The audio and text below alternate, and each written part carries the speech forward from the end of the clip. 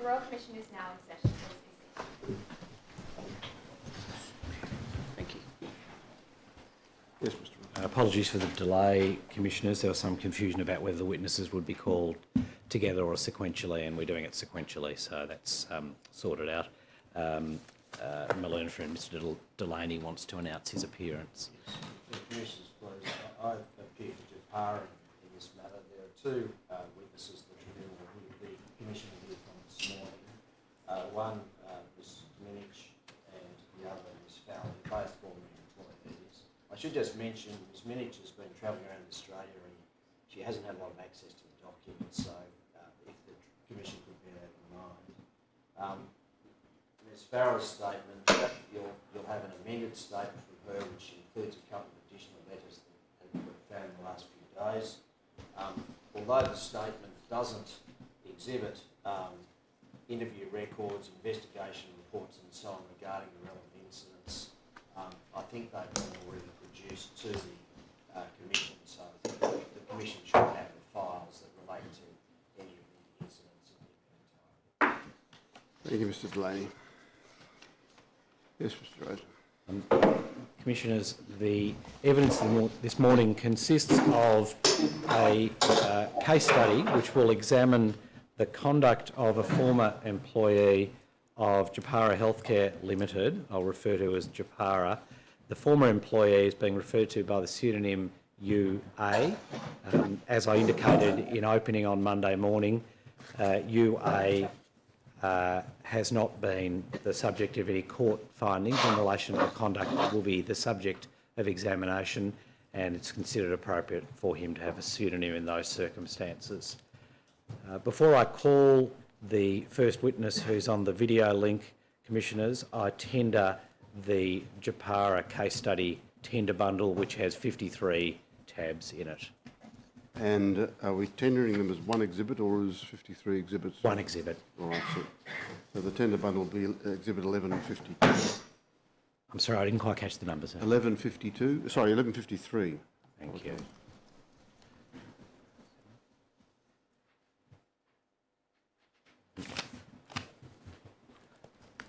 I wasn't intending to provide an opening about the case study to the Commission in the circumstances. It's quite a narrowly confined case study. Thank you.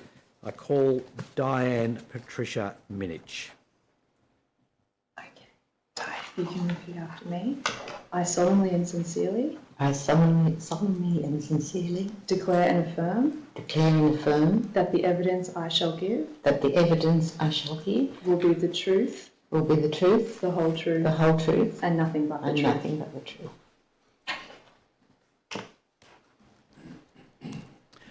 Good morning, Ms Minich. Can you please state for the transcript your full name? Diane Patricia Minich. And Ms Minich, you have made a witness statement for the Royal Commission which has the code WIT.0489.0001.0001. Is a copy of that statement to hand where you are?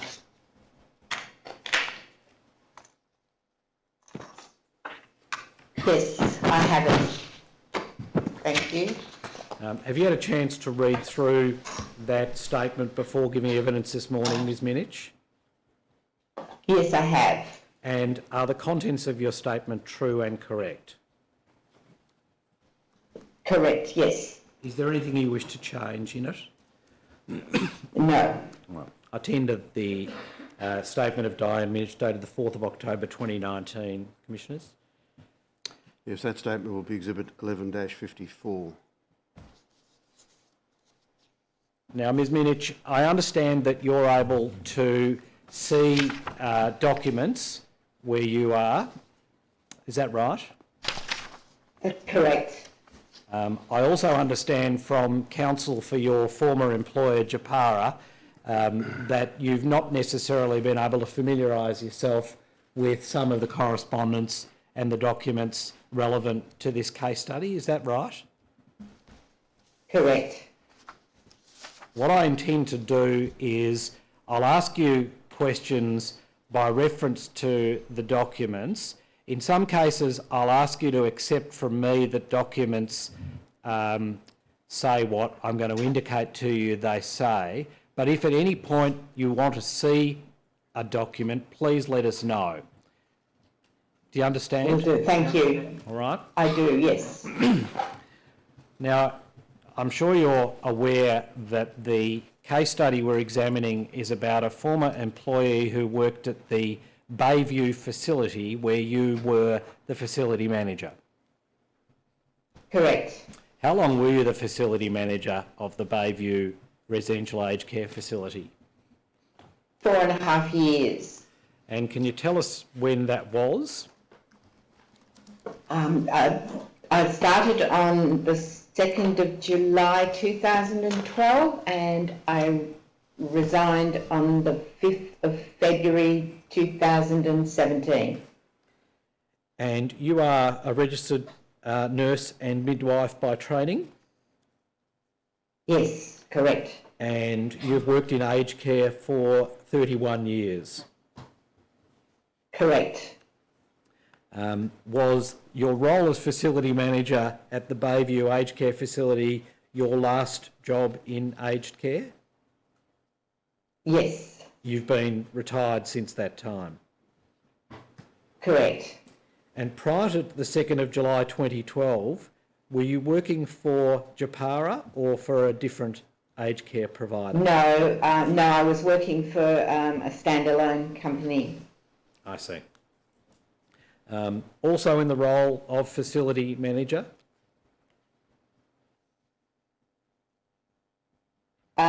Director, it was director of nursing. Okay, so a slightly different title but same idea. Yes, Okay. yes. Now, I want to ask you some questions about the employment of UA, and you know Yes. to whom we're referring when we refer to UA. I do, yes. According to the documents that have been provided to the Commission, UA was employed at the Japara Bayview facility as a personal care assistant. Is that right? Correct. And he commenced his employment on the 24th of September 2007.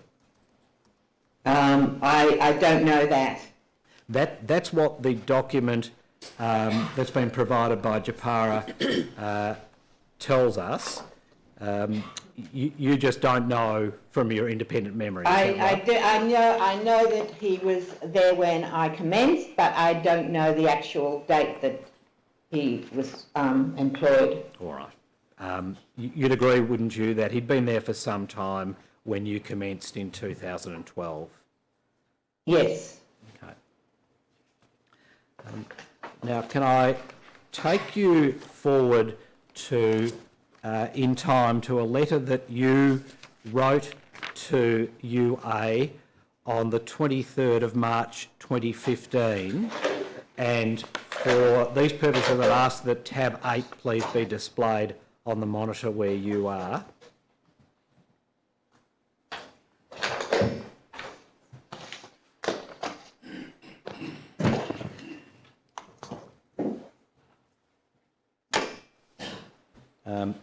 You have in front of you a redacted letter. If we can perhaps go to the second page, please, you'll see your name there.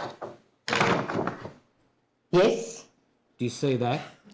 And do I you agree that this is a letter that you sent to UA on the 23rd of March 2015?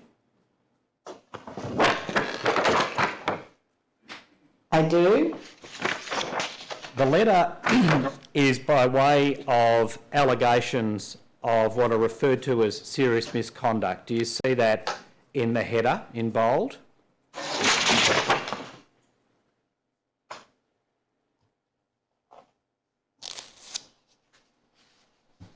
Ms. Minich? Sorry. Do you see that immediately underneath the salutation at the top of the first page, you've written allegations Yes. of serious misconduct? Do you see that? Sorry, yes, I do. Yes. And then I suggest to you that the misconduct referred to there are the four items of conduct that are set out in bold in the body of the letter. Yes. And can I ask how these matters came to your attention before you wrote this letter? I can't recall. Okay. Having now had the opportunity to prepare to give your evidence here today, and seen some of the documents relevant to this case, has that jogged your memory about this case at all? Somewhat, yes. Because when you prepared the statement for the Royal Commission, you told the Commission that you had no independent recollection of these events. That's a fair At the time, sorry. No, go on. At the time I was shown the letters, I couldn't recall the issues, but I've since looked at other documentation which has jogged my memory. Okay. Now I want to ask you about the conduct that is described in the letter. Before I do that, in the first line, you advised UA that another letter of the same date had told him that he'd been suspended from duty. Is that right? That would be right, yes. And that was pending the investigation which was being initiated by this letter. Is that right?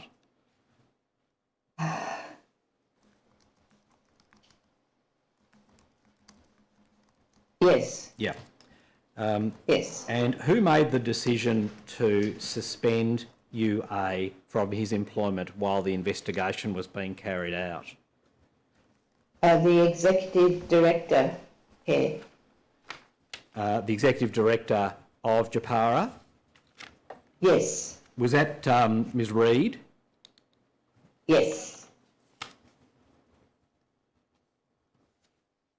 And she conveyed to you, did she, the direction to write to UA suspending him? I believe so. Okay. Yes. Now, the conduct that you have set out is divided into 4 separate incidents, which, as we can see, involve, on the first page, 3 residents who've been given pseudonyms UC, UD and UB. Do you see that? Yes.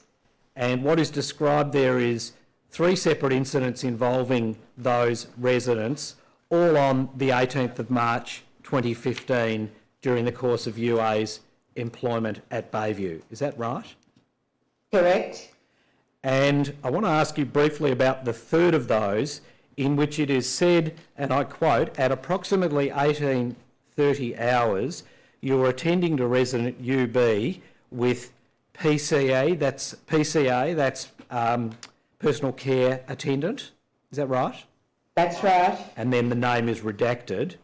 And then it goes on, resident UB was awaiting to be showered, where you had allegedly turned on the water in the shower and started to wet the resident. You allegedly put the hose on the resident, and the resident reacted, yelling and raising her voice, in quotes. At this time, another PCA entered the bathroom, and resident allegedly stated words to the effect to that PCA, quote, the water is cold, unquote. That PCA allegedly felt the water and stated words to the effect to you, don't you check the water, it's cold. You then allegedly responded words to the effect to her, you can do it then. The resident was visibly cold with goosebumps and was shivering. The resident stated words to the effect to the PCA, he shouldn't be allowed in women's rooms. That's the description you gave to UA of the alleged conduct? Yes. And then I'll ask you briefly about the 4th instance, which alleges conduct on an earlier date, around the 4th of March 2015. Do you see that on page 2 of the letter? I do, yes. And what is alleged there if I can summarise, is that it's alleged to UA that during your shift you were attending to this resident, UB, and allegedly slapped her hand, stated words to the effect, "You can't have that." It is then alleged you took the resident's biscuits away. The resident notes your behaviour as loud, sharp. The incident was reported to the facility manager at 9:30 hours by a personal care attendant. Do you see that? Yes. She wasn't actually a personal care attendant, she was an enrolled nurse. I'm sorry, thank you for that correction. Now, when you sent this letter to to UA, you had no doubt, Ms Minich, that the conduct you were describing in the letter was serious misconduct. Correct. And you made that assessment by reference to a definition of serious misconduct, did you? Or just your own... I'm sorry, go on. I didn't actually make the decision as to serious misconduct. It came from HR. I see. We see on the second page that you copied the letter to Nicole Farrell, Senior Human Resources That's right. Advisor. Was it Ms... Yes. Sorry, I didn't mean to cut you off. Was it Ms Farrell that made the assessment that it was serious misconduct? I don't know that. Okay. It was somebody in HR, but I don't know who it was. All right. That was conveyed to you by HR, is that the case? That's right. The letters were done in at HR, head office, and they were sent to me, and then I would send them out. I would sign them and send them out. I see, I understand. But drawing on your experience, extensive experience in the industry, you considered that the conduct described in the letter fell within the definition of serious misconduct. I think, looking back on it, I might have thought misconduct, but I certainly went along with serious misconduct. Well, a moment ago, Ms Minich, you told us that you didn't have any doubt that it was serious misconduct. Is your evidence to the Royal Commissioner that at the time you did? I certainly went along with the serious misconduct, yes. Okay. Now, there was a process of investigation which was carried out by Japara in relation to these 4 allegations. That's right, isn't it? Correct. And the investigation involved an interview with UA in which the allegations were put to him and he was asked for a response. Correct. And ultimately the decision was that each of the 4 allegations was substantiated by Japara. Correct. As a result of that, you wrote a further letter to UA, and if I could ask for tab 9 please to be brought up on the monitor.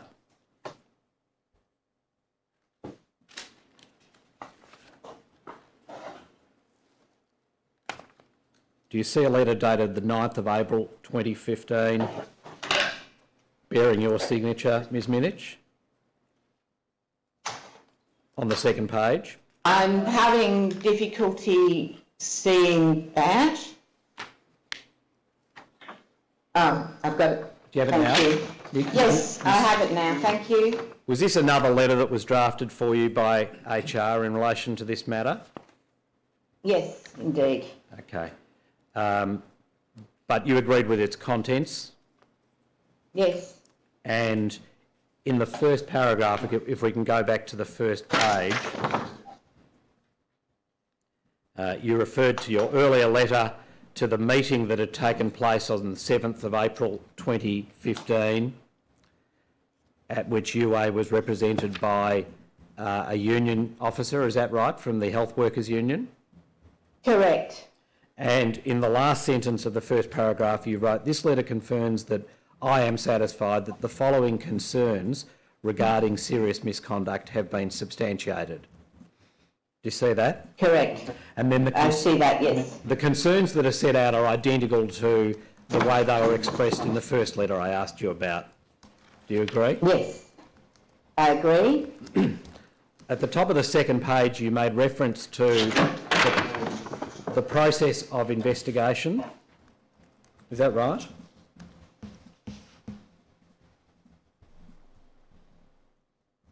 Do you see that? Yes, And I see that, yes. And then 6 lines into that first paragraph on the second page, you wrote, in my opinion, your serious misconduct towards our residents is unacceptable and incompatible with ongoing employment if repeated. Do you see that? I see that, yes. It is only the absence of proven willful and malicious intent which has caused me to stop short of terminating your employment. On the balance of probabilities, I deem your conduct to be a serious risk to the health and safety of our residents and a grave concern for the continuation of your contract of employment. Do you see that? Yes, I do. And it went on to inform UA that he was being issued with a first and final written warning in accordance with the Japara disciplinary procedure. Correct. In addition to the warning, UA was directed to comply with an improvement plan. Is that right? Correct. And the steps that he was required to follow are set out in the 4 dot points on the second page. Can you see that? Yes. Yes, I do. I want to ask you about the second of those, which was complete the elder abuse self-directed learning package and return to the facility manager no later than 20 April 2015. Right, yes. Do you know if, as at the date of your letter, 9 April 2015, UA had completed the elder abuse self-directed learning package? In other words... I can't recall. Okay. Could you have a look at tab 5, please? I'll ask that that be shown to you.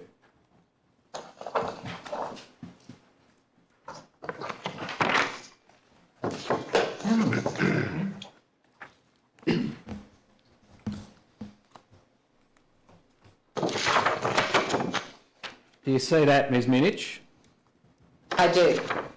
That's a document headed Elder Abuse Questions with the name UA designation PCA dated 28 March 13. Do you see that? I do. And that's the Elder Abuse Self-Directed Learning Package, isn't it, at Japara? I believe so. Yep. So it would appear that he had done it previously. Do you agree? Yes. And he got 100%, if you look at the second page. Yes. Is your evidence you didn't know that at the time you sent him the letter on the 9th of April 2015 directing him to do it? I can't recall. All right. After you sent your letter on the 9th of April 2015 informing UA that a first and final warning was being given to him, there was correspondence between his union, the Health Workers Union, and Japara about the case, wasn't there? I didn't recall until I saw the documentation recently. Okay. Having seen the documentation recently, does that trigger your memory that there was communication between the union and Japara about UA's case? No, I don't recall. Okay. I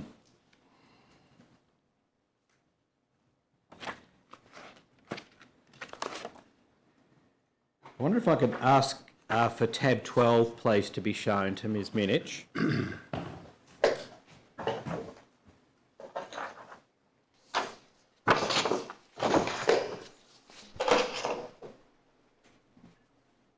You see at the bottom of that page, there is an email from a redacted address at hwu.org.au. That's healthworkersunion.org.au. Can you see that? Yes. And I'd ask you to accept from me that the email was directed to one of the HR officers at Japara, whose name has been redacted, but you can see that it was copied to you. Do you see that, Ms Minich? I see that, yes. Yep. And in the email, if I can summarise, the union was taking issue with Japara's giving UA a first and final warning. That's right. Did you see that? And I see that, yes. they weren't taking issue with characterisation of the conduct as serious misconduct, were they? Sorry, could you repeat that? It doesn't appear that they were taking issue with UA's conduct being characterised as serious misconduct. No. Rather, they were raising concerns about whether there was legal authority in Japara to issue a first and final warning. Correct. Yeah. Does that now trigger your memory of the interchange between the union and Japara subsequent to you sending the first and final warning letter? No, I'm sorry, no. Okay. Ultimately, the first and final warning was retracted by Japara, wasn't it? I believe so, yes. Yeah. And it was replaced with a first warning. Correct. And were you a party to the decision by Japara to downgrade the disciplinary response from a first and final warning to a first warning? I don't know. I don't believe so. Could you have a look at tab 15, please?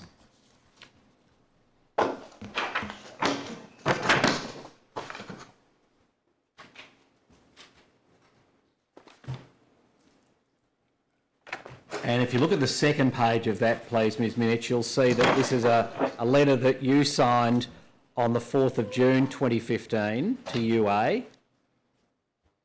Do you see that? Yes, And I do. read the letter if you want to, but I would ask you to accept from me that it is very similar to the letter you sent to UA in April advising of the first and final warning, but rather it's characterised as a first written warning. Do you accept that summary of the letter? Yes, correct. Yes. And is it the case that, as with the earlier letter, this was drafted for you by HR and you signed it and sent it to UA? Correct. Did the HR department discuss with you whether you agreed with the downgrading of the disciplinary response? I can't recall.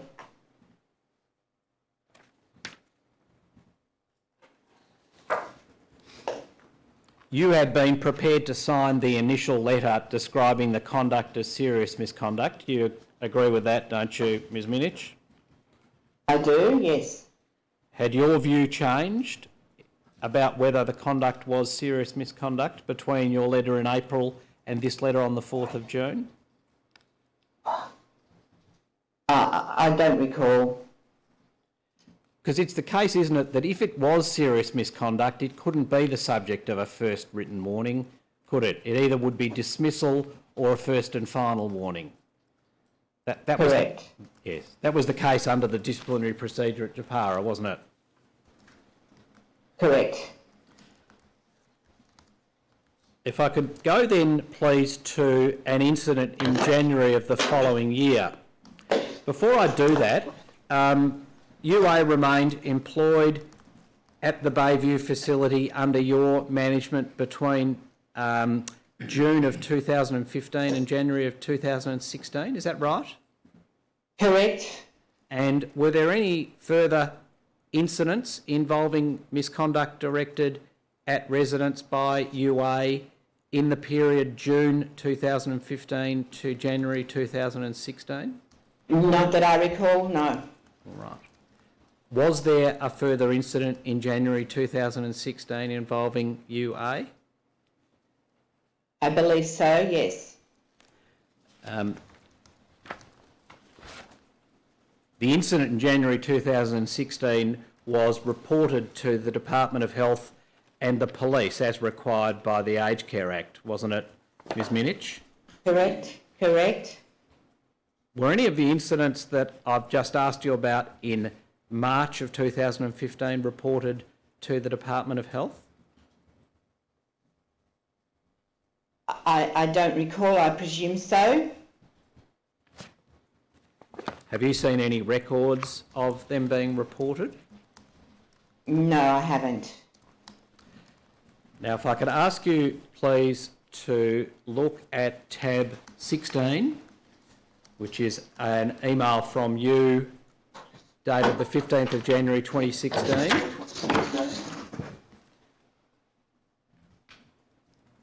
Yes, Do you have that? That's an email that you sent to Julie Reid, who's the senior officer at Japara that you've referred to earlier. sure, yes, correct. Also to Mr Stuart Woodley, another senior officer but subordinate to Ms Reid. Correct. And then HR officers are identified there as well. Nicole Farrell. Narelle Wood was a quality manager, is that right? Correct. And what about Lynn Pelgrim? Who was she? She was a quality manager, I believe, at that time as well. Okay. In your email you wrote, "Dear Julie, please find enclosed mandatory report for Bayview. Please can you okay the Rolls incident report to send to DSS," that's the Department of Social Services, is that right? Correct. As this is all they have asked for. And you went on, "Nicole, I've been unable to contact UA to suspend him. However, we've sent a text message from the Bayview SMS requesting he ring urgently. If he does not contact us, do we have permission to SMS him asking he not come to work tomorrow morning?" That decision to suspend UA, was that a decision made once again by Ms Reid and given effect to by you, Ms Minich? Correct. And then if you turn to tab 17, if that can be shown to you, please.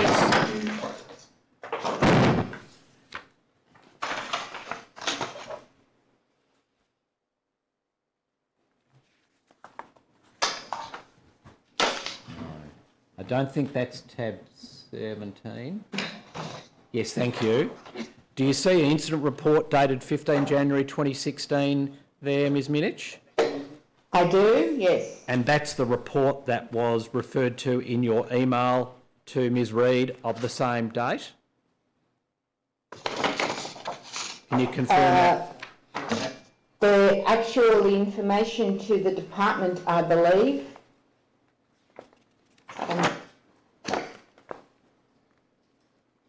So I'm not sure I understood that answer. Is that the incident report that is referred to in your email? I don't believe so. But it's the same incident that led to the suspension of UA, isn't it? Correct. Yes. Correct. Thank you. And the description of the incident, if we can just read that a quarter of the way down that first page. Received have your say form. That's a complaint form. Is it at Japara? It's a form for anyone to have a say. Might be compliments, not necessarily complaints. Okay. No. Could be compliments too.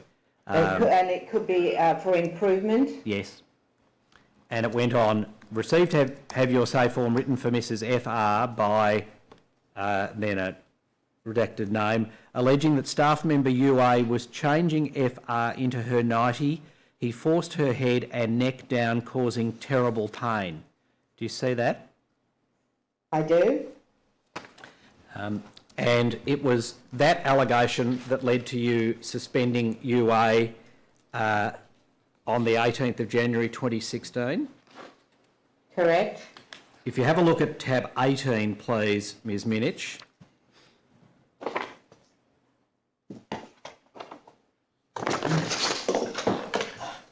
That's your, that's your letter suspending UA in relation to this incident? Correct. And in the second paragraph of the letter you wrote, your suspension from duty is necessary due to the nature of very serious allegations which have been raised with management concerning your conduct. I believe that it is now necessary to suspend you from duty to protect both you and our organisation until this matter can be resolved. Do you see you wrote that? I do. Was this another letter that HR wrote for you and you signed? Correct. Was it any part of your thinking, Ms Minich, that it was necessary to suspend UA not only to protect him and Japara but also the residents at Bayview? I have difficulty remembering the actual incident, but looking back, yes, that would be correct. That would be the obvious reason to suspend him, wouldn't it, Yes. Ms Minich? That's correct. Can you assist the Commission to understand why there's no reference to that in the letter?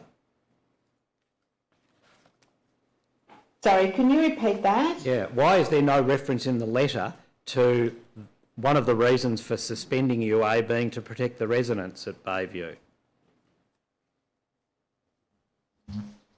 I'm afraid I don't know.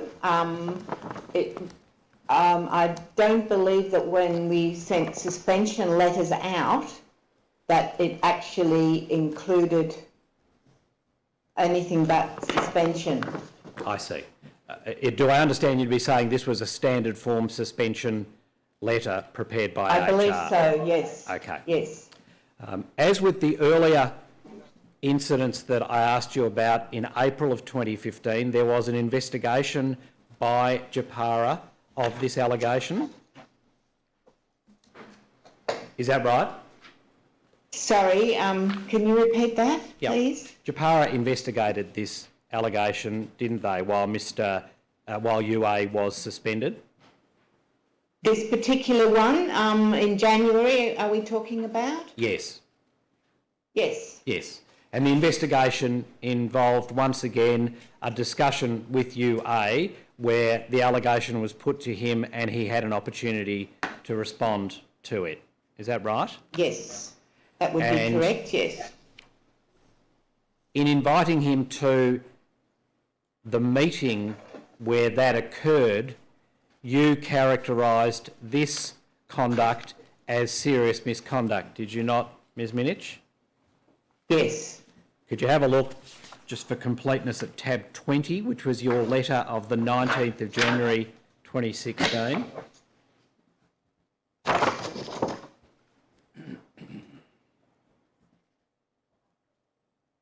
Do you see that? Your signature appears on the second page. Yes, that's correct. And we see, once again, under the salutation, allegations of serious misconduct on the first page. Yes. And once again, you had no doubt that this conduct, if substantiated, would fall within the definition of serious misconduct by a personal care attendant. Correct. And it was substantiated as a result of the investigation? I believe so, yes.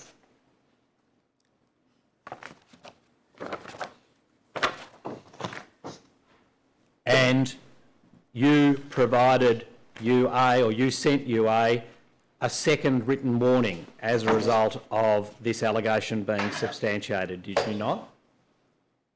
Correct. Could you have a look at tab 25?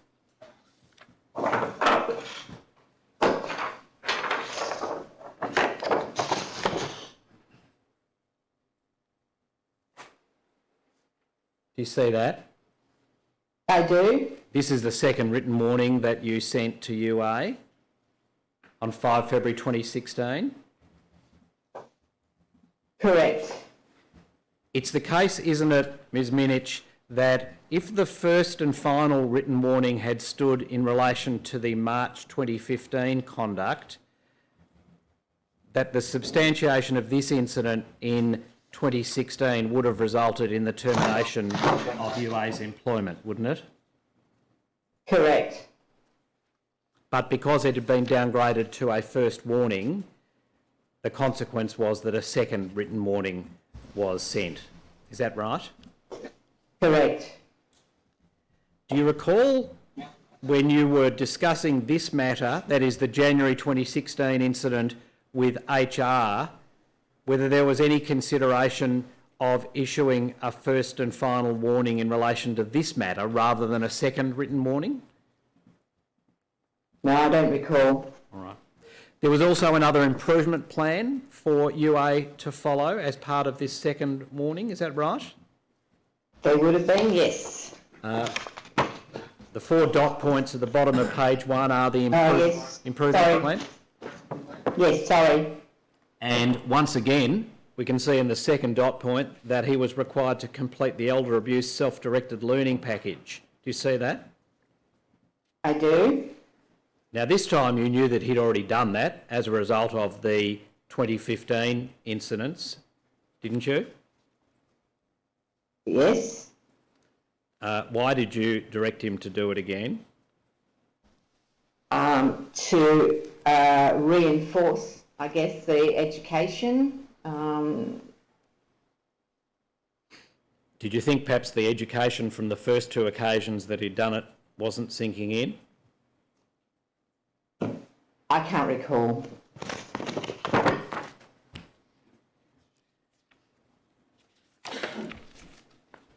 There was another incident involving UA and misconduct by him directed at residents very soon after your letter of the 5th of February 2016, wasn't there, Ms Minich? I believe so, yes. Even before the date by which he was required to complete the elder abuse learning package, there was another allegation involving misconduct by UA. That's the case, isn't it? I believe so. If you have a look Yes. at tab 26, please.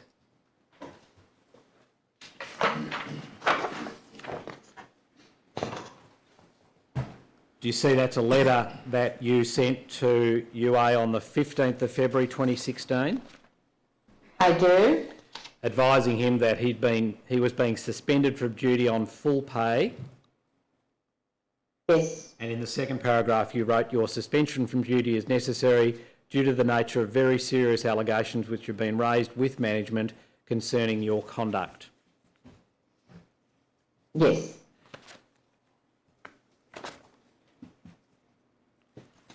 If you look at tab 28, please, that misconduct is described.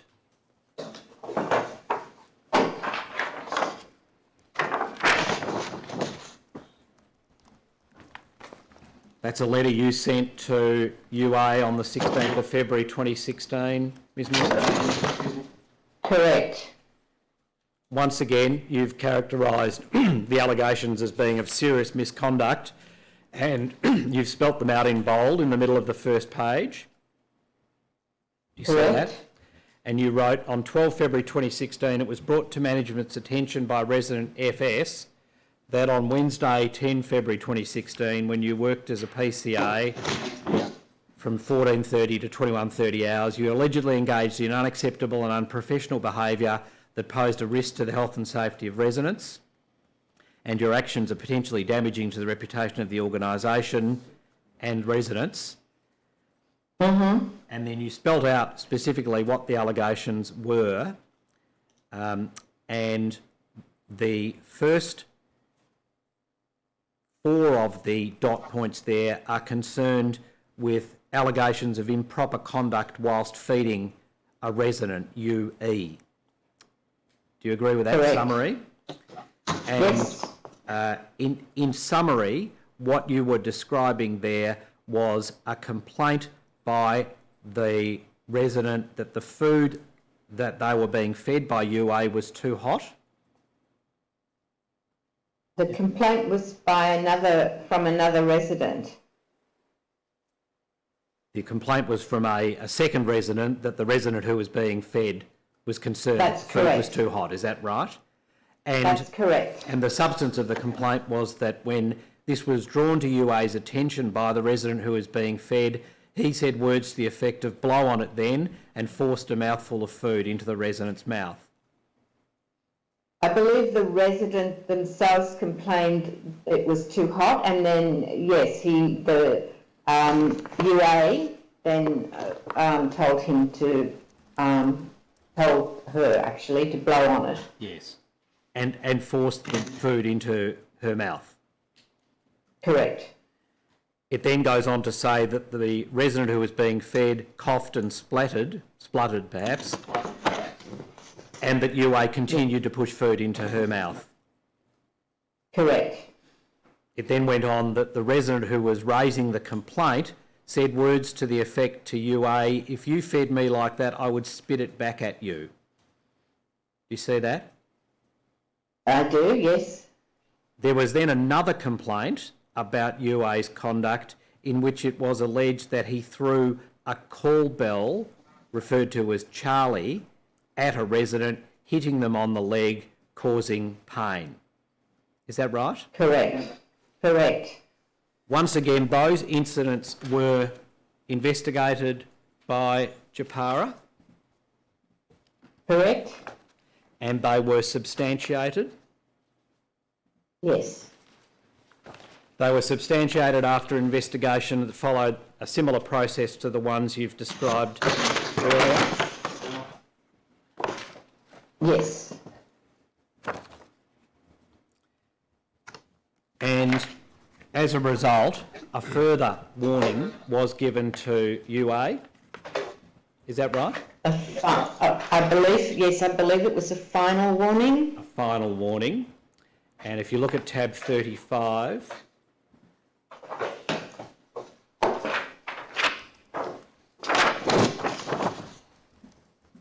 that's the final warning. Yes. You look at the second page of that letter, and in fairness to you, it's under the signature of a different person, Angela Manganis. Had she taken over as the facility manager by this time? No, I obviously must have been away at the time. Angela was a facility manager of a Japara facility very close to Bayview. I see. So she signed the letter. It was copied to you, as we can see. Yes. Once again, UA was directed to participate in an improvement plan. Is that right, Yes. Ms Minich? And once again, one Correct. component of the improvement plan was to complete the elder abuse self-directed learning package. Indeed.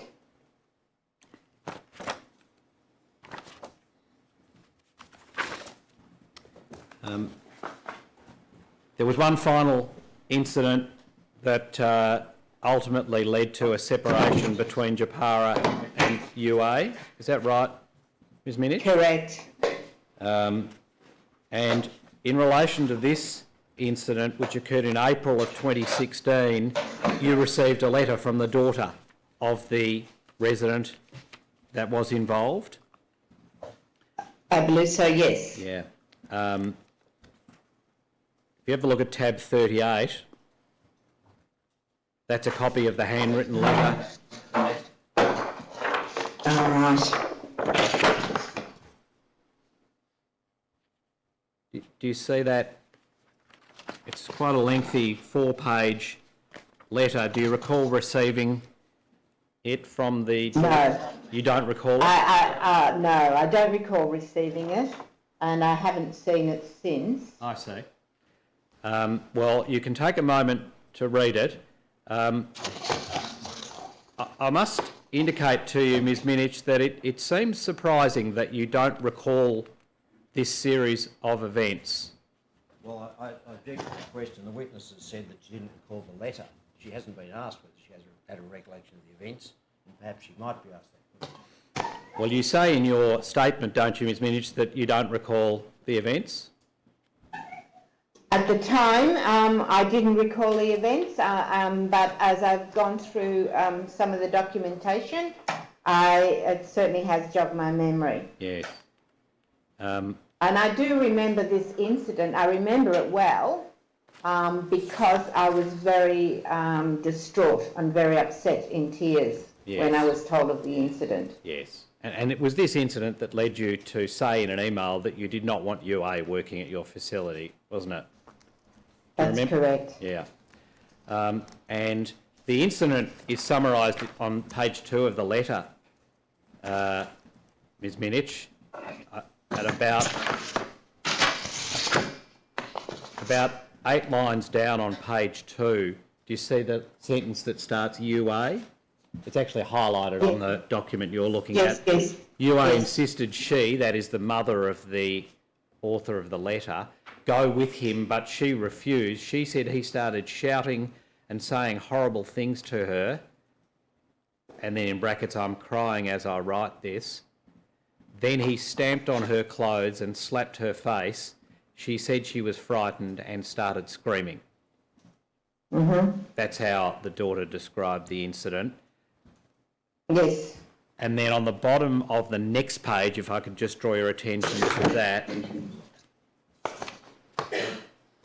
after referring to the police attending at the facility, the author wrote, this is 8 lines from the bottom of the 3rd page, I believe he should be sacked because it is unacceptable for a person in charge of the wellbeing of a resident to do what he did, especially when it was completely unprovoked. It isn't good enough for him to continue at Bayview, even in a different section. He shouldn't have any access to mum whatsoever. Who knows what he's capable of? And then if we turn to page 4, you see at the top of the next page, she wrote, I suppose it will be like the Catholic priests who are moved on to offend elsewhere. I know this is hard for you, Di, but this is a very serious matter. That's the letter you received, which you told the Commission a moment ago was so upsetting to read. Is that right, Ms Minich? I'm sorry, but that wasn't... No, it wasn't the letter that I was so upset of reading. It was when I was phoned and told of the incident. I see. And who told you of the incident? I don't know who rang me. I was at a conference at the Yarra Valley. I just remember getting the call and being devastated. I see. And there wasn't a completed investigation into this incident at Japara, was there, Ms Minich? Completed, it didn't, no, it wasn't complete. And No, that's true. You wrote to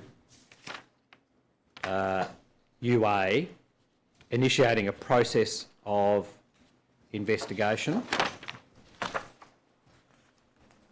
I believe so, yes. Have a look at the letter on behind tab 40, please. 27 April 2016. Sure.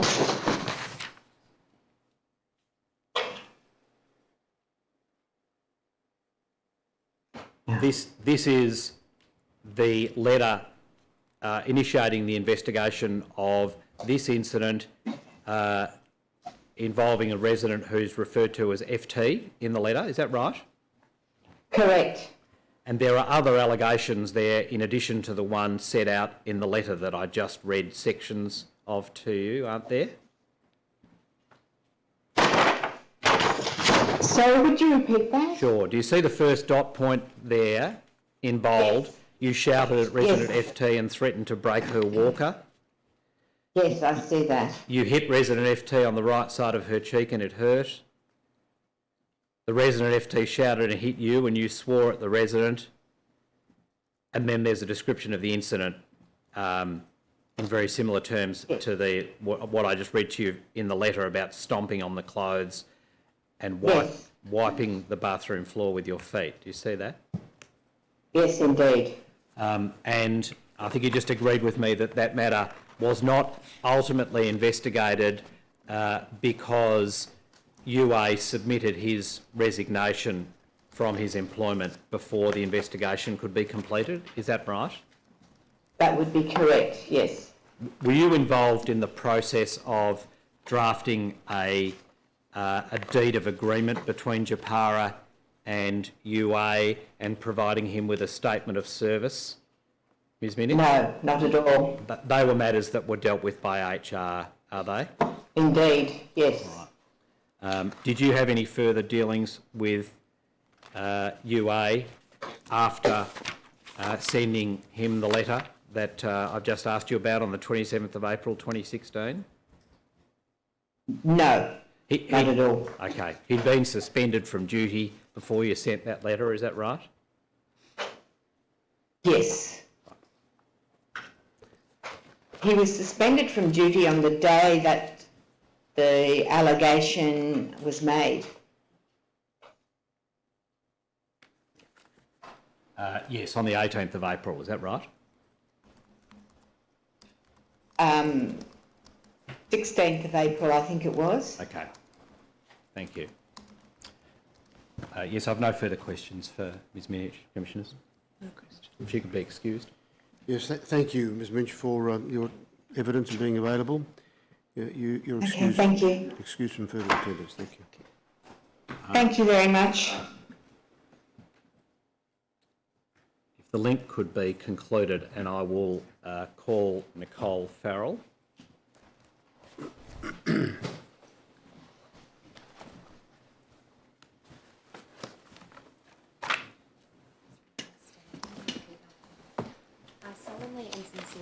I solemnly and sincerely declare and affirm that the evidence I shall give will be the truth, the whole truth, and nothing but the truth. Yes, Mr Rosen.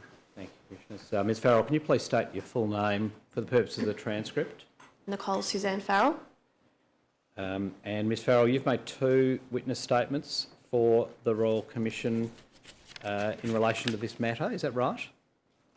Yes, one that's updated. Yeah, if I could just clarify that. So you Yes. made an initial statement on the 3rd of October 2019, which is WIT.0490.0001.0001.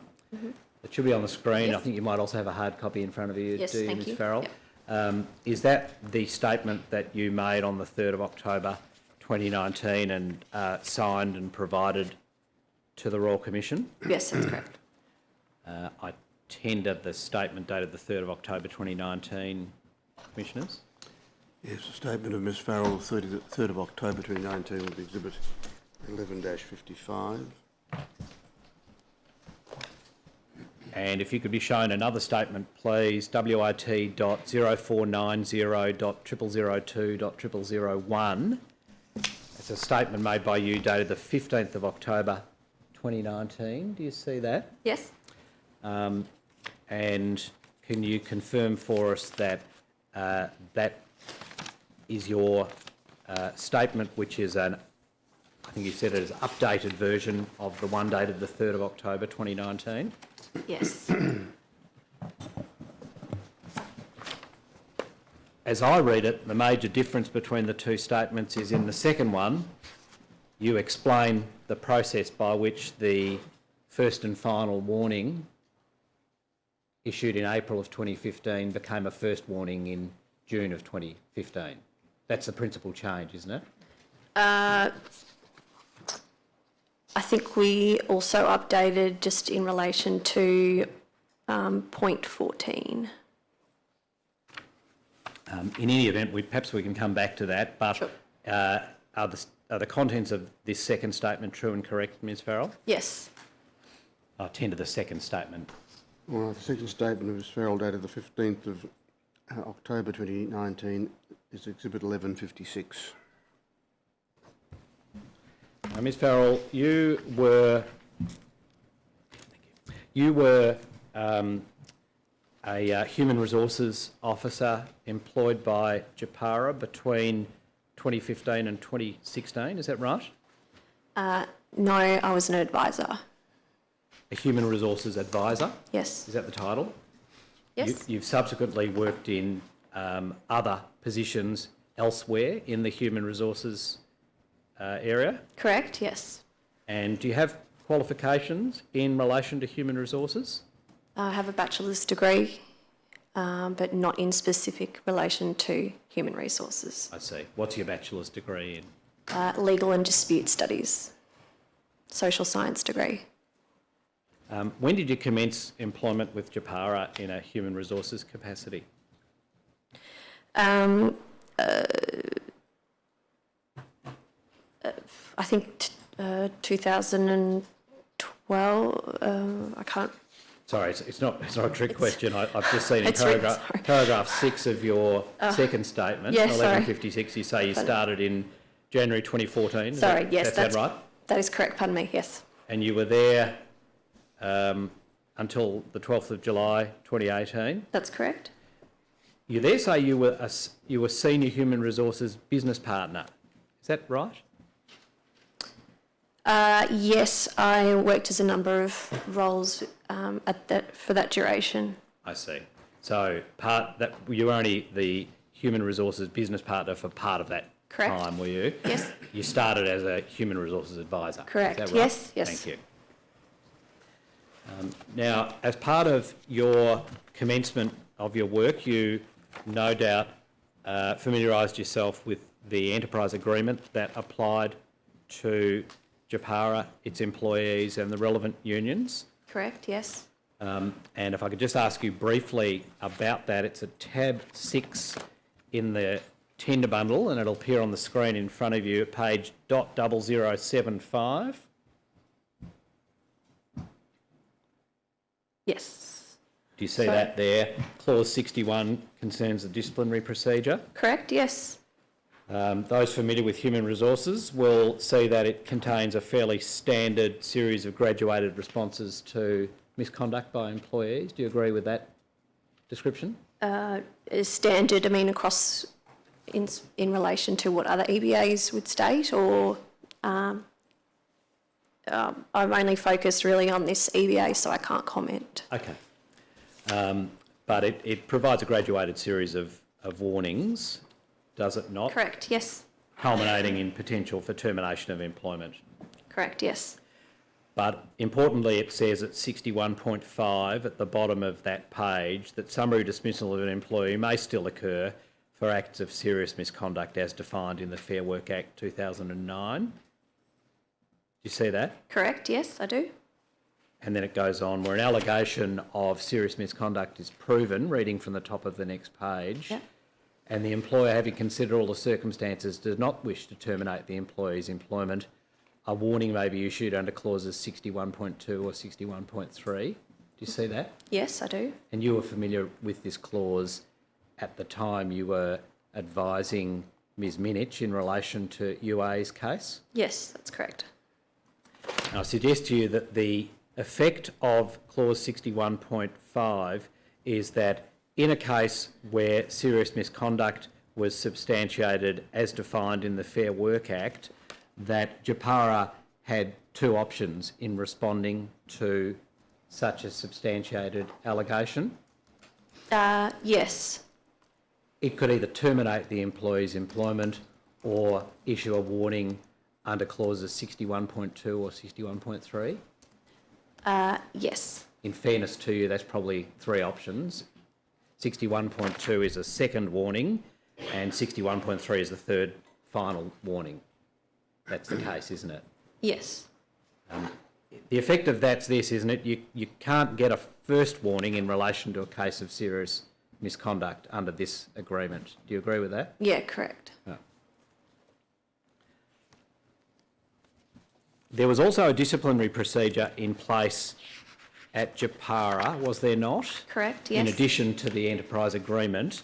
It's behind tab 7 in the tender bundle, and presumably you're also familiar with this procedure at the time in 2015, 2016 that we've been examining. Yes. And it contains a definition of serious misconduct on page 0002. Do you see that? Yes. I don't want to get too technical, but it's slightly different to the one that appears in the Fair Work regulations, isn't it, Ms Farrell? At the time, or are we talking about today? At the time. I suppose, yeah. More importantly, though, do you agree with Ms Minich's evidence? I think you've been in the hearing room, haven't you, while Yes. she's been giving evidence? Do you agree with her evidence that you were advising her between April and June of 2015 about how to respond to the UA case? Yes. And you were applying a definition of serious misconduct, presumably, to enable you to do that. Is that right? Correct, yes. And which definition were you using? The one in the Fair Work Act or the one in the Disciplinary Procedure? Fair Work Act is where we would look at the definition of. Okay, thank you.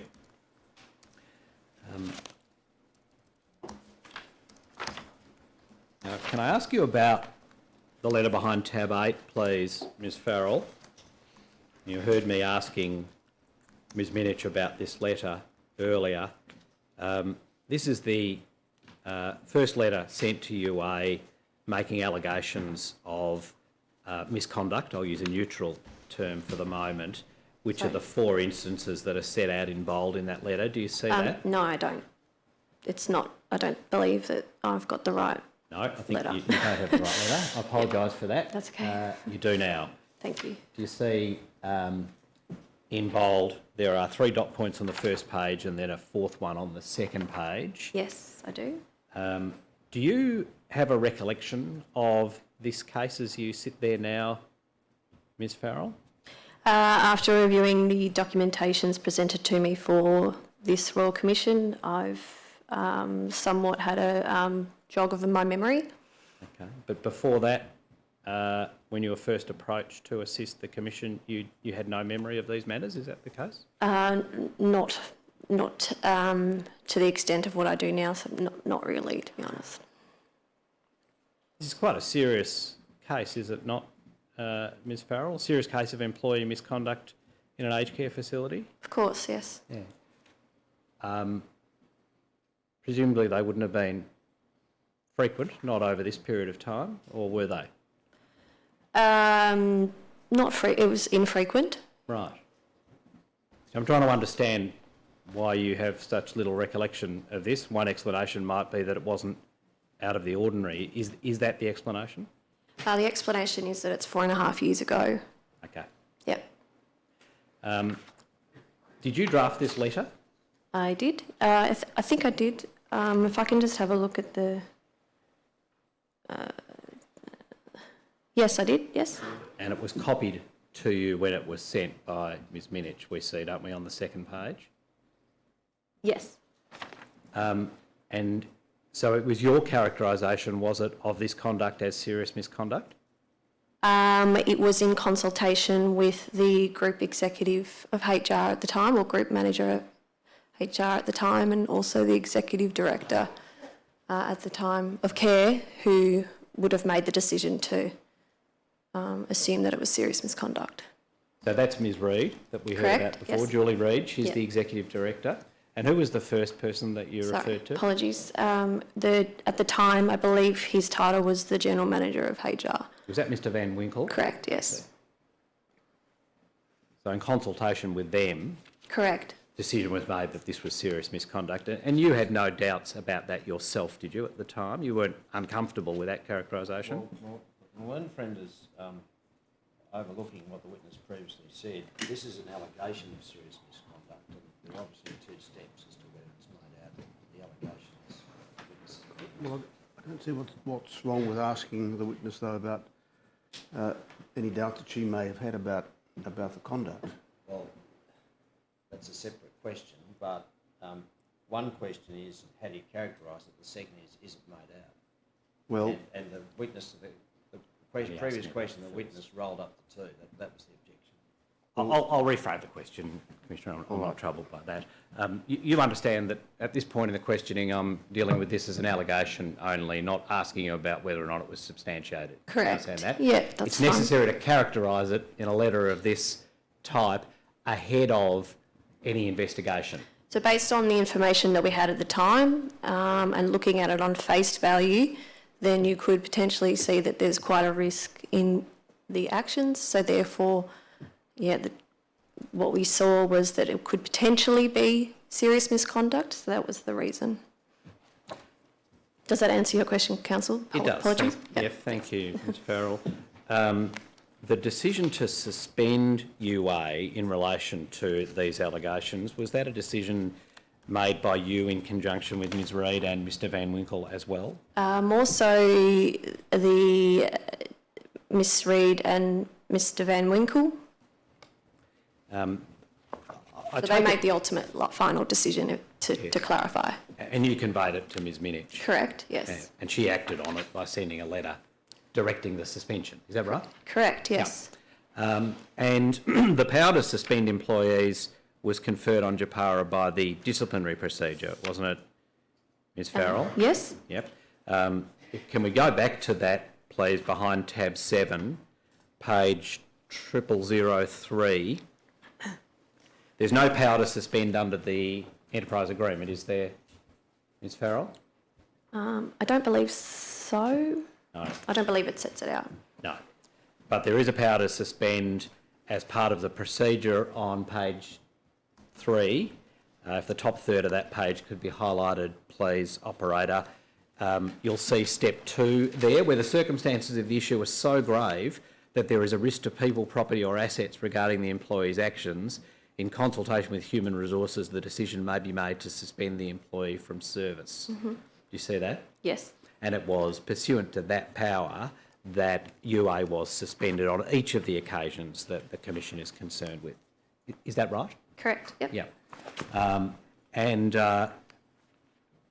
The clause refers to there being a risk to people, property or assets. What was the particular risk here from your perspective that triggered the operation of that power? Risk to people, I would say. Which people, Ms Farrell? Residents. Yeah. And on each occasion, and I won't go through them in the detail that we've just been through them with Ms Minich, but on each occasion where a suspension was effected by Japara in relation to UA, it was because of a concern about risk to residents. Is that right? Correct, yep. Now, we know that as a result of the initial investigation here, a first and final written warning letter was sent to to UA. Is that right? I believe so, yes. Yep. Well, no need to be guessing. It's behind tab 9. Thank you, yes. If you could just have a look at that.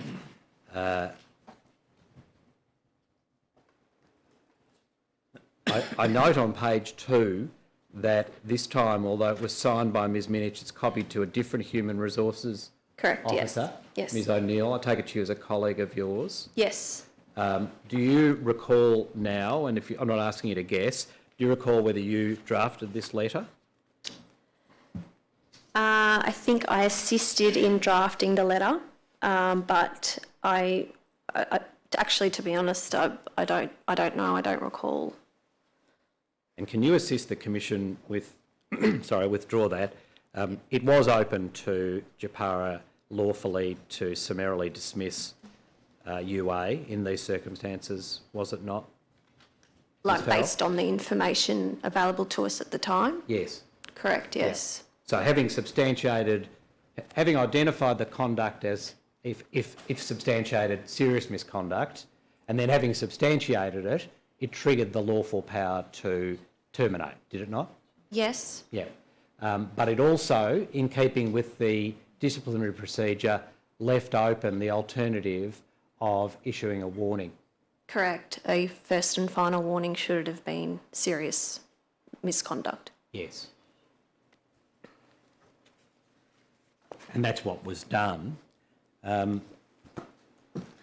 was that ultimately withdrawn and replaced with a first warning? Ms Farrell, can you tell the Commission? Obviously reviewing the information available to me, there was a series of communications between us, Japara, and also with the union, and the union questioned the definition of serious misconduct, I believe, and we reviewed the information available to us at the time and felt was it just, unjust, harsh, unreasonable. We had a look at the information as well and found that potentially it would have been harsh, and we reconsidered, and that's why the reason we made the decision to downgrade. I suggest to you, Ms Farrell, that the union never took issue with the characterisation of it being serious misconduct. Okay.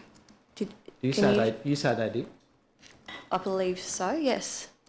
The documents that have been provided to the Commission suggest otherwise. Do you have a personal recollection of a conversation with someone from the union along those lines, or what? Can I just have a look at the first page, please? Where were we? I just have to trigger my memory. Apologies on the case. Yeah, sure. I know it is a while ago. Does that help? I'm probably getting confused, to be honest, with the different cases and the communications, Sure. to be honest. Can I suggest to you that what the union was concerned about was not the characterisation of the conduct of serious misconduct, but whether there was a lawful power to issue a first and final warning. Does that ring a bell? Based on the emails? Yes. Yep. Ultimately, in your second statement, you explained to the Commission that you were involved in some discussions with Mr Van Winkle about the union's concerns. Is that right? Yes, I believe. Is there an email that you are referring to, Council? I'll ask you to have a look at paragraph 15 of your second statement. This is exhibit 1156 at page 3. Yeah. Yep. In paragraph 15, you set out, I won't take you to the detail Yep. unless you need me to, but you Sure. set out some correspondence that passed between the Health Workers Union, Ms Brown at the union, Yes, yep. and the Human Resources section at Japara, Yep. and ultimately that involved Mr Van Winkle, who I think you've told us was the head of the HR section, is that right? Yes, that is correct. And then, do you see paragraph 16 of your statement? Yes. You say, on 1 June, Mr Van Winkle sent me an email forwarding correspondence that he had with Claire Dewan, an Yes. external IR consultant, noting that Ms Brown of the Health Workers Union was contesting that the conduct was correctly characterised as serious misconduct, and for that reason contended that there was no ability to issue a first and final warning. Do you see that? Yeah, I do. The reference you make there is to a document which is coded and which is NF10A to your statement. Do you see that? Yep. And that document is in the tender bundle at paragraph 53, which I'd ask be brought up on the screen, please.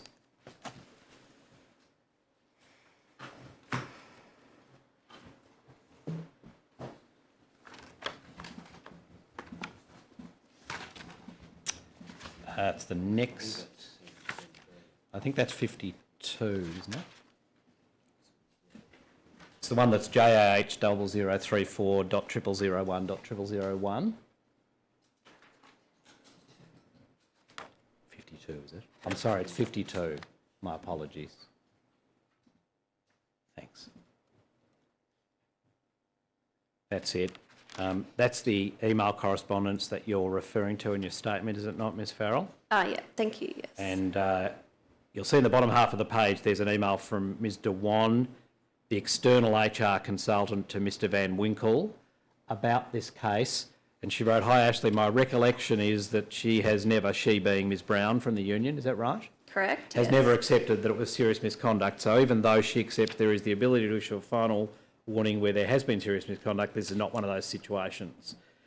And then at the top of the page, there's an email to you from Mr Van Winkle. "Hi Nicole, see below correspondence.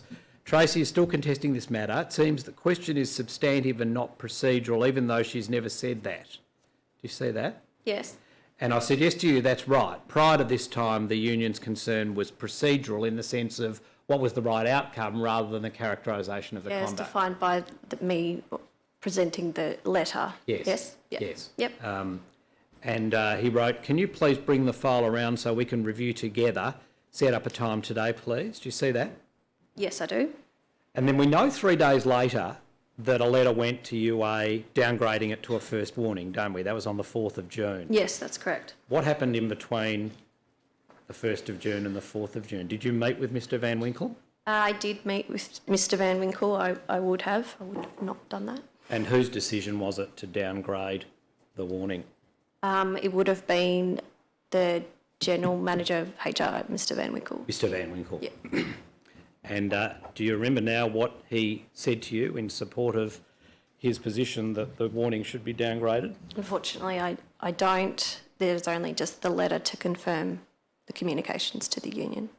Was it a matter of just taking the path of least resistance and doing what the union wanted, Ms Farrell? No.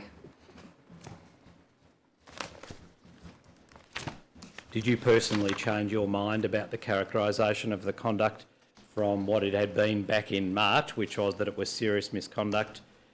Did you have a different view about it in June? No. Granted, I don't have all the information because it was 4.5 years ago. However, it always just would revert back to the definition of serious misconduct and understanding, is it willful, deliberate, and the risk. So looking at that definition and does it satisfy that definition? But there were no new facts that had come to light, were there, to change the application of the definition? Ms Farrell? No, you are correct. Yep. What had changed was the union campaign to convince you to take a different position. I think we looked at it a little bit more further based on them wanting us to review it. So it wasn't about the campaign of the union, what you're suggesting, I don't believe. Now, I'm right about the legal effect of the change, aren't I? That if it had stayed a first and final warning, any further instance of serious misconduct would have resulted in termination of UA's employment? Yeah, correct. There would have been no choice.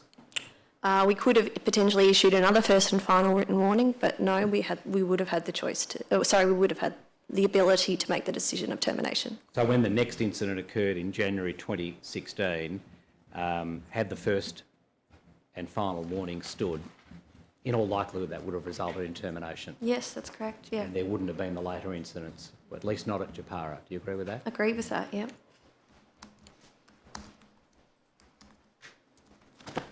Now, can we...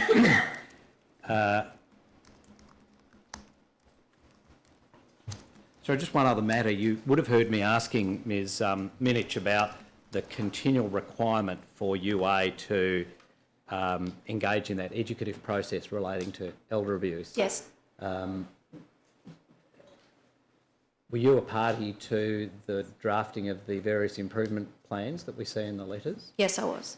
And did you give any thought to whether, having completed the elder abuse education program several times, that it was of limited benefit in asking or directing UA to do it again?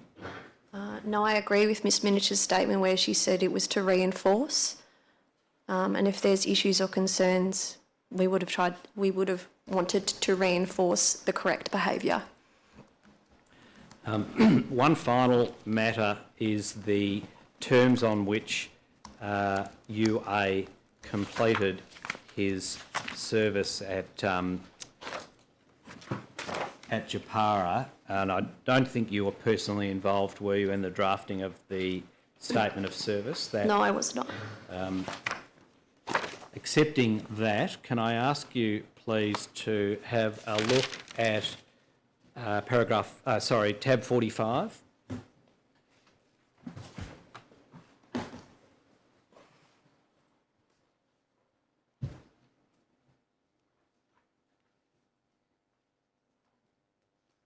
So this was an initial statement of service I'd ask you to accept that was provided to UA on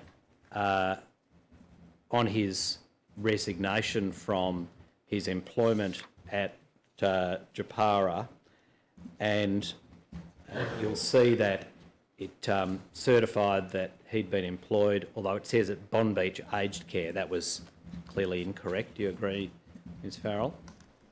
Well, I didn't draft this statement of service, so But as a matter of fact, it's not right, is it? He was employed at Bayview.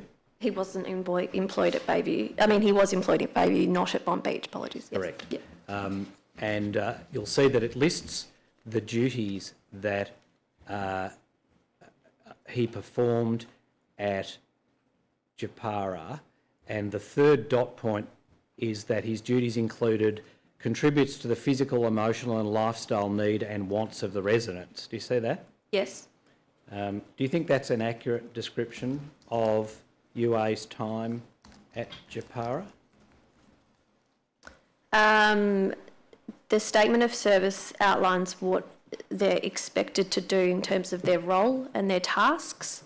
In terms of specific to UE, I didn't write it, I couldn't comment, but potentially that could be a question mark. But again, he did resign, so based on the information. What do you mean potentially it could be a question mark, Ms Farrell? Well, if you think about it from essentially what he has done in the past, would you put that in there? Potentially, I don't think that would warrant it. I agree with you. It might be It's a little... questionable. It Yep. might potentially be misleading to a future employer, do you think? Yes, but the future employer may not have information of what's previously happened at Japara. Well, that's my point really, isn't Yeah, it? If yeah. this is all they had, then it could potentially be misleading. Great. If you look at the next tab, 46, there was correspondence that passed between UA and Ms Sultana. She was another member of the HR group, I take it, at Japara. Yes.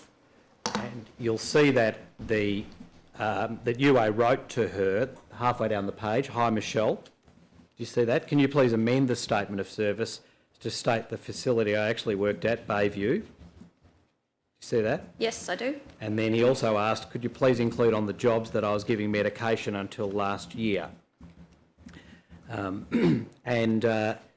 Is that a common process at Japara in your experience, that there's a bit of negotiation about the contents of a statement of service?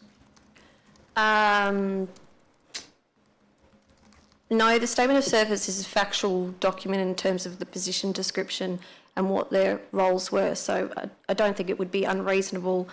I wouldn't consider that a massive change in terms of what their tasks that they had done. So whether it's 1-2 sentence or, it's just about the facts. Just for completeness, if we go to tab 47, the two amendments sought by UA were in fact made by Ms Sultana. Okay. The factual location was corrected to Bayview. Do you see that? Yes, good. And the 6th dot point was added, administer Webster pack medication under the supervision of registered nurse. Pack. Yep. Is that right? Pack. Yes. Yeah, sorry. Webster pack medication. Do you see that? Yep. Did you have any further dealings with UA after the time that he was provided with these statements of service? No, I did not. I've no further questions for Ms Farrell, Commissioners. Yes, thank you, Ms Farrell. You're free to go. Can I just mention there was an error in the course of the witness's questioning. I'm not sure who it was, but reference was made to Ms O'Neill by name, and there's been a non-publication order concerning her, so perhaps I'm not sure how that works mechanically. Yes. Oh, well, I'm not sure how it works mechanically either, but if I give a direction that the identification of Ms O'Neill be removed from the... I'll just clarify that. There is apparently no non-publication order in relation to her, but we've agreed to redact her name. I see. All And, right. so that'll be done. Can I leave the mechanics to you, Mr Rosen? Yes. I'm sure that neither of us have any idea how the mechanics... And I'll leave it to others, Commissioner. work. So, But thank you for drawing that to our attention. yeah, thank you, Mr Delaney. All that remains for me to do in relation to this case study at this point, Commissioners, is to tender one additional statement which was provided by Japara. Two additional statements, I'm being told. The first is a statement of Valeria Camara, C-A-M-A-R-A. It's WIT 0575.0001.001.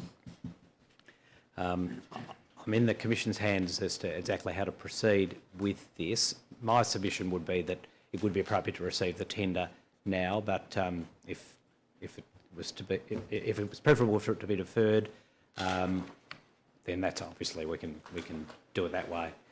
Can I indicate briefly what the statement addresses? That might perhaps be of some assistance.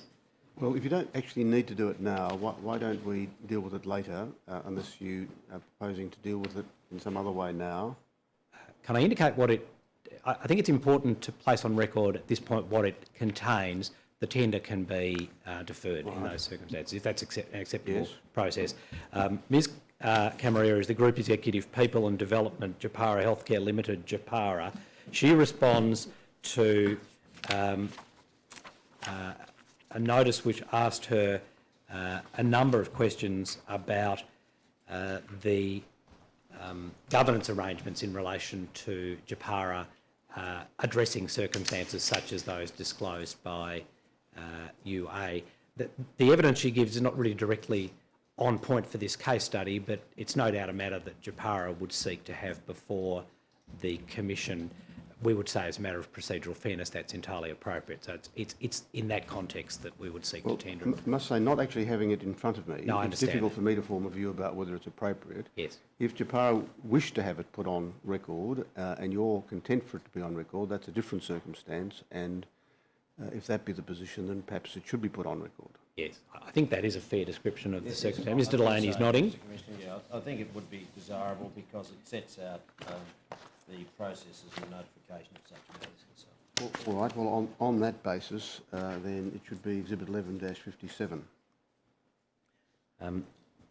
There is another statement of Ms Kamara which is actually in the tender bundle, and so technically it's behind tab 51. Well, if it's technically in, let's just leave it alone. Yeah, I just should indicate what's in it, Commissioner, because for reasons that will become obvious, it is a response to a request from the Commission of Japara seeking information about whether any other aged care facilities have contacted Japara making inquiries about UA in circumstances where he might have been seeking employment elsewhere in the aged care industry. And as I read the statement, that matter has been thoroughly investigated by Japara, and they informed the Commission that based on those investigations, no such inquiries have been made. Thank you. I'm now informed that's been removed from the tender bundle, so I would seek to tender it, but that can be deferred if that's a preferable course, Commissioners. Let's defer it. And that concludes the Japara case study, Commissioners. Good, thank you. Now, how are we going for time otherwise? I think reasonably. We started a little bit late, Yes, yes, and we did. we're hopeful that we can catch up. Probably lost about 10 minutes, so a brief morning adjournment might be appropriate if that's acceptable. We'll resume at 5 past. All stand. Royal Commission is now adjourned until 11:05.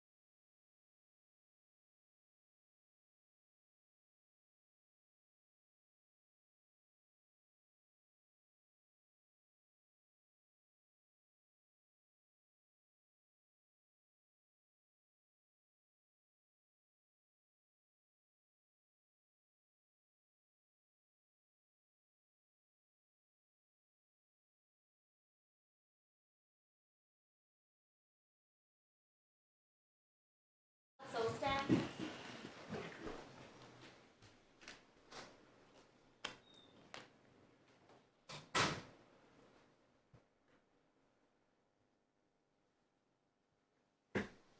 Please be seated. Thank you, Commissioners. I call the next witness, Janice Hilton. Ms Hilton, can you state your full name, please? My name is Janice Hilton. And have you prepared a witness statement for the Royal Commission? Yes, And do you have a copy of that there in front of you? yes, I do. In the top right-hand corner, does it have the numbers WI? Just before you get, I know that you're enthusiastic, but we might swear in the witness first.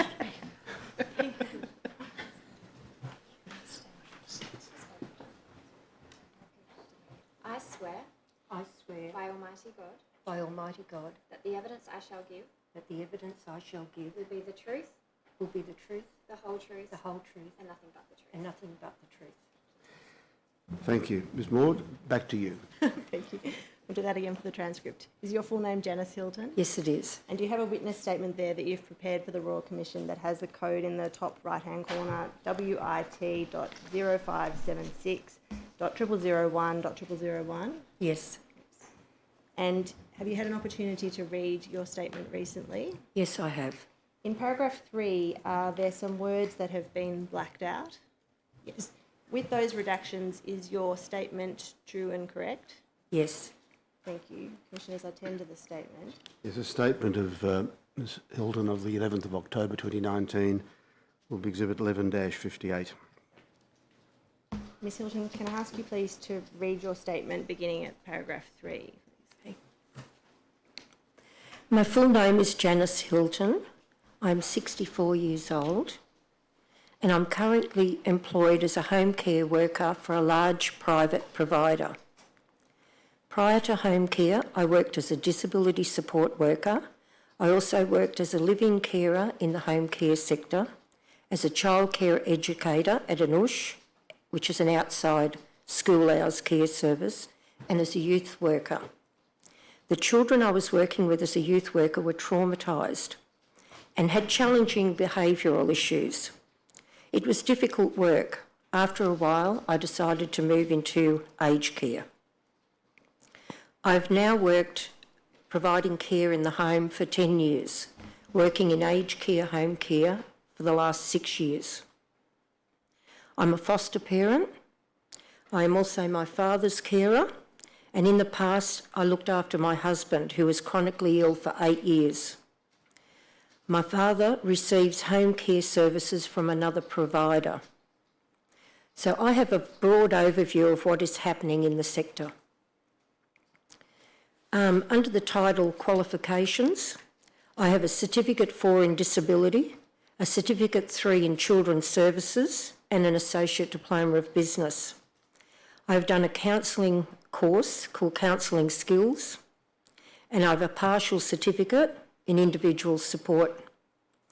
My employer in childcare paid for my Certificate 3, but I had to pay for the other qualifications myself. My Certificate 4 in Disability was more than $2,000.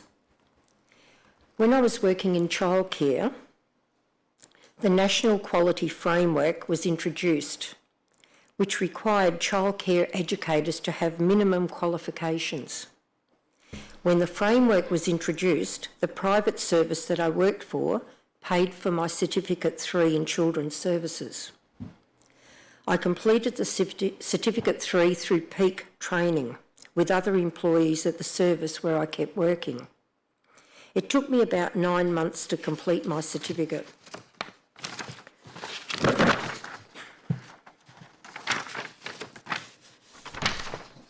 The service received funding so that all of its childcare workers could get the minimum qualifications needed under the National Quality Framework.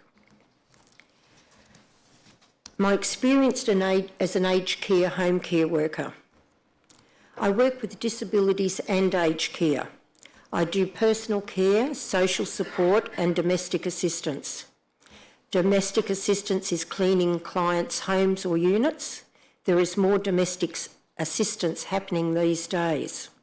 Some days I might get 6 hours of cleaning, without a break. It's physically demanding, especially in a heat wave. I also take people to appointments and shopping, which is called social support. I have a lady I take shopping, that takes 2 hours. If clients have walkers, then it's a lot slower. Many clients don't have driver's licences anymore, so sometimes I have to take them to appointments.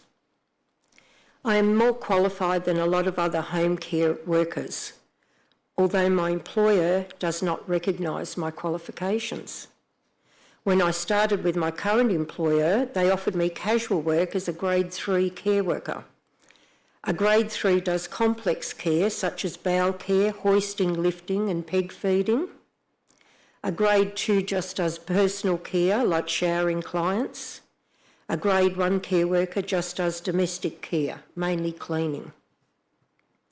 I wanted to be permanent part-time because I wanted job security and to get annual leave and sick leave. My employer offered me permanent part-time position, but only as a grade 2 care worker. That meant I had to take a pay cut. As a part-time grade 2 care worker, I got paid about $7 an hour, less than I got as a casual grade 3. As a grade 2 care worker, I still do some grade 3 work. I have the skills and experience to do grade 3 work. If I see a grade 3 client, I get paid at a higher rate. However, I don't get many grade 3 clients now because the company I work for decided not to provide NDIS services anymore because they say that they can't afford to do NDIS work. They just focus on aged care now, which for me involves mainly grade 2 work. My employer is transitioning the remaining NDIS clients out to other providers. The aged care packages pay for travel time, whereas the NDIS packages don't. My work day. On a work day, I leave home and drive about 15 minutes to my first client. I shower and dress them, then it is domestic assistance. Sometimes it's 4 to 5 hours straight domestic assistance. This can be very physically demanding. I might spend 1.5 hours with my first client. Depending on their personal care and domestic needs, it may be 2 hours. Then it's straight on to the next client and then the third. I get no breaks. I usually travel 10 to 15 minutes by car between clients. If I am running late, I usually create a note on my work phone as to why. The allocator, who prepared the roster, is supposed to read the notes. I usually see 3 clients a day. My employer has tightened up a lot on overtime, so I'm usually just meeting my contract hours and the money I take home has been reduced as a result. Management. The home care provider that I work for employs service coordinators who manage clients' home care packages and people called allocators who do the rostering. The service coordinator is based at the office. They occasionally visit clients and do interviews or reviews.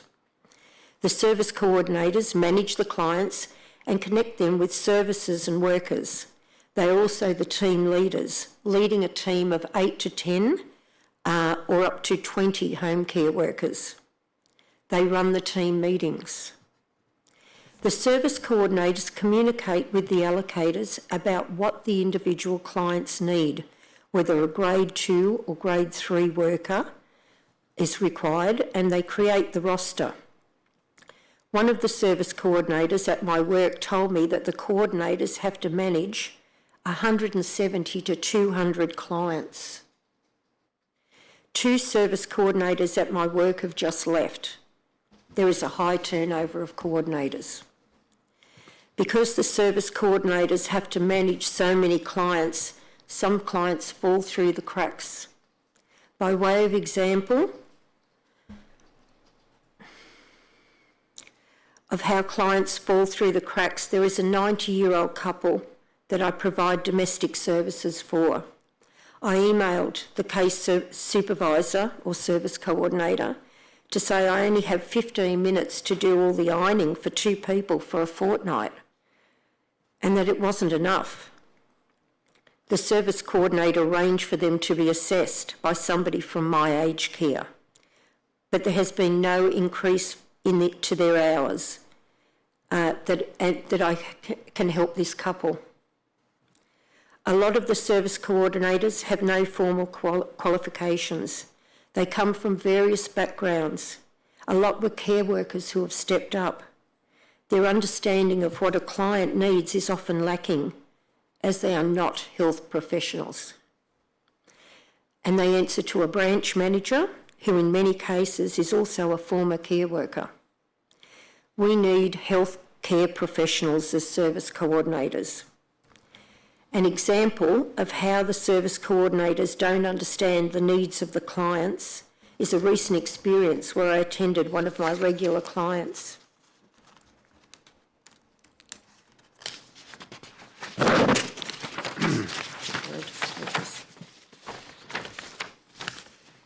But he wasn't there. I called the service coordinator and she asked me to locate a key to check the rooms to make sure he wasn't dead on the floor. I asked the service coordinator if it was possible that he was in hospital. She said she'd let me know.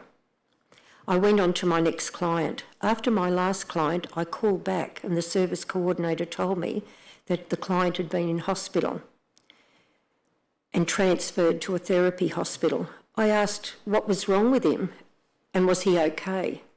The service coordinator had no idea what was wrong with him. I just received a blunt, I don't know. There was no follow-up of the client that I know of. My father receives home care services from a different provider. His provider has an occupational therapist as the coordinator and only manages about 23 clients. It is a big contrast compared to the company for which I work. After my father was recently hospitalised, the occupational therapist arranged follow-up care with doctors, a social worker from the hospital and family on a phone conference. The difference in follow-up care between my father's provider and the experience with my employer is extraordinary. When my father moved to his current provider, the coordinator immediately upgraded my father to a level 3 package and he was given a lawn mowing service as part of his package and began to receive regular domestic services. He can be transported to medical appointments if they are not local and I'm not available due to work commitments. This provider also offers activities for clients and outings in a small bus if they choose to attend social events and want to get out of their home for a day. They even offer dog washing services that are fully funded for their clients. Rosters and worker shortage. I'm on a 30-hour contract fortnightly, which can be up to 39 hours fortnightly. If I get asked to do extra shifts, I do them if I can. I have foster children, one with a disability, so I need to spend time with them as well. Rosters are changing regularly, which makes it difficult to try and have some work-life balance and plan ahead for events. I was in this situation recently where I only had one client on my roster for the day, but I knew it would change. So I did not know exactly my starting or finishing times. I had to ring the office and say, I have 2 kids that need to get to a swimming carnival 20 minutes away. One of my kids had made it to zone level and they didn't, but I didn't know what was on my roster. On a recent Thursday between my second and third client, an allocator called me to ask me to go to a client in a suburb I was not familiar with. The client wanted 1.5 hours of domestic assistance. I queried the short notice. The allocator said that they would put it down as a refusal to work if I didn't take it. I explained that I'd just arrived at another client and by the time I was done and travelled to the new client in another suburb that I wasn't familiar with, I would be out of my work hours. The allocator backed off then, but I felt I needed to report it to the union. They are trying to pressure you into taking jobs and being threatening. I found out later that the allocator did put a refusal to work on my payslip. This was for the first time in 6 years that this has ever happened. So I'm working with the union and the office to have it removed. Another time I had an allocator ring me around 9:15 a.m. She told me that she'd been verbally abused several times that morning by clients. She told me that she had to change clients' rosters suddenly and send different people to them or cancel the rostered services, as 3 care workers from the same team resigned that day. That puts a strain on administration staff who are trying to fill unfilled services. The staff shortages happen so often now that many clients don't receive their service and miss out altogether. The travel time between clients' homes isn't right. They might have me down for 10 minutes, but it'll take me 20 minutes to get there. I don't get paid for the wear and tear on my car. Consistency of staff is a problem. A lot of people need a bit more social support, which isn't happening. I go into people's places and I might only be there for 1 hour, and that's all they see for 2 weeks. Clients get upset when care workers are getting chopped and changed about, and they have to show the new person where everything is.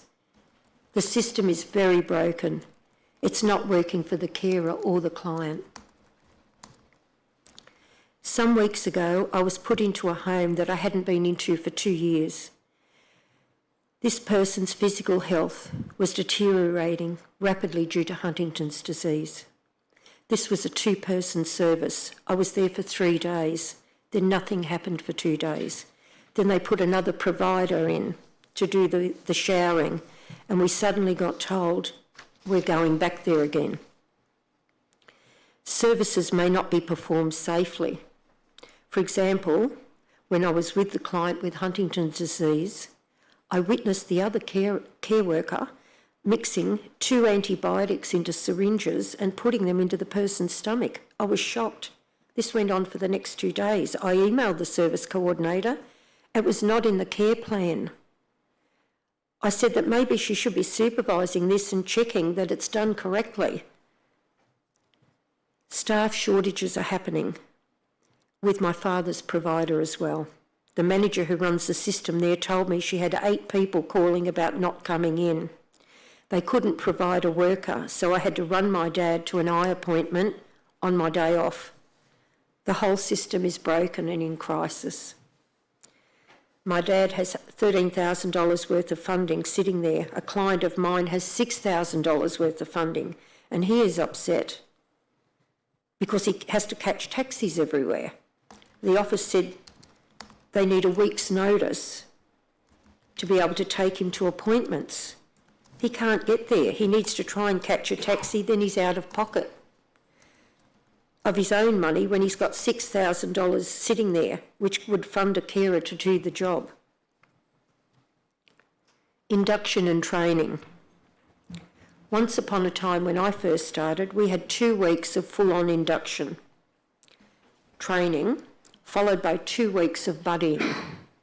Now new staff only get 2 days of induction training when they're put out with a buddy, and then they're put out with a buddy for 5 to 7 days. They have to work out the new phone and roster system on the job. New staff are just pushed out the door. I don't get paid any extra for being the buddy. My current employer does not provide quality training for new starters.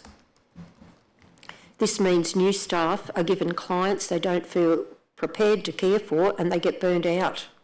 Established care workers also don't get a lot of refresher training. They just provide small courses, that is, on small complex care issues. They provide some online training, but the quality is lacking. I get repeat messages on my phone that my training is out of date. I just have to work around the required training. Some sessions take half an hour. I did one on privacy and one on abuse and neglect. the training that they have is a bit hit and miss. Sometimes it seems like the employer has funding and they ask, who can we send to the training?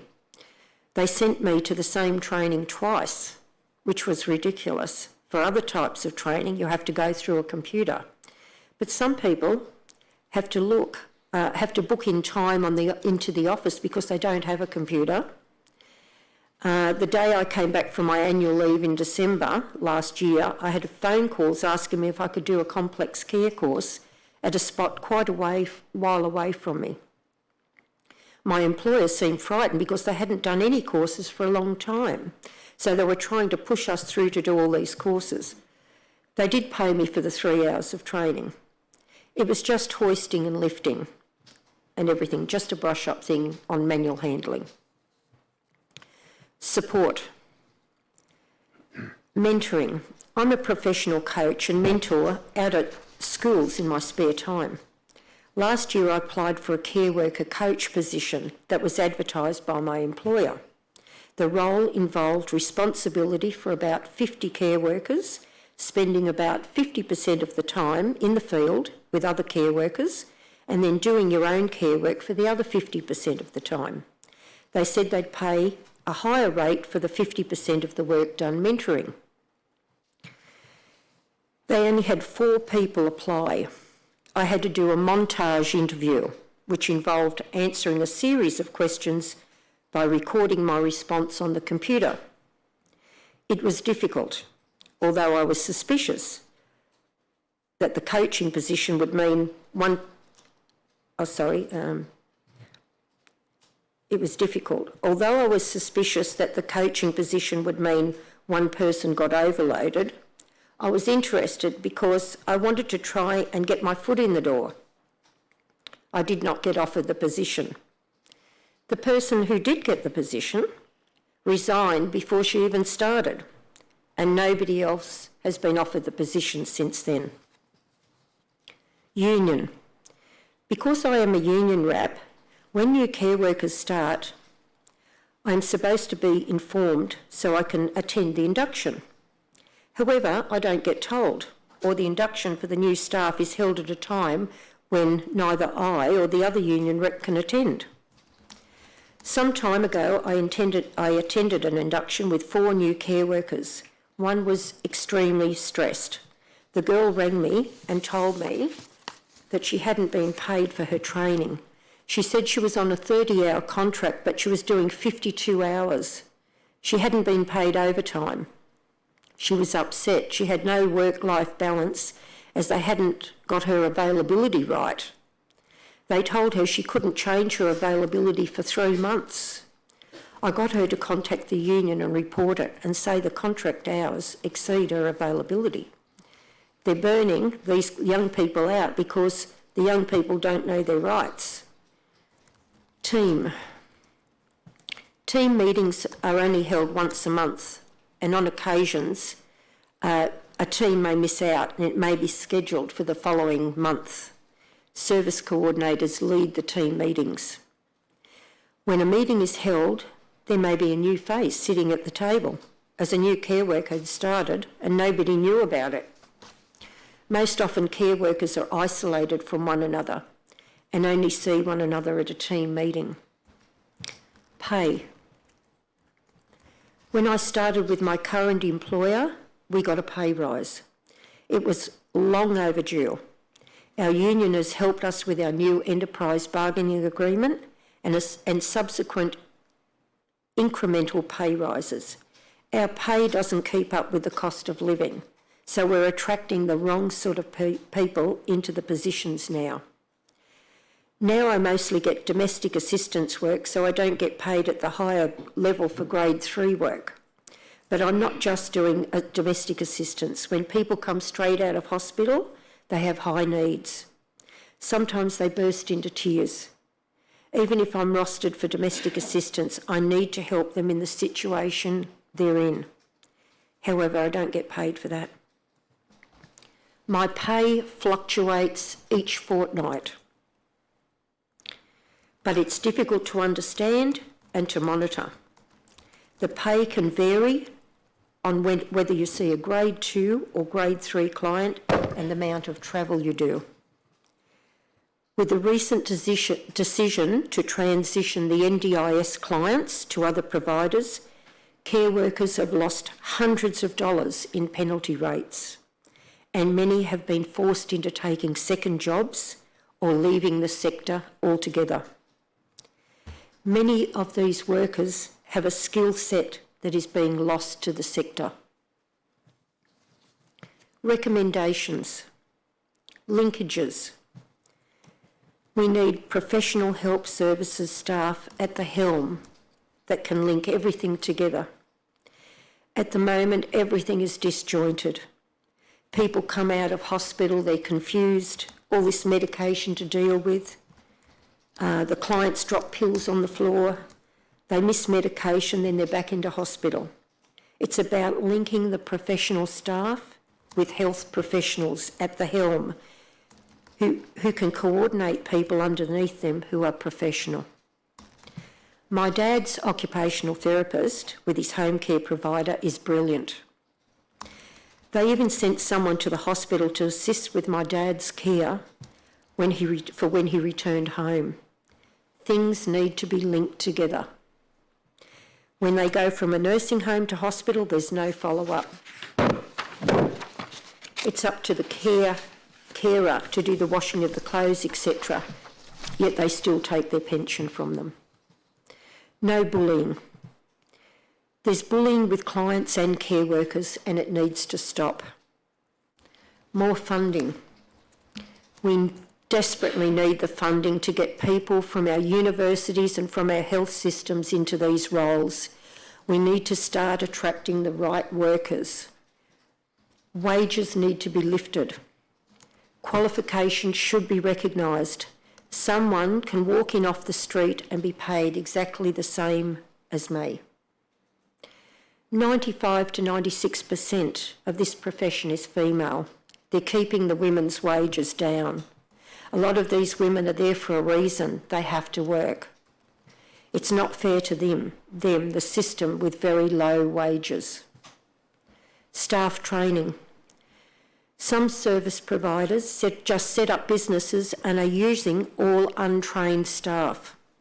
This goes for disabilities and aged care. It's extremely dangerous, not just for the client, but for the support person. It's putting everybody at risk. Community visitor. Appointment of a community visitor external to companies to interview clients, families, care workers, allocators and office staff. Not someone hand-picked, but at random to do checks on how the system is working every 12 months. National quality framework. A national quality framework like childcare. I was thrilled to see aged care national standards. There are a lot of fly-by-night providers starting businesses in the sector. There needs to be a closer look at these providers and penalties for people who break those codes or standards. We need to have a version of the childcare quality framework in aged care. Thank you. Thank you, Ms Hilton. Can I just clarify one matter? Yes. You said that when your father changed his home care provider, the coordinator immediately upgraded him to a level 3 package. I just want to clarify that. Is it your understanding that the coordinator arranged? She arranged for him to be upgraded to a level 3 package. He's now on a level 4 package. She arranged that with My Aged Care? Yes. Yes, thank you. That's the evidence of this witness. Thank you. Ms Hilton, thank you very much. This is very important evidence for us. And I'm interested, you made the comparison at various times with the childcare worker arrangements, which I'm familiar with for other reasons. Yes. But I'm interested in the comparison between how the NDIS system worked and how the aged care system worked in terms of those issues around coordination. And I know the individual receiving a package in NDIS is supposed to, settle with the provider, the services themselves and so on. What was your experience in the way workers were treated in that system compared with the aged care system? Well, I have an NDIS client first thing tomorrow morning at 8 a.m. And it's similar, but the funding has been drastically reduced by the federal government, and reduced so much that our organisation decided to withdraw and transfer NDIS clients because it was not profitable enough for them. Okay. And the comments you made around the isolation of the carers, I find that quite disturbing. Have those linking arrangements and the support and training, given your own experience with the reduced levels of training, have you seen a worsening of this situation over the years? I definitely have. From when I first started to currently, there's been a decline. And do you think, what do you think is the cause of that? Probably privatisation of the sector. Many other... there's no regulation in the system. Nothing's regulated. And there needs to be regulations and like these, the quality standards, that's a start. I was overjoyed to see a chart on our wall, but we're yet to receive individual copies. There is a chart on our wall with a national quality set of standards for aged care, and that needs to happen with disabilities as well. And do you see within the system you're working on a trade-off between the personal care services like shopping and so on and the healthcare related services? Because in your statement, in your evidence, you're concerned that the coordinators don't have sufficient health knowledge, for example. Yes, we need healthcare professionals that understand clients' needs a lot more. I work with some clients. I had the couple that I refer to there in their 90s. I was with them on Tuesday and the man broke down. It was heartbreaking, absolutely heartbreaking. He broke down because his wife had been in hospital. They didn't know how to even depress a Webster pack with medication. They'd never been in that situation before. And there's just no other funding for them. There's no other services. They're on a waiting list. They're on a government waiting list of 12 months, and people don't realise they don't have time. They're in their 90s. And he expressed that to me, and then he just broke down into tears. We don't have that time. We need the help now. Thank you. I can't imagine how heartbreaking that must be. Commissioner Pagoni, I'm finished. So thank you very much for your evidence. It's really, really important that we hear people like you. We're listening. We hope others are listening too, and that action can be taken immediately where necessary to be taken. Really thank you very much for sharing your experience with us. Thank you. Thank you. Thank you.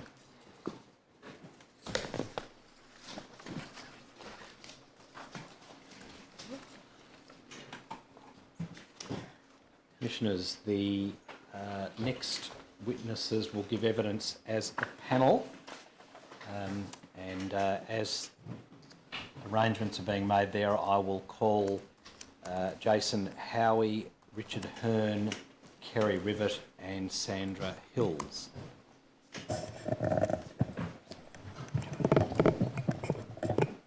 Commissioners, my name is Atkin.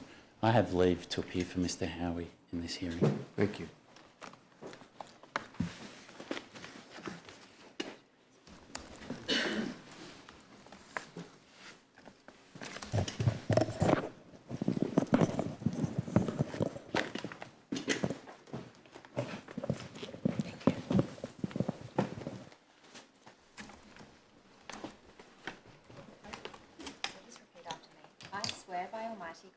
I swear by Almighty God that the evidence I shall give that the evidence that I shall give will be the truth, will be the truth, the whole truth, the whole truth, and nothing but the truth. and nothing but the truth. Yeah, same one. After me, I swear I swear by Almighty God by Almighty God that the evidence I shall give that the evidence I shall give will be the truth, shall be the truth, the whole truth, the whole truth, and nothing but and nothing but the truth.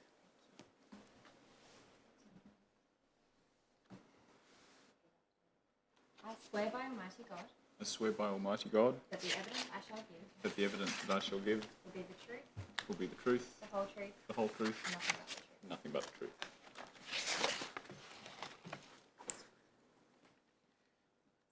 Just repeat after me. I swear by Almighty God I swear by Almighty God that the evidence I shall give that the evidence I shall give will be the truth, will be the truth, the whole truth, the whole truth, and nothing but the truth. and nothing but the truth.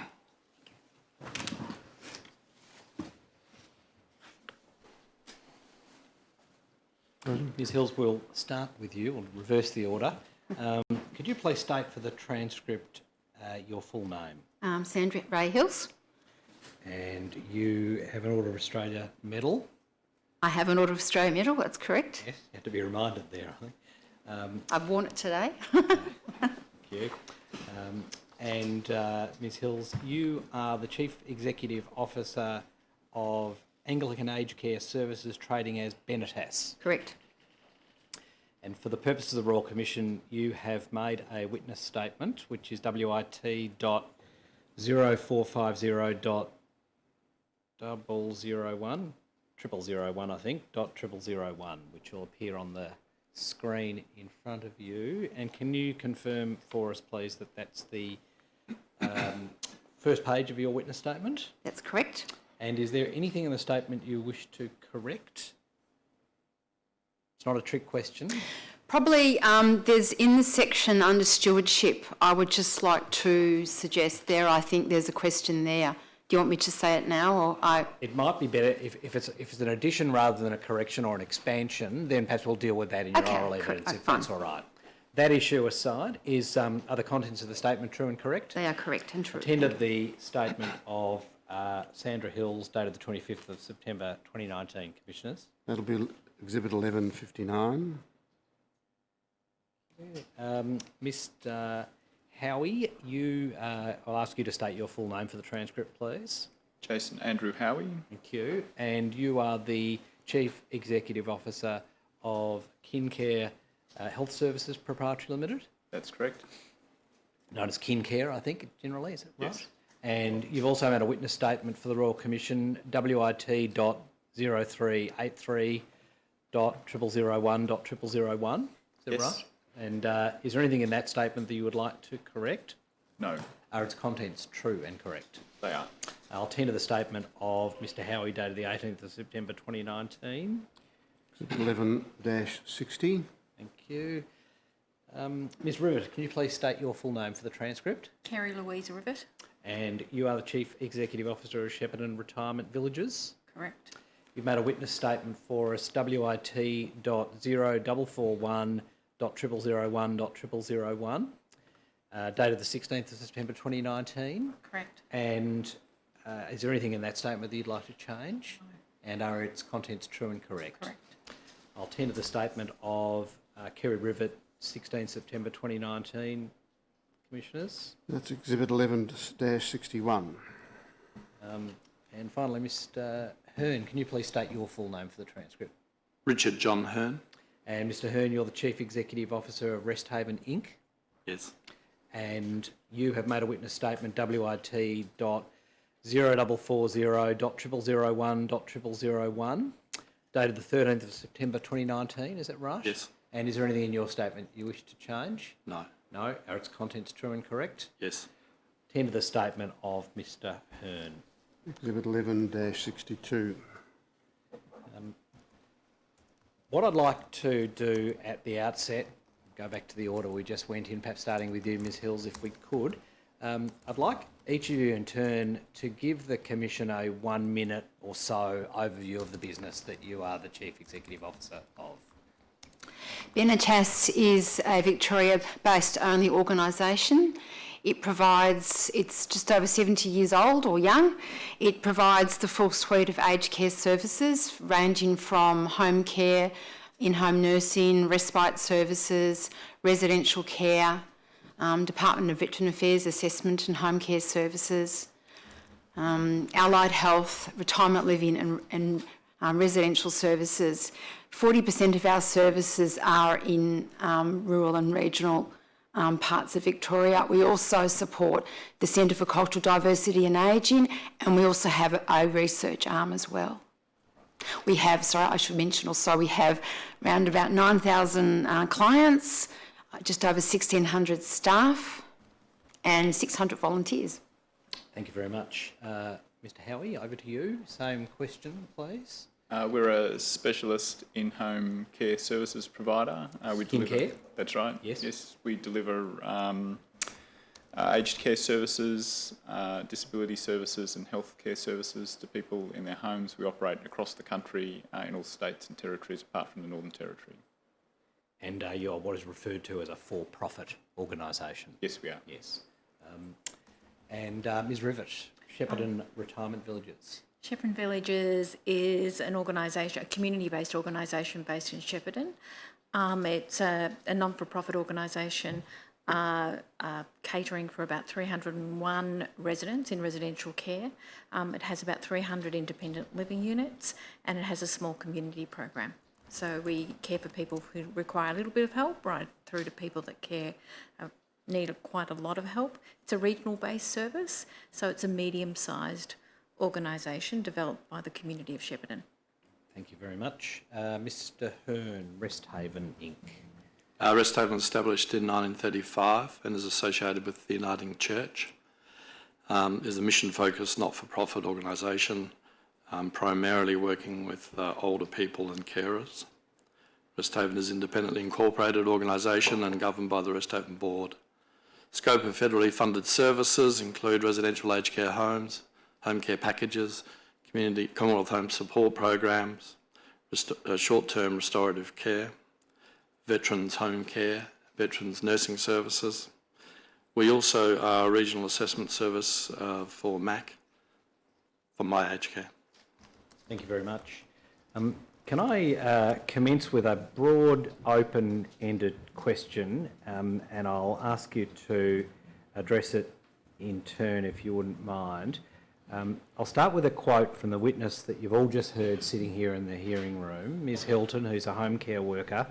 She told the Commission the whole system is broken, in crisis. And from the evidence you've heard in this Royal Commission, you might think that that's not an exaggerated assessment of the aged care system. But here's the paradox. We've heard evidence of remarkably well-run organisations, very well managed, providing a terrific service. And so I suppose the question is, if I can start with you, Ms Hills, operating within essentially the same funding system, how is it that some organisations can do such a great job in aged care, whereas others seem to be really struggling, providing substandard care and are poorly staffed? I think it all starts from the culture of the organisation, right from the very top, the board of directors, right through to the executive. For example, do they have a strategic plan? Have they identified what their workforce plan might be? And if they did have a workforce plan, then you would actually work out the skill level of staff that you've required and how many of those staff you would need. And therefore, that would lead you to issues of induction, training, what staff, what characteristics and qualities and attributes you actually want from those staff. And you develop up from that a program of works that would identify the sort of leadership you wanted, how you were going to, what style of training and development you were going to follow through. I mean, at Benetas we have a coach approach. This is something that we're progressively implementing, and how you're going to apply your training. And also when things go wrong, it's a whole process of when things go wrong, what do you do about it? Are you encouraging your staff to report issues? Are you encouraging complaints to be made? And what do people see in the organisation when somebody, a family member, as we heard previously, or a family member or one of the staff raise an issue about substandard care? What do you do about it? So I think there are a number of reasons why it's not just about funding. We all get the same amount of funding. I do think there are issues around size. Large organisations have greater capacity, but they don't always do a good job, as we have heard. So, and I do think we need to also focus on the staff that provide support, so the corporate services staff. It's not just the direct care operational staff, it's also what goes on in the back of office, what sort of supports, what are the relationships, are there roles and, do people know what their roles are between the HR business partner and also the staff, the management? Are people clear about what their roles are? All right, we'll come back to a number of those issues, I think, during the course of your evidence. Mr. Howie, I wonder if I could throw that question to you and ask you, particularly having regard to the evidence we've just heard about home care workers and the degree of poor staffing conditions that seem to apply in the home care area, as we've heard quite a bit of evidence about. What's KinCare doing to address those sorts of concerns? Certainly staffing is a significant challenge in the home care sector, and I should just make it very clear I can't comment on the residential care sector at all. We have no involvement in it. But from a home care perspective, certainly a number of the challenges that the previous witness outlined are very familiar to us.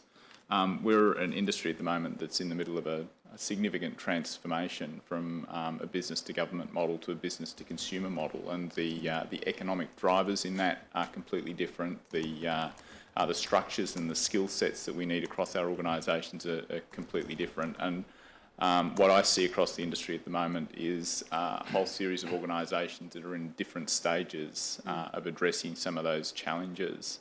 I'd like to think that we're reasonably well advanced in terms of our own approach, but what we need in the new marketplace in some respects is similar to what we needed in the old marketplace as far as the workforce is concerned, but in many ways the expectations of our workforce are increasing dramatically as well. So it's no longer enough to just be delivering a good service and engaging well with our staff. We also need them to be brand ambassadors and customer service representatives and a whole range of other skill sets that they've not needed before.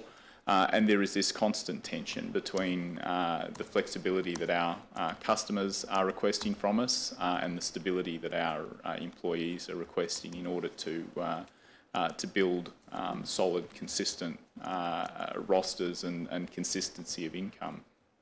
That's a very helpful segue to a couple of follow-up points that I wanted to raise with you about staff conditions and remuneration.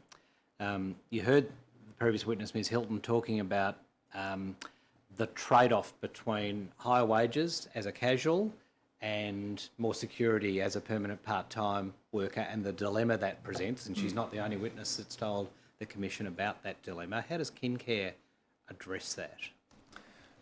She raised an issue that I would hope we wouldn't see too often in our organisation, that is that she was required to take a step backwards from a grade 3 to a grade 2 level. We're certainly wanting to increase the number of permanent part-time staff across our organisation. The trade-off for employees is that while they lose the 25% casual loading, they do gain sick leave and annual leave and a range of other conditions. But the bigger complaint that we hear across the industry, and there was certainly a flavour of that in the previous witness's testimony as well, is that the bigger problem that our staff are facing is the consistency of the hours they get rather than the hourly rate that they receive. And so what we're driving towards as an organisation is to be able to provide much more consistency of rosters to a much larger portion of our workforce, which is a better service experience for our customers because they've got more consistency in terms of the people that are coming into their homes to deliver these services. But it's also a better experience for our staff. But there's a significant economic cost and risk that sits around running the organisation in that manner, and it requires some sophisticated leadership and technology. So Mr. Howard, can I just ask you a question about the the change from a casual to a permanent part-time, is a drop of income from the point of view of the carer, the worker, the employee, is that partly to be understood because the cost to the employer might be greater for a permanent part-time person than a casual? The difference in cost for the organisation is nowhere near as great as a 25% loading would suggest, because while someone will lose that 25% loading, we have to then provide them with 4 weeks annual leave, 2 weeks of sick leave. We need to provide them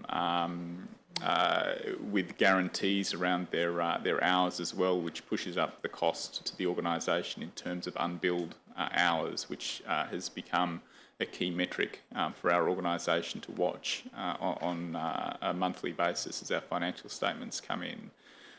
So there are significant costs to the organisation to go down that road. Our analysis would suggest that a permanent part-time employee over the course of a full 12 months, if they were to take all their entitlements, is probably earning a fraction less, but they're getting on a per hour basis, but they're possibly earning more by the time you factor in the fact that they are getting a consistency of pay across hours that they're potentially not working because there's been changes to customer demand. But just in terms of understanding the dynamics as between the employer and the employee, if I understood it correctly, the position of casuals is that because they don't get a whole range of other benefits that an employer gives, the trade-off for them is that they get a bit more in their hand, but they don't get the benefits of things like annual leave and other matters. Correct. Is that the trade-off, so that from the employer's point of view, although they might be paying a bit less in terms of salary, the cost to the employer, once you take into account all of the other elements, might be more? Yes, I think our analysis indicates that it's probably saving us a small amount, but it's a significant transfer of risk between the employer and the employee. We'll come back to some of those issues, Mr. Howie, but if I can ask for your perspective on the broader question, Ms. Rivet, if I can remind you about the paradox that appears in the evidence before the Royal Commission between the really good providers with satisfied staff and residents compared to so much of the evidence which suggests the contrary, particularly from your perspective as a regional provider. Look, I agree with these two. The biggest thing is probably we've gone from this little cottage industry to a business. And regardless of whether you're a non-for-profit or profit, you're still a business. And it's around your governance. It's really having really strong governance systems in place with a skilled board and a skilled executive and skilled staff, which is everybody actually struggles with, and it's your systems and processes that you have in actually place to actually guide everyone through that as well. And it's about size as well, because there is a certain size where you're able to attract those higher skills as well, and the smaller you are, you'll actually find the CEOs and the executive directors of care services getting in amongst the business as well, because you just don't have the size to be able to employ multiple people to do the same amount of work that you might see in a big organisation. So there's some of the things that I see. But governance is one of the key issues around, what is your business? Where's your business going? What's actually happening in your business? And what are the risks in your business? Because you need to know the risks, be able to put in interventions to actually manage those risks. And it's up and down. It's from the coalface up, from the board to the coalface. I have to say that a number of the case studies that have been heard in the Commission indicate that substandard care is often aligned with a lack of good governance structures. So that's what you're saying is resonating there. Mr. Hearn, what's Rest Haven's approach to governance arrangements and particularly board representatives. I think there hasn't been a lot of evidence given before the Commission about how board members come to be chosen for age-approved providers. Can you expand on that in addition to answering the general question that I've asked? In terms of the the general question, I think there's many thousands of people like our previous witness who are absolutely committed to working with older people and assisting them in their capacity needs to sustain quality of life. So I would say, in terms of the all broke, I probably have a different view. I think there's many thousands of people who are very committed and dedicated and working very hard. But I note the challenges, and I won't repeat the various other comments that have been made, and they're all relevant comments that we all are considering and dealing with. On the other side, the perception, I think we are all experiencing the challenges. So the broader challenges that are being shared in this Royal Commission, I think are widespread. I think we're all dealing with them. So even though some organisations would appear to be sustaining quality at a more consistent level, I think they're still dealing with the challenges. In terms of our board, so Resthaven Board, I think like many organisations, we have a governance structure, a governance framework, which includes a clinical governance model framework. And we have a skills mix consideration. Because we have links with the Uniting Church, they're an appointing authority. Even though we operate independently, they still have some oversight of the final agreement to who comes onto our board. We have 4 committees that reflect the key elements of our organisation. We undertake activity to try and ensure the board are connected to services and to our consumers, our residents and clients. It's not uncommon that our board members have had family in different aged care services, but particularly we look for the expertise and skills that we think are required in this current environment. And what are they, just out of interest? What do you think is the desirable skill mix for a board of an aged care provider? We're going through some change at the moment, so I'm assisting the board with some retiring board members and new board members. The types of skills that we see are very important include understanding of the sector. We're noting many comments about the Banking Royal Commission about understanding the business. And so we're wrestling with that, and we've had some significant board members' contributions that are retiring at this moment that have understood the sector. And it's not easy to find people who understand the sector. So that's something we see as very important. We have people with a finance background and understanding the particular needs of organisations with respect to managing the organisation and managing risks related to that and investments related to the organisation. We have people from education. We've seen people with similar sectors, human service sectors, being very appropriate in an aged care environment in the way they think. Similarly, legal people. We have a lawyer, and we've found that not necessarily the direct involvement in aged care as critical, but the way they think, we've found that to be quite important in terms of the board being challenged. Just take up a couple of those things, and if I could throw in the mix something that I've certainly been thinking about, that is whether you may be familiar in workplace health and safety law with the officer due diligence duty, which has been something that's been introduced in Australia in the last decade or so in all jurisdictions, funnily enough, except Victoria, as it turns out. And it's a duty that requires officers, which essentially means directors, to be proactive in understanding the risks, the OHS risks of the business, in ensuring that they're appropriately addressed and appropriately resourced so that they can be addressed. And it's a duty which is ultimately can invite a criminal sanction if it's not complied with by the director.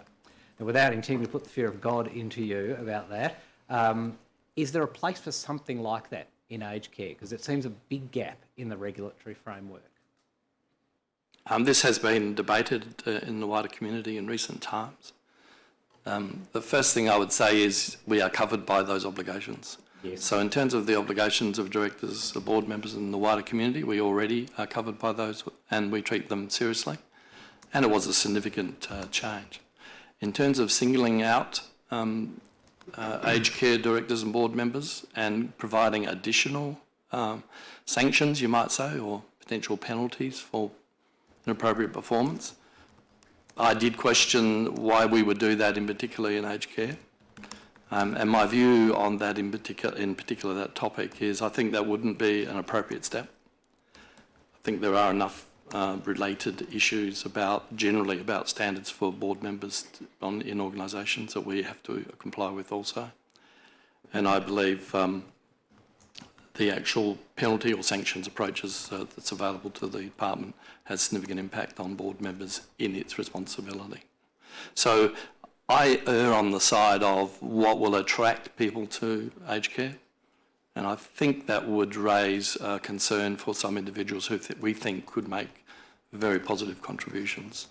What steps do you have, and I don't want to just focus upon you Mr. Hearn, it's perhaps one of the others might want to chime in, but what steps do you take to monitor whether the board members are actually doing what they should be doing? There's often, for board members, it's a matter of preparing for the quarterly meeting, looking as though they're awake during the length of the meeting and hoping that nothing comes up that hasn't been dealt with by the CEO. What can you do to make sure that board members are doing what they're supposed to be doing? Oh, you all want to have a go, obviously. So at a minimal level, there's obligations about their minimum requirements to be a board member. So they're not part of an insolvent group or being part of a bankrupt group. We monitor that and check that from time to time. So we check the minimal requirements you'll generally see in an organisation. We have lots of engagement with our board and we know of them through their involvement in the wider community. We don't have any investigative processes that we undertake to find what they're doing, but I think we generally know our board members well and we see their commitment and we see their engagement. I think it really starts from who you choose and all the work that you go into at the front end to make sure that the people are right, they've got the right skill mix and they've got the time to actually put into being a director. It's interesting at the moment we're actually having a director evaluation that's happening and we do that every 2 years. So that's a survey, it's actually getting them to assess their own capacity but also other directors, and then they do a face-to-face with a consultant and a report will come out of that with a list of recommendations. In addition, the chairman does take the time between Christmas and the New Year when it's a bit quieter to have individual meetings with each of the directors just to check in to see how they're going, how are things going, what's on your mind. And each of the 4 committees of the board that we have, they have terms of reference which are evaluated annually, and they also do an annual self-evaluation. And it's also a discussion in my performance review annually too about feedback. Can I add we do all those as well? I presume that there's also a concern that board members don't get too actively engaged in management, though. How do you deal with that balance? The current environment encourages consumer engagement and board member connection with New Standard 8. So we're increasingly encouraging the board members to understand the customer experience. And so we'll go to different sites, we'll include in that engagement with the residents of that site as an example of informal catching up. Those types of engagement activities we encourage. Sometimes board members actually feel uncomfortable about that, about the separation of their role and the operations. I'd have to say in our organisation, our board has actually gone on a journey, a real journey of moving from getting in amongst the operations and moving into a much more governance role. And that's been a journey over 4 years. And we've actually brought in experts and consultants to actually assist us move through that with the development of systems and processes to govern that. And there's systems called governance evaluators and all that kind of stuff that come into your board meeting and evaluate you. as to how you're performing and whether you're operating at a governance level and not at an operational sort of level. Does that help answer some of your questions? It does. Presumably that's because in the case of your organisation, the board was much more operational as it first got going, and I imagine that would have been the case of a number of them, including some of the religious-based organisations. Do you have any sense about what proportion of the current sector still operates on that kind of model? I think in rural and remote areas, when you're dealing with very small organisations, and if you're the only residential care service in that small community, the board is the community, and often they're expected to get involved very much in the operations of the business. Yeah, and it's that difficult balance, because when if you're a board member in a small country town and you go down to the supermarket, family members and that will raise issues with you in the supermarket or in the bank, or even the bank person or the post office will actually do those sorts of things with you. Yeah. Now, it may not apply to any of you, but what about the tension between, as it were, the ultimate owner and the CEO and the board?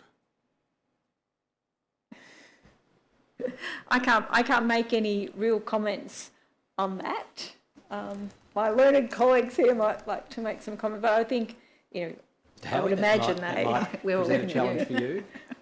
So for me, look, I'm probably not best placed to comment on some of these matters. We're a family-owned business, and we've been through a number of iterations in terms of our governance processes.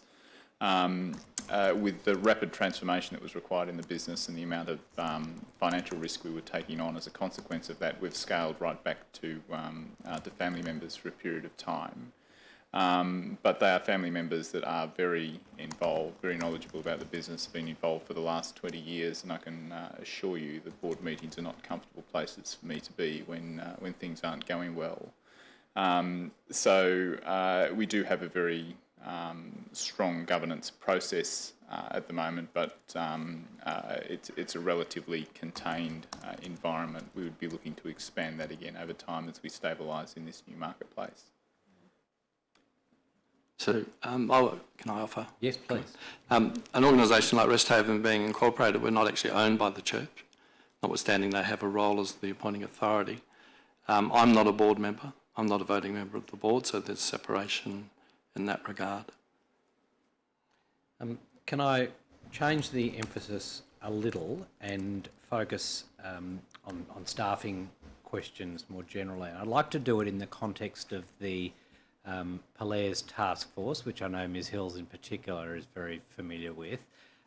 We heard evidence from Professor Polaires on Monday. He raised a number of very interesting issues for the Royal Commission. One that resonated with me was a survey that had been conducted when the task force was operating, which produced the result that there's a disconnect between management and employees within a lot of approved providers, with management having a more rosy, sort of optimistic view of the relationship than the staff themselves were having. And there is a recommendation in the Polaires report that all providers assess levels of engagement and enablement of their organisation. So if I could start with you, Ms Hills, both at Benetas specifically, but also because you're on Mr McCoy's board, if I can call it that, or the committee. I'm sure you'd love to hear it described that way, the Aged Care Workforce Industry Council. What your perspective is on those issues. Was I surprised when I read that part of the report? I was, actually, because it's out of step with the staff engagement surveys that Benetas has undertaken, and we've done a number of them. We do them every 2.5 years. So, but then you've got to understand, it looked at a number of people in the industry. We've always taken the view that the manager is the most influential person in a facility. So I'm just going to focus on residential care, but it plays that in the home care area as well. So we've put a lot of effort into looking at who we recruit into those roles and how we train them and how we support them. So the engagement surveys, we have a new strategic plan that's just recently been launched, our next generation strategic plan, and staff engagement is really, and providing exceptional customer services are really at the very centre of our strategic plan. So we are wanting to recruit particular people with particular skills that match our model of care. So staff engagement, we want our staff to jump out of bed in the morning and go, woohoo, I'm going to Benatas to work today. And we've got a bit of work to do, needless to say. The survey that we had delivered to us at the end of last year, and this is a company that does a lot of surveys nationally, and it's a good company in that they benchmark it so you can see how you're travelling with particular cohorts. And we measure ourselves against the aged and community care industry. We had dropped a bit since the previous 2.5 years, where we had 76% engagement, and we were at the highest level, a culture of success. When we got that result, I thought, oh dear, how can I keep that? But the one we received 2.5 years ago, it has dropped a bit, but we still have a fairly high level of staff engagement, and we've dropped down to ambition, which is the second highest level. But that information gives us some really good data. So we're still above the industry average, but it gives us some really good data from which to work. And this is an area that the Workforce Council is currently looking at. How could we undertake such a survey? What would it look like? And we've done quite a bit of work in this area, because it does give you a benchmark to work from for the future, and it does give you an idea of what people are thinking and where they see improvements. And, for us at Benatas, we came up with, 3 areas. People's perception of that they're short-staffed, using coaching for our the leader as coach, and some of the issues around staff when they're part-time and how they're treated or not treated well in the organisation or perceived to be left out. So I think undertaking that piece of work would give us some guidance, because how else do we get that information from the sector? Thank you. Can I just ask a follow-up question there about the council? We heard evidence from Kevin McCoy, who's the acting chair, on Monday. I asked him some questions about sustainability of the model. How can all the terrific work that was done by the Polaris Task Force, is that council of albeit very well motivated, committed CEOs and other representatives, is that a sustainable model in the years to come to achieve the various strategic actions, including some very significant ones identified in Polaris? As a member of the council, what's your view about that? So the council's been meeting formally since May, yes, monthly. We have a big body of work to do. There's no doubt about that. Implementation of the 14 strategic actions, 10 of which are really, I think, specifically with the industry. As with when any new groups get together, you've got a whole lot of people who haven't met, who haven't worked together before ever. So we're getting to know each other and getting to know how to work with each other. And obviously setting the culture of the new board is really important. But when you look at the work, we have spent some time at our recent meeting trying to finalise our strategic plan and all its actions. It is without doubt that, to date, we've received funding to fund the Secretariat from the federal government, but there is a lot of work to be done. And we now form the view that, and I am supportive of that we do need to ask for additional resources to undertake not only individual pieces of work, but to actually fund a CEO or a similar role, because whilst, as you say, we're all well-meaning, we all have day jobs, and it does involve a lot of work, and each of us will take on one or two, spearheading one or two of the strategic actions, and that's still a lot of work in itself. So I think issues around resourcing, clearly Kevin stepped up, but he's got a big role in his day job, and I could absolutely understand why people would, a number of people would look at it and say, is it sustainable? Because I think it does need certainly the peaks, and my understanding is how the group got together was, in fact, it was the three peaks, the provider peaks, who came together and spoke to government about that. They, as you would know, are not on the council, yes. And the council are still working through how we involve them and how we involve other stakeholders. But I don't see any point, if there is concern about the sustainability of such an important piece of work and the capacity of this group to undertake and complete that work, then I think, you know, anyone with any sense and who provides good leadership and management, we would need to have a look at it again, because you know, I want people to feel confidence in what we're doing, that we've got the industry and the Australian community, older people, the community, you know, in our line of sight. Mr. Hearn, can I just throw to you at this point? You referred earlier to the thousands of well-motivated Australians who work in the aged care industry and are driven by a commitment to the provision of care to elder Australians. We've heard evidence from numerous witnesses who've told us that they didn't enter the industry to get rich. They are driven to engage with older Australians, to care for them. They love that work. So there's a real well of goodwill that's there. I guess the question, given that we know that we need to expand the workforce significantly over the next 20 or 30 years, how do we do that? How do we get more people to want to work in aged care, to jump out of bed and say, I'm off to work at Rest Haven, the way we do with the Royal Commission? You know, really want to get out of bed and get to work. How do we do that as an industry? How do you do that as an industry? Well, I think the first thing I'd say is that in terms of being removed from the council but supporting the work those people are trying to achieve, is it doesn't seem governments were there. And I think government's such a critical player in terms of the outcomes that will be achieved, that it's difficult to see how that will succeed and be sustained unless government's actually a participating member of that group and a key member of that group.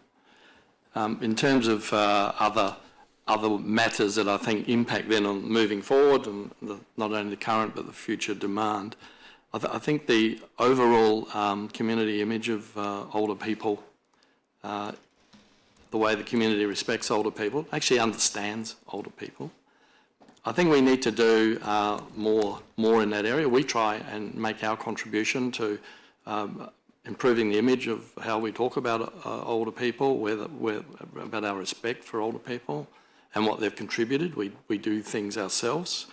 But I think there needs to be like a national approach that really takes this on board and embeds this in the community.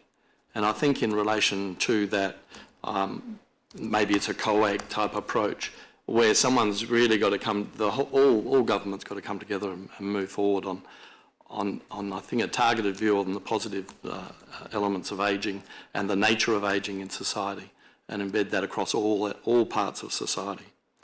Having said that, I think the issue of those really important staff, those people, I think remuneration is a key issue, and that's a resourcing issue that I think then brings government back into the process. And I know you've been reflecting on that here in the last few days. I also think supply of staff, the actual numbers of staff, they're all critical issues that then impact on those people and their goodwill. And so we need assistance, and I think it is needing to have government at the table. We need assistance to actually improve those outcomes for older people and for those staff that are committed to those outcomes.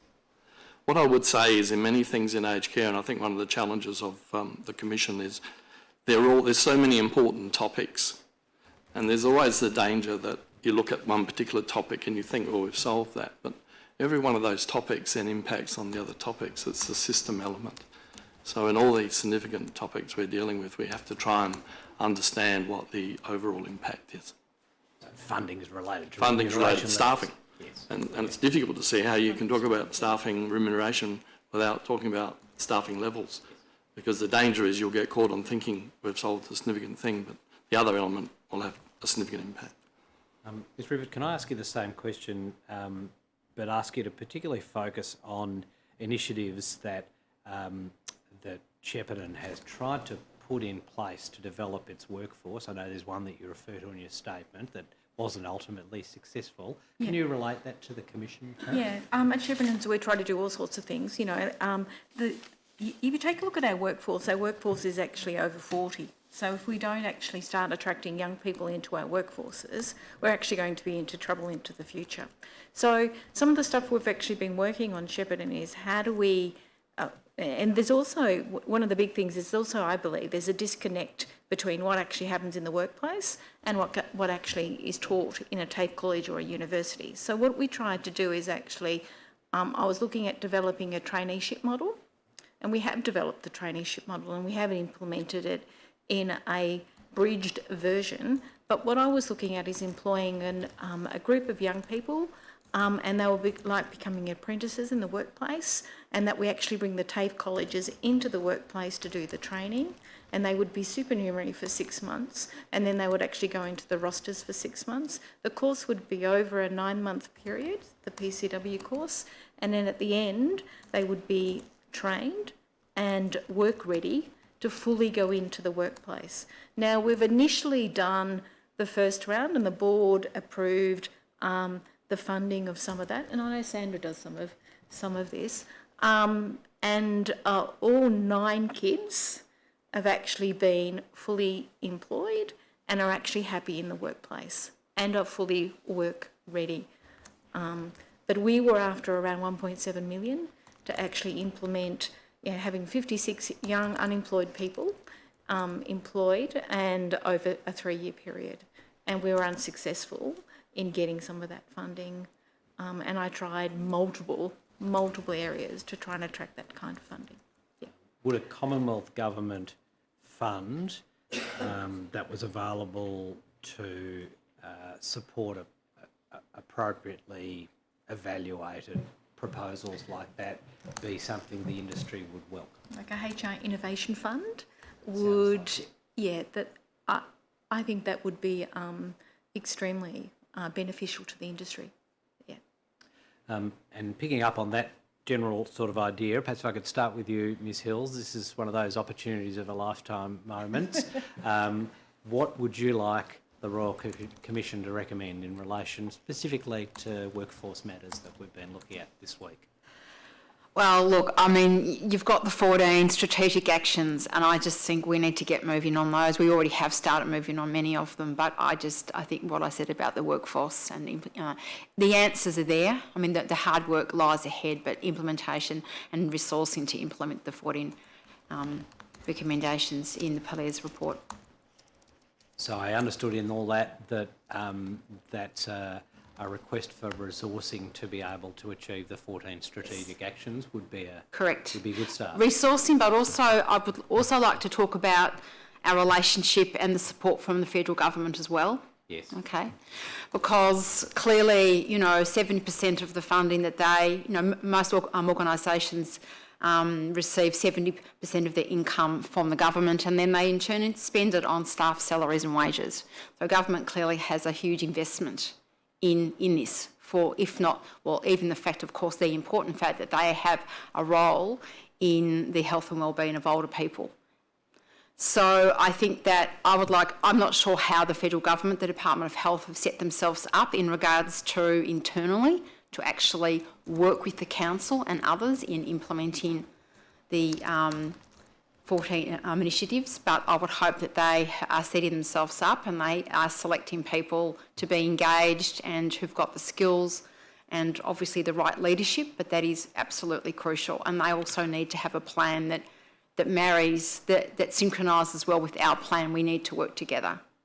From your perspective, both at Benetas as a major provider and also in your role wearing the hat of the council, is the Commonwealth Government, through the Department of Health, providing leadership on questions of the aged care workforce? Enough leadership?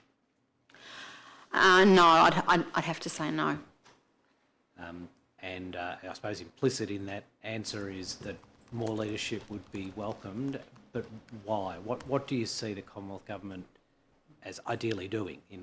Well, I think as a start, it's a disappointment to me, and I know many others, that you have a minister who has two other portfolios as well as aged care. So having a minister for ageing, and that's his sole portfolio, his or her sole portfolio, who is in the cabinet, would be hugely powerful, I think. Mr. Howie, I hate to use the expression wish list, but what would you see the Commission, this Royal Commission, recommending that would address some of the issues we've been discussing here today?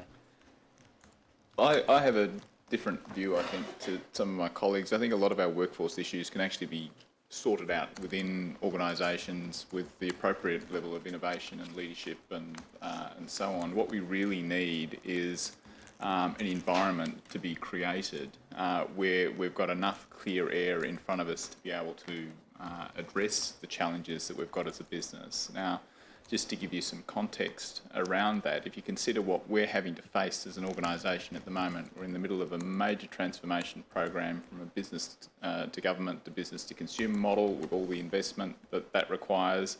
We're in the middle of a Royal Commission. We're in the middle of an upgrade to the quality standards across the across the industry. And now, just in the last few days, we've got changes being proposed to payment arrangements, which are going to have the effect of stripping 4 to 6 months worth of funding out of the industry over the course of the next 2 years. So, in effect, we're going to have to operate for 20-odd months, for 24 months on about 18 to 20 months worth of funding. So, having some transparency and some predictability around the funding or the cash flow that we're receiving, information being published around where packages are being released and how we're going to be able to, or so that we can plan our workforce skills and so on around demand management. We don't have a transparent marketplace at the moment. You know, precondition of a marketplace is fully informed buyers and sellers, and we don't have enough information in the marketplace at this point to be able to say that we've got a genuinely functioning marketplace. So creating the conditions for the home care industry to really thrive, I think, is probably the major role of the government. Ms Rivet, you've got a bid in for the fund, but you don't have to stop there. What else would you have the Commission recommend? Look, I think it's imperative that we get John Pollaire's work done fairly quickly, really, really quickly, and not stall it whatsoever. What I'm really, really concerned about is rural and remote Australia, and how do we provide a workforce in rural and remote Australia to keep residential care beds and community programs in their communities. Now, in a lot of rural and country areas, the ageing population is expanding a lot faster than in metro areas, and there's not young people there to actually look after them. So, and the housing prices in rural and remote areas are much less than in the cities. So how do we keep residential care programs and community programs in rural and remote Australia where people actually live? I know the government is discussing how they do that, but I think that needs to be done fairly quickly, as a lot of rural and remote areas are actually in trouble right now. Just take you up on your observations about the Pollaire's report, certainly consistent with the evidence we've heard about the importance of the strategic actions. From your perspective in the industry, what's needed to advance that work? There needs to be, I think it's around defining the models of care and linking those with the universities and the TAFE colleges, and making sure that whatever model of care there actually is, that the staff are actually prepared for what actually happens within the workplace and how that's delivered, and that there is enough people to be able to deliver that model of care in the workplace. I know at Shevin Villages we've done lots of work around that model of care, but when you can't attract staff in rural remote areas, your model of care actually gets compromised. And if you look at we do very similar staff surveys to Sandra, and we have high engagement. But what the consistent theme that comes through our staff surveys is the the inability at times to actually fill shifts when people are sick because we don't have that workforce out in the community. Yeah. Hearn, haven't forgotten you at the end there. What would you like this Royal Commission to recommend? I've made comment earlier. I think there is an important need to develop a broader national focus on the community understanding ageing, yes, and the 30 to 40 years that represents to many younger people and to those who are in those age groups, and the various differences of that. I think it needs to be very focused in all of government. And I think there are elements to building that and actually contributing resources to build that across government and presenting really positive acknowledgements of and celebrating aspects that really show that. We did a little Unley Council Legends project where for a few years we were taking individuals and celebrating particular individuals for how they've engaged life and how they're managing their life, and that included people in residential aged care homes. So I think celebrating and giving that to the community. It all relates in terms of supply, quality of staff and the resourcing, and I think we've talked about that as critical outcomes, and I think the Commission is very aware of that and those related matters. But in the attraction of staff, the actual right staff, the aptitude and empathy of staff is really important. And in terms of one of the topics the Commission's dealing with in mandatory qualification, Cert 3, what I would be concerned about is there's not a clear pathway for people who do not have a Cert 3 mandatory qualification to enter the workforce. Because there are a number of people who enter aged care at a later time in their working career, and it's less likely they will commit themselves to a period of study or qualification attainment without working. I think we must keep flexibility. In moving towards Cert 3 as a mandatory concept, I think we must keep flexibility at acknowledging people have skills and experience that are very relevant to working with older people. And in the context of the demands we have in front of us, we can't afford not to have those people as part of who's available in the workforce. I would like to reaffirm our colleagues' comments about regional, rural and remote. Whatever we talk about here as of critical importance, it's amplified in those environments. And another area I know is awkward in reform processes, but people who are attracted to aged care are attracted because of the relationship. And one of the dilemmas about how sophisticated the sector gets is they're still overall attracted to the relationship and making a difference. One of the dilemmas of increasing regulatory outcomes and the way they are implemented is people get very frustrated, and that comes back to that disconnect you mentioned earlier about staff and management, because management have to implement the regulatory outcome. I'm not saying the regulatory outcomes are appropriate, but often they seem to be excessive in their scope when introduced. They go the full extent as against a build-up. Thank you.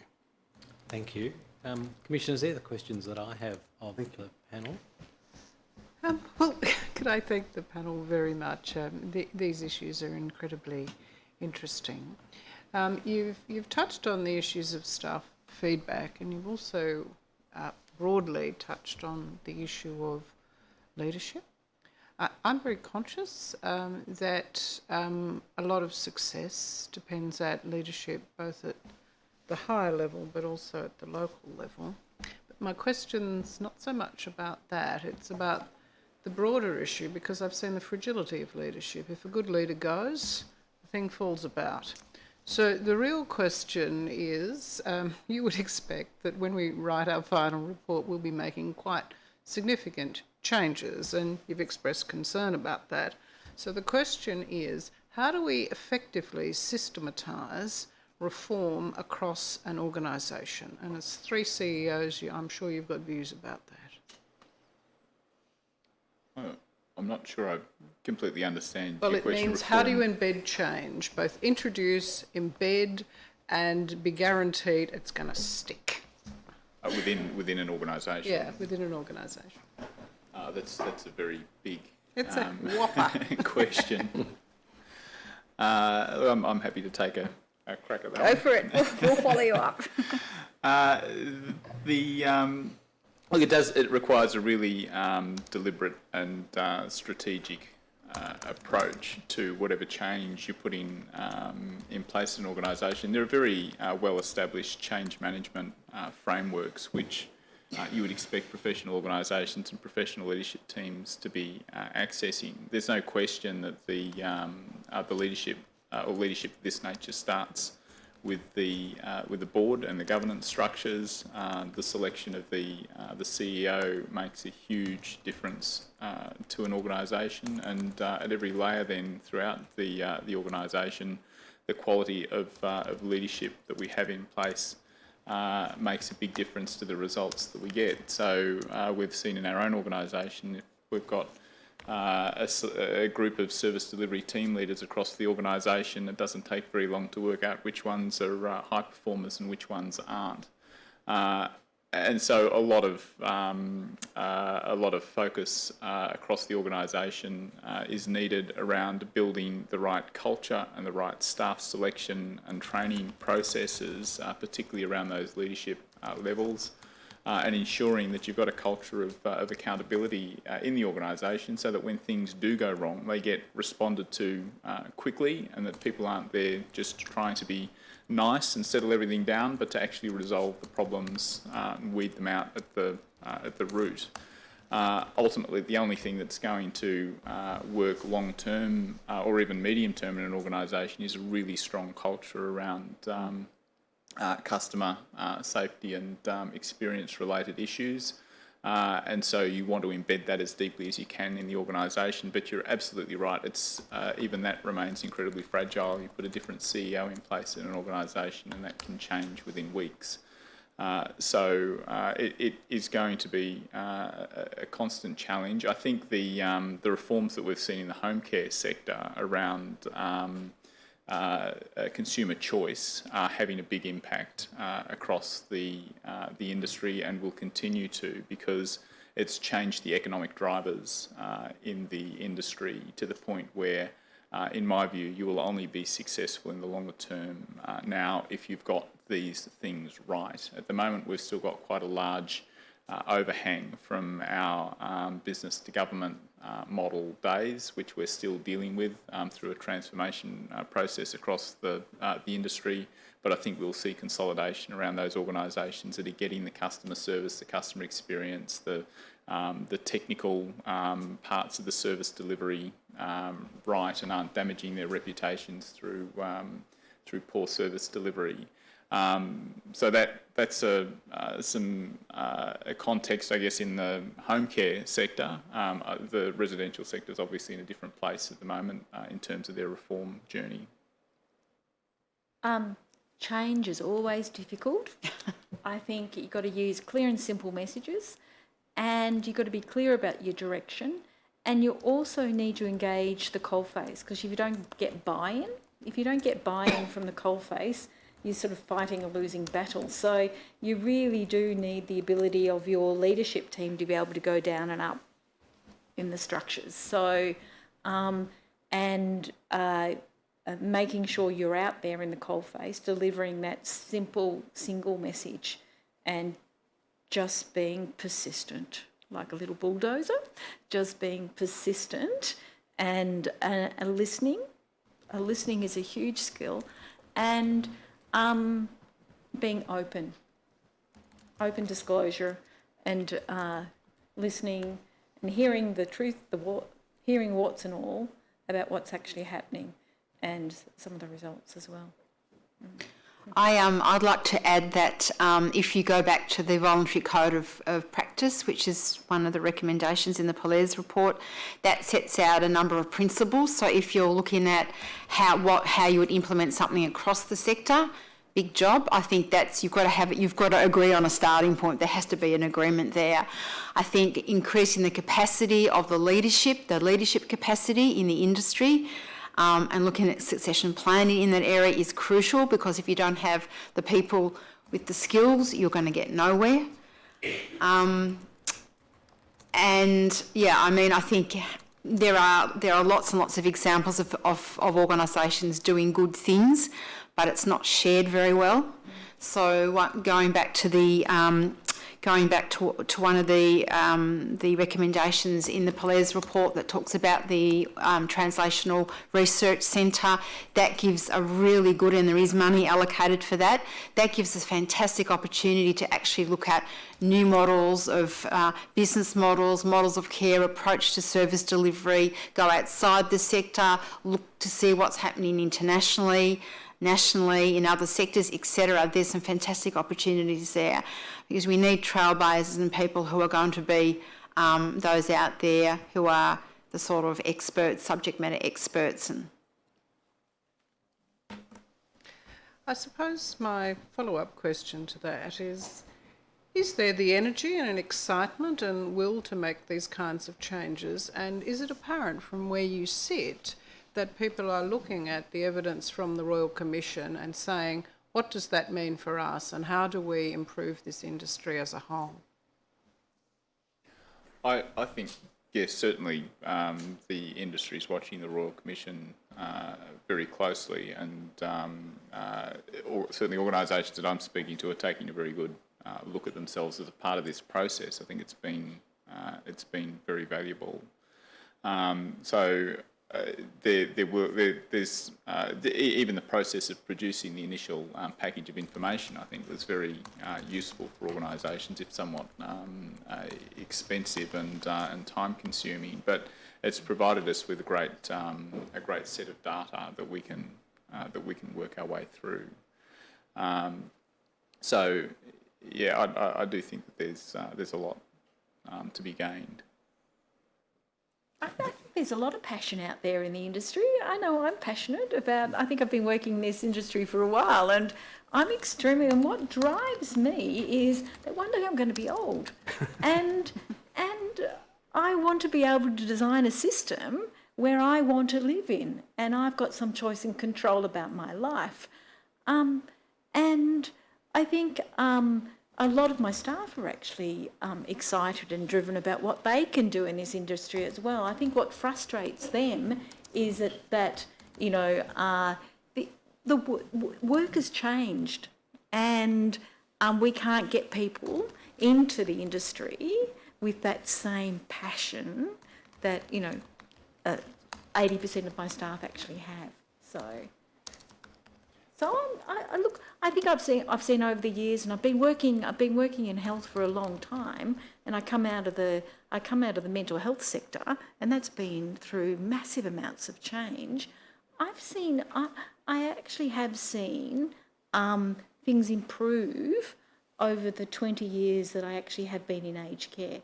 Things have improved. There's some awful things that happen. They're shocking, but I have seen some very innovative and exciting things actually happen. I think a related comment that I would add, so thank you for my colleagues' comments and agree with many of those. So I think a related matter is I think there are very committed people in the community. I think they're tired though. I think the current workforce and leadership team is tired, and maybe the Commission's picking up on that to some degree, and I just do believe it's very important for the Royal Commission to identify that vision and make that leadership statement. I think we should then try and fix some of the issues that you're hearing as being part of the ingredient to move forward in some of that change. And I would say that I think the view from the coalface is quite mixed. I think that there are some leaders who are tired, and their teams are tired. I think if we look at the results of the survey, in the John Pellez report, that actually told us that there was dissonance between what the staff said and I think we've got to be, take the rosy glasses off. But there is huge commitment in this industry, and I think that perhaps there are some providers that shouldn't be in the industry, and perhaps we'll choose one way or the other to move on, because hopefully your recommendations will be such that it'll be very clear that this is the way going forward, and if you're not on the boat, there's the sea. Thank you, that's very helpful. Well, thank you very much to each of you. What you've had to say has been very, very informative. You've got a real stake in what we're doing. I mean that from every conceivable point of view, good and bad. We've been, I think, greatly enriched in our knowledge by hearing what you have to say, and I'm sure that if you have any other comments you'd like to make, I'm sure have the means in process by which we can receive those comments. Certainly the one message, one of the many messages that we've got today is that the Commonwealth really does need to be a big player, and that it needs to be a big player explaining itself and explaining the extent to which it's playing and the extent to which it's not playing, and why, and what it's proposed to do about it all. Thank you again, and adjourned at 2 o'clock. Thank you. All staff.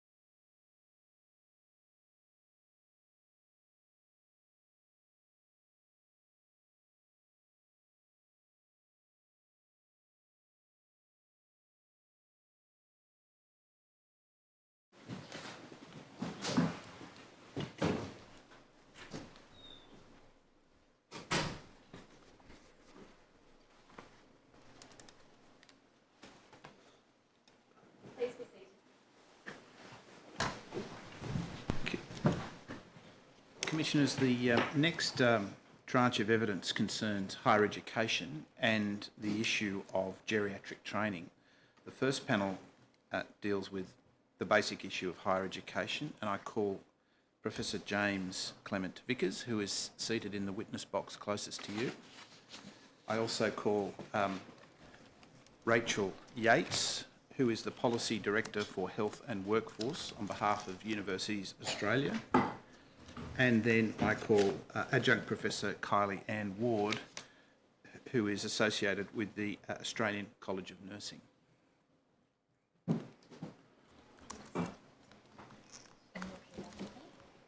I swear by Almighty God I swear by Almighty God that the evidence I shall give that the evidence I shall give will be the truth, the whole truth, and nothing but the truth. and nothing but the truth. Thank you.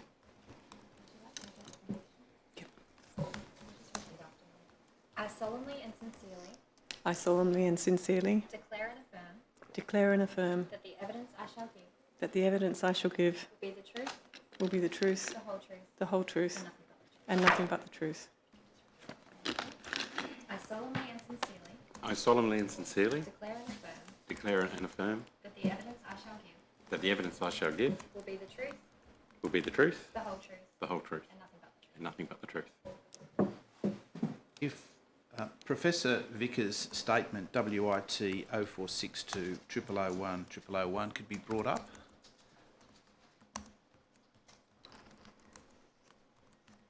See in front of you, Professor Vickers, a copy of your statement. You recognise that? I do. Are there any changes you wish to make to it? No, And are the contents true and correct to the best of your knowledge and belief? they are. Ms Yates, in a minute we'll see your statement, which is WIT 0461 0001 0001.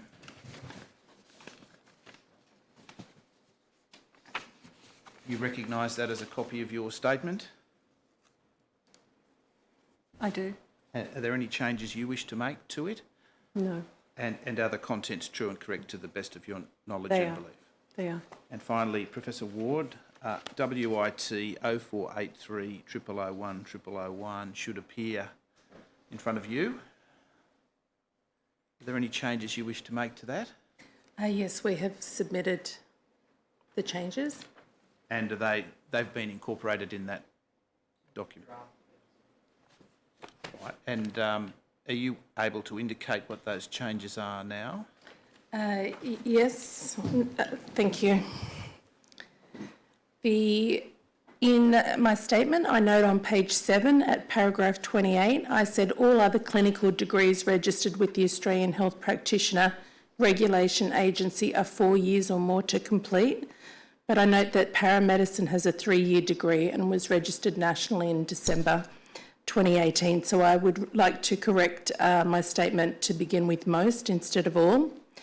Also in my statement on page 12 at paragraph 53, I said the scope of practice of RNs is being limited in residential aged care facilities by some employees, that is meant to say employers. And in my statement on page 1, paragraph 5, residential aged care facility acronym is incorrect and it should be RACF instead of FACF. Thank you. Thank you very much. Other than that, is the statement true and correct? Yes. I'd like to begin by discussing or getting an overview of the undergraduate programs that are available for medicine in Australia. It's essentially a 4-year course, Professor Vickers? Yeah, there are two variations. There's actually a 5-year versions, which are more undergraduate entry, and then 4-year versions, which are more at the postgraduate level. To what extent in that period is there a clinical placement? Generally speaking, the expectation is that medical students will have the equivalent of 2 years of patient exposure as sort of defined by the standards. Is that a full-time exposure or a part-time exposure? That's full-time exposure within the confines, obviously, of their academic year. At your university, the University of Tasmania, what's the model that you work with? Well, we have a 5-year MBBS degree, which is an undergraduate entry program. The great majority of students that come into that degree are out of year 12, but we also have a minor component which graduates can then enter the course. Professor Ward, on the nursing side, the standard bachelor's degree in nursing is a 3-year program. Correct. And to what extent does it include a practical placement component? In the undergraduate bachelor degree for registered nurses, there is 800 hours in the practical or clinical setting that does not include simulation, and a diploma in nursing for an enrolled nurse is 400 hours are required. Ms Yates, is there anything you wanted to add to those brief descriptions, or have we got it about right in your experience, those answers? For medicine and for nursing, and again, I know that we've referred in our submission to allied health, and the clinical placement component for allied health is extremely variable across multiple disciplines. Yep. All right. Accreditation in the two key courses we're talking about, medicine and nursing, both they're accredited by different bodies, aren't they? ANMAC in the case of nursing. Correct. And what's the body for medicine? The Australian Medical Council, or AMC. And you make the point, Professor Vickers, that there's a degree of autonomy associated with what an individual university chooses to teach in a degree. That's right, yes. So the accreditation guidelines for medical programs provide the broad expectations of what a medical graduate should look like at the end of that program, and really they should be fairly similar between all the different programs in Australia. It's not explicit about particular curricular elements, but it does have commentary in the guidelines about focusing on diseases and conditions that are common in the Australian population. Leaving aside the accreditation agencies, does the College of Medical Deans become involved in curriculum-related issues as a matter of course? Medical deans clearly take an interest in what's in medical curricula. They tend to largely, though, reflect off those standards, and I guess there's two particular examples. The standards do talk about making sure medical students have a robust experience in rural practice and have exposures in rural and regional Australia, and another area is working in areas related to Indigenous people's health, both Maori, Aboriginal and Torres Strait Islanders. So medical deans does have a keen interest in those domains, and there are committees and groups that are very interested in the curriculum in those particular areas. Professor Ward, the ANMAC, which stands for? The Australian Nursing and Midwifery Accreditation Council. It controls the curriculum for nursing? It accredits the curriculum, and the Nursing and Midwifery Board of Australia approves the accreditation requirements. Now, although it's a 3-year course at the moment, I understand that there is impetus within the sector to do something about that and make it a longer course. Correct. The Australian College of Nursing, along with other key stakeholders, would like to see an extended undergraduate degree, and we're asking for 4 years or more. Is there a deficiency in relation to aged care that lies as part of that move for change? Well, we would see that there would be more opportunity to extend the experience in clinical settings, including residential aged care facilities, and that there would be more opportunity to assimilate in a 4th year or more, and with other professionals, including interprofessional learning. So yeah, there would be far more opportunity. Each of you talk about the critical nature of placement in all of the courses that we're talking about, allied health, medicine or in nursing. Where does placement go wrong in this country? How do placements for each of the courses generally tend to produce negative outcomes? Professor Ward? Yeah, I'm happy to start. It is still dependent on the experience of the person in some ways, or the culture of the facility that a student is allocated to. It is a compounding and complex issue because the pressure on, I'll speak on behalf of nurses, on registered nurses, is so high in demand in areas including residential aged care facilities where there's either no registered nurse or one registered nurse with potentially on an evening shift up to hundreds of residents. So the requirement then to support somebody in a learning phase through university is increasingly demanding. There are issues with, it's a supply and demand issue, so there's many placements after those clinical, in the clinical environment, so there's a cost factor that's now considered. There is how is the nursing workforce in an undergraduate placement supported on a, whether that's 24/7 or around the clock, you can't do everything Monday to Friday. And the reflection and critical thinking that's required of undergraduate nurses needs to be supported with some clinical supervision.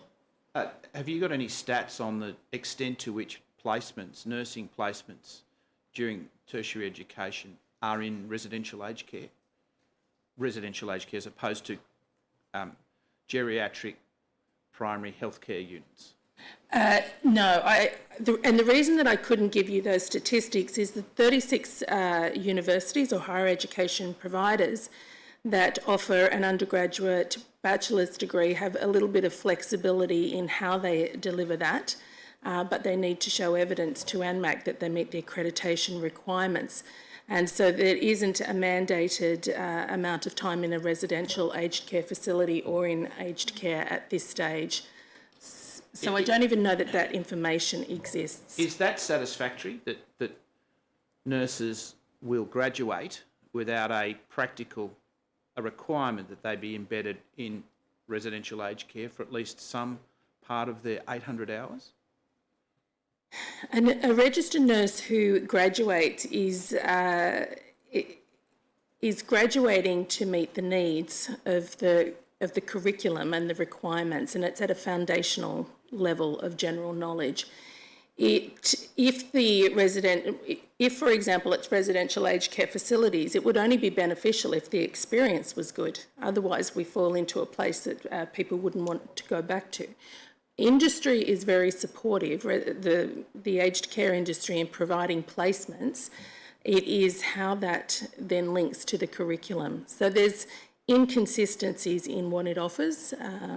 We'll come back and talk about the curriculum shortly. Professor Vickers, at the University of Tasmania, you do placements slightly different from other medical schools. Can you tell us what how applicable your placements are in the geriatric setting? Certainly, yeah. So I guess also to note also that I'm the director of the Wicking Dementia Centre, so I have a particular interest in dementia education services, etc. But it was 10 years or so ago that the Wicking Centre, in collaboration with the School of Nursing and the School of Medicine, decided that we needed to provide high quality placements to a range of health professional students in the residential aged care sector. And that was really born out of research that we conducted that showed that many of these health professional students have a negative view of aged care, and that might be because they've had an unsupported placement in residential aged care, or probably more so that they've had very little experience of that domain in their regular curriculum. So we set about developing the Teaching Aged Care Facilities program, which then led to a number of facilities coming on board, and they were modelled briefly on teaching hospitals. Teaching hospitals is a good place to be if you're sick, because there's lots of medical and nursing and other students there who are being trained, but also keeping everybody else on their toes. So we needed to really think about how could a residential facility become a learning facility where you would get high quality placements for students. Well, I expect there's plenty of support at Tasmanian hospitals when people go to a geriatric placement there. What about when they go to a nursing home? Well, I think in our state, it's the standards are very high because again we've had funding off and on from the Commonwealth, but we've always maintained that program was vitally important. So we have our pharmacy students, our nursing students, and our medical students go on very supported placements, very structured supported placements in residential aged care. What's the key to a supported placement in a nursing home? Does that mean your teaching staff have to be engaged with the provider and attend? That's right. At one level, you certainly need senior experienced clinicians who take responsibility for those students on placement. But then in these particular facilities, there was a lot of work that was done to bring up to speed or to train up the nurses and the aged care workers, get management on side to buy into this idea that a learning environment is a higher quality environment for everybody, including the residents. The Commonwealth funding for that sort of program, how widespread is that across the country? Well, there isn't at the moment. There was for a period of time the teaching, research and education. Aged care services. Thank you very much. Tracks. Did provide funding for a range of different models across the country, and that allowed us to expand our model actually to Western Australia and Victoria. But the unfortunate thing is that funding ended, and so it was a retreat back to Tasmania. How much could you take us through the numbers? What sort of funding and how many places were we talking about? I've got the actual figures on hand and can provide them, but it wasn't a substantial amount of money. Mainly it was, most of the money really was directed at making sure that we had a very good evaluation and research framework that sat around all of that work, because we could do good work, but if we don't make sure that it is of the highest standard and we don't communicate that, then it's of little value. What difference does that sort of program make when the doctor 2-3 years down the track is maybe a GP in a regional setting in Tasmania? What difference does that sort of program make to outcomes and the ability to deliver? Yes, at one level it is giving them, I guess, particular education around but the older, frail individual who might have multiple conditions, and as we know in residential aged care, the majority of people also with dementia. The students report that it is of high value because, unlike the hospitals, which can be very busy places and they sort of rush through various placements, they get to spend a good period of time with an individual and understanding of them as a person, as well as the various conditions. So, as part of this 1 week placement in the 5th year of our program, they have to do a comprehensive assessment of that older individual. The particular tasks would vary between those different disciplines, the nursing and the pharmacy students involved in things like medication reviews. I take it the philosophy behind that placement is equally applicable to physiotherapists, speech pathologists, pharmacists? Absolutely, yeah. So we're keen, for example, for our students who are doing their psychology training to come on board as well too, and that's being shaped up. What the TRACS funding also gave us too at the time was also that opportunity to be a bit more interdisciplinary. So at the moment, fairly much our students are going on separate placements, but when we had more resources, they were able to do some activities together, and that's when health professional students start to learn about what other groups of health professionals think and their attitudes towards older people. Presumably it involves engaging with geriatricians as well and learning from geriatricians? Actually, less so in our model. We have a very good relationship with our geriatricians, but they're mainly supporting our hospital placements. This has largely involved general practitioner academics, some with extra qualifications in palliative medicine as well, but it's been very well supported by those general practice academics. Ms Yates, from a broader perspective, the universities across Australia, what's the lesson to be learnt from the placement process? I think there's several. I think to pick up on your first question, I think one of the areas that could be improved in relation to placements is that currently many placements occur in the acute setting, and while that's important, it isn't, in fact, a match with where our workforce need is in many areas, including aged care. So that's one area that it could be improved. Who funds those placements, the clinical care placements? Is that through the state system or is that Commonwealth funding? Well, that's a very good question. There is funding that goes from the Commonwealth and the states. It's called the Teaching, Training and Research Block Funds, and that covers in acute settings, so in hospitals. And those figures are available through the Independent Hospital Pricing Authority or through the Public Funding Pool Administrator. And that funds teaching, training and research across all levels, so not just university students, but across all levels. But some of the costs of that are actually levied on universities. Sometimes universities are required to pay for placements. What about aged care placements? Is that funded by the Commonwealth? Not that I'm aware of.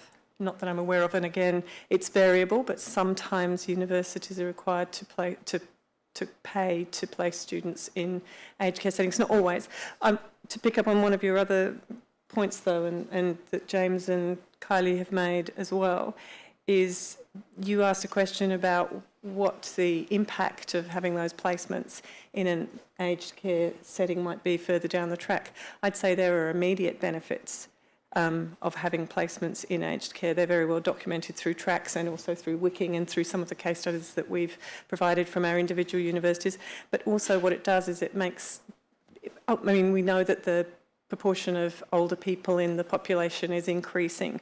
So irrespective of whether a health professional chooses to work specifically in aged care, they will be encountering older people in their practice more and more. And so it gives health professionals a really good experience at working with older people.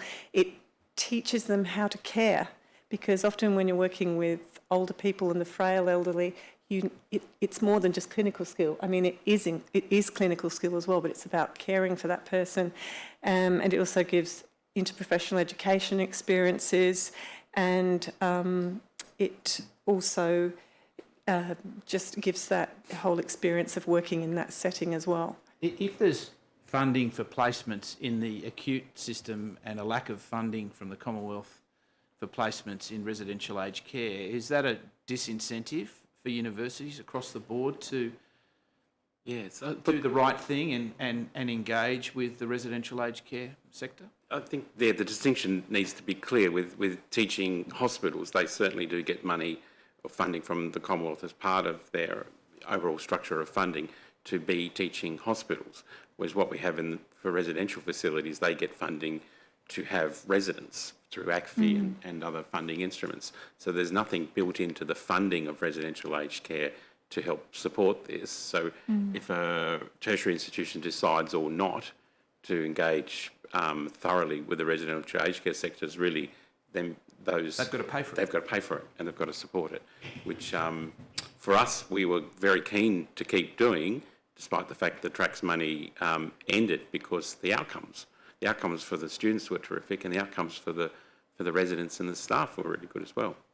Professor Ward, did you want to say anything about this, about the funding dynamics in your sector? Yeah, look, firstly, I would like to say that I think it would be really good to speak or get information from the Council of, because Nursing and Midwifery has a Council of Deans of Nursing and Midwifery, and certainly they would have a better viewpoint or understanding. But one of the compounding challenges and that we face as a higher education provider is the charges to clinical placements that can be up to $150 a day for a nursing student. So whilst there may be funding, it's certainly there's an opportunity from the public system to charge as a revenue.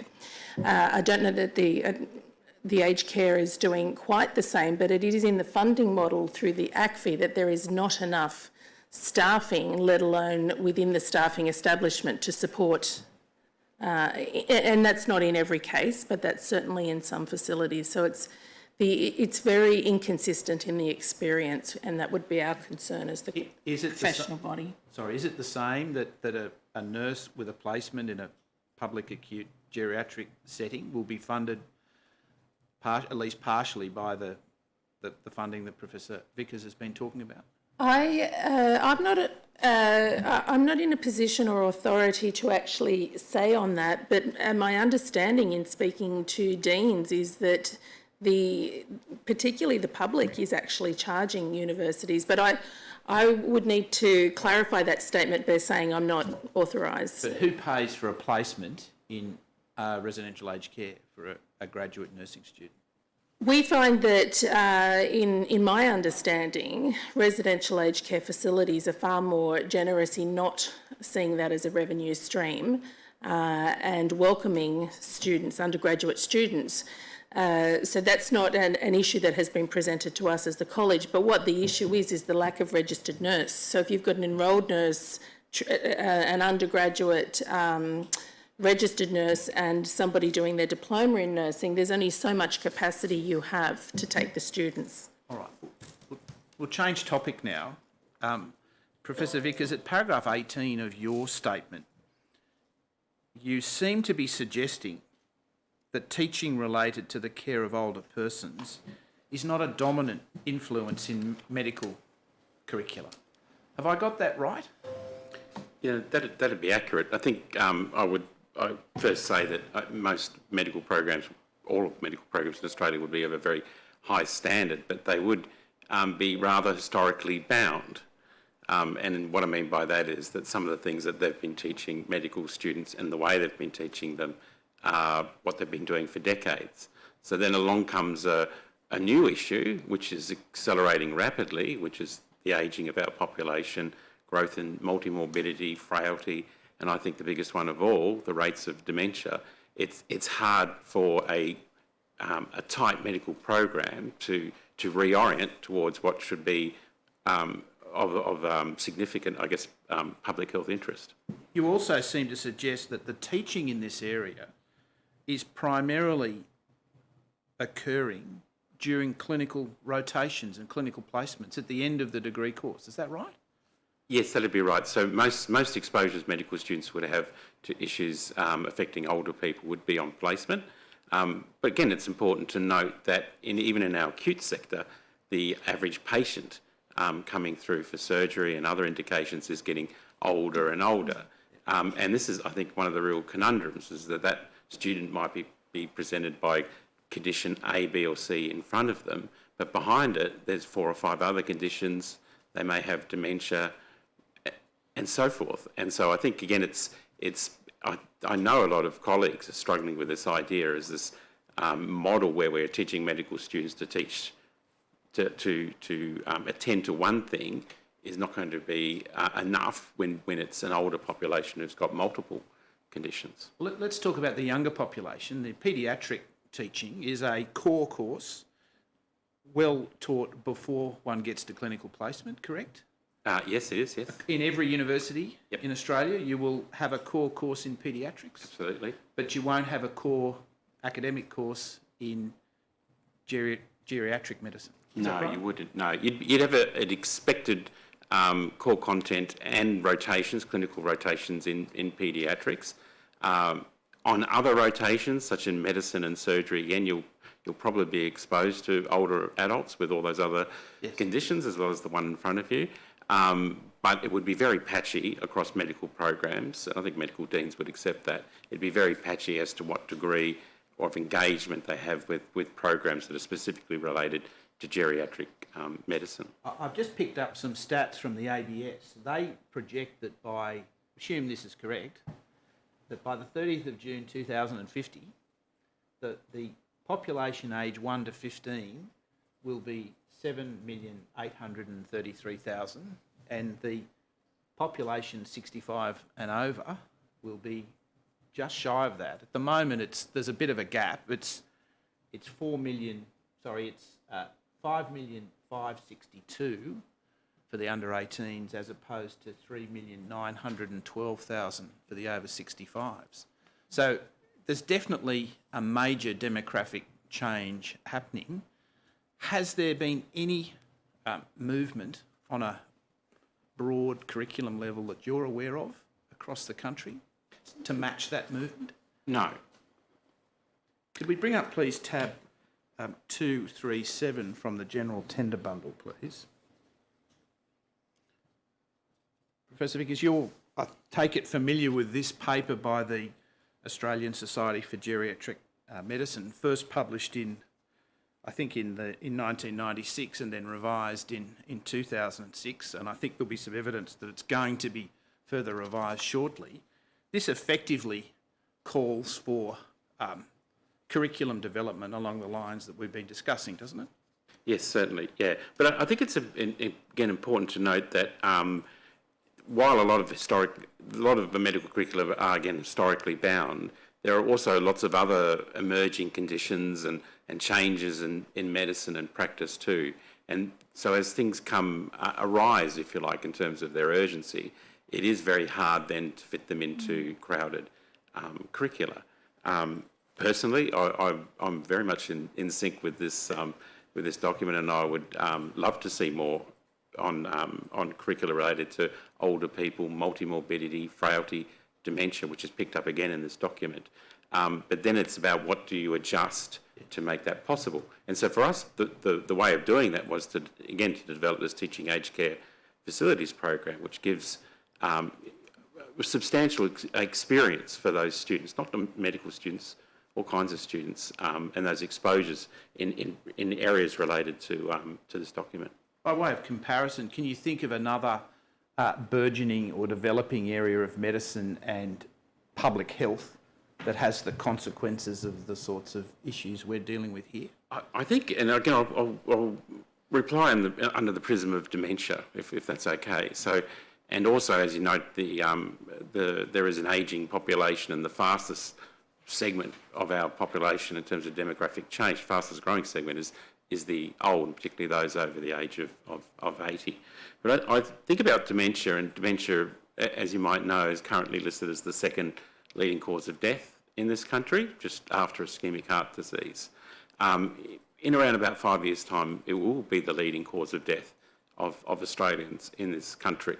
And it is the leading cause of death of women. So again, I think it's really, there's a high priority to start thinking about how we reorient our programs to make sure that these important and emerging areas are covered sufficiently. And yes, that might involve a bit of an adjustment of what we teach in different parts of our medical curriculum. But there's also flexible ways of doing it, that you don't necessarily need to chop things to make space for the new things. And so online learning is something we're particularly interested in. We've developed short online courses on dementia, and it's the intention of our College of Health and Medicine to make sure that this online course, or parts thereof, are in all of our health curricula. And that doesn't necessarily take away from other content. Professor Ward, from the nursing perspective, Yeah. your statement is essentially to the effect that at the end of the 3-year course, a graduate comes out as a general nurse, is unlikely to have had any specialist training in aged care related matters. Is that correct? Yes, because we wouldn't expect them to on a foundational degree. And if there's any opportunity to expand the undergraduate degree, we would strongly advocate that it would need to be extended. So we're very supportive that what's in place meets the requirements that are in place. Moving into the future, I think that there's an opportunity to look at what happens. But we then advocate for lifelong learning, and certainly for nurses to consolidate in up to their first year and then move very quickly into postgraduate studies and look at specialty areas. And we offer 21 graduate certificates, one of them being aged care and another palliative care. Is that a 1 or 2 year program? 1 year. And how many hours are we talking about? It's part-time. It's over 4 10-week blocks to help people in working full-time. They need to be working in the specialty area and then there's a significant online capacity, but then they're getting their learning in that environment. And we have expert nurse educators who work then with all of the students around the country. The first-year graduate whose first job is in a difficult residential aged care facility, and we've heard plenty of evidence about difficulties. Is the first-year graduate skilled enough to walk into those sorts of facilities and be able to meet their scope of work? As a beginning or a novice practitioner, they should walk into any environment. So there is a challenge in primary and community acute care and in the residential aged care sector that not everybody gets a transition program, so to speak, and maybe a few years out. So some people, if they don't get a job on a graduate program, how do they find their way into the profession? So that's something that we have to look at within the profession. If you're asking me, can somebody come out as a new graduate and take care of a ward or a unit, I would say that no, absolutely not in any setting. What are the skills deficits that you think are there? What's missing? Certainly the consolidation of the theory. They are a licensed professional, and this is where I feel that nurses and graduate nurses need more support because they are being utilised in areas where there's staffing deficits to fill the staffing gaps and the funding gaps, or to meet funding needs without, in every setting, not all settings, but being given enough supernumerary or support to shadow a more senior nurse. There's very senior and experienced registered nurses who are feeling completely stressed with 50 plus residents. You would never want that for the resident, their families, or an early career registered nurse. We have seen numerous instances of rosters that involve one registered nurse being responsible for one enrolled nurse, two personal care workers, 20, 30, even more high care dementia patients. How could a recent graduate from even the best nursing Even a nurse with with experience who has postgraduate qualifications and highly experienced knows that that is too much on the professional licence, because as nurses we go into this profession and this industry because we love the thought that we can make a difference or we can help people. And so what I'm finding and getting messages almost daily is how compromised even senior nurses are feeling in this work environment. The other challenge that we hear anecdotally from our membership and nurses all around the country is that there's some providers who have more like a token or a legislative requirement for a registered nurse, but they might be the facility manager and the don and not actually in the area where the residents are providing direct care. So while somebody has nursing in their licence, it's not always applicable that they're in the area. So what we're hearing more and more is that enrolled nurses who should be under the direct care and supervision of a registered nurse, there might be somebody in the office or somewhere around or running there, but not even actually able to survive. So I don't think it's appropriate for an experienced registered nurse. I could not advocate, and this is part of the challenge, is how do we attract people? There are organisations that have great transition programs and great support and are pipelines for early career nurses to have a wonderful career. It's just not consistent. What would be wrong with legislating for a supervision period and requirements that newly graduated nurses are effectively supervised by experienced nurse practitioners or Division 1 nurses? Yeah, so Division 1 is a term that no longer exists. You will hear it here because it was based here, but actually many years ago now we went to national registration. So Division 1 and Division 2 no longer exist, and it's registered and enrolled nurse. So, and the three authorised nursing categories, I guess, or is nurse practitioner, you're right, registered nurse and enrolled nurse. The supernumerary context would be fabulous. That requires a commitment for funding. And what we would expect to see, and this can happen in any setting, is that then if there's sick leave or short staff, that it's not conveniently, we do have 1 hour and we'll pick it up this shift, because this is an epidemic that just creeps in and burdens. So how would you support that within the existing workforce? Nurse practitioners are absolutely key in aged care, as they are in primary and community and the acute setting and all the interfaces. And to be able to give a registered nurse supernumerary time to shadow those that have mastered our profession would be phenomenal. By way of comparison, I expect that the new graduate nurse in a large public hospital, whether it's geriatrics, whether it's any other particular area of practice, would get the sort of support that we're talking about. Correct? Yes, there's a couple of things. They should and do get programs, and that's very well embedded now. The quality of their experience still depends on the leadership, and so we strongly advocate investing in leadership capability development. What somebody has a sense of comfort in an acute care facility as opposed to in a residential aged care facility is that even if I'm the only registered nurse on in a particular area, there's all other wards and units with somebody else I can ring up and call. in a residential aged care facility, and those that are very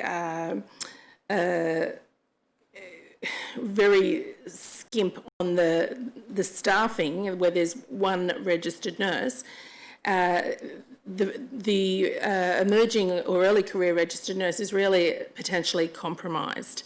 And so is the experienced registered nurse or the more familiar, because you've got such extensive patients.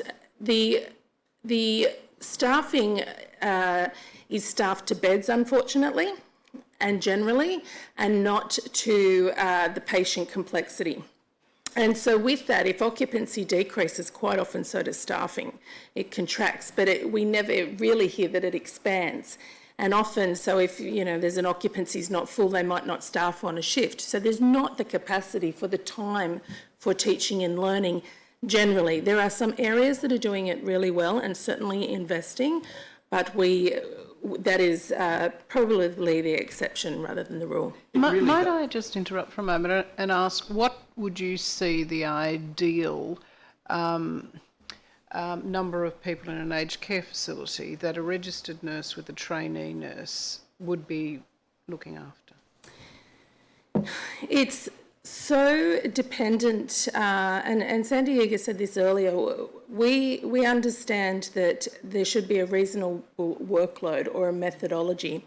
And so we have set in our position statements a minimum of a registered nurse, and that was in 2016, and then we saw that was being used from a token perspective. So there's a couple of things that I would see is that it really should be looking at the skill and skills mix. An enrolled nurse, we're seeing enrolled nurses get substituted or replaced with a certificate for worker and carers. They have a role to play, but they're very different abilities of public protection and regulation.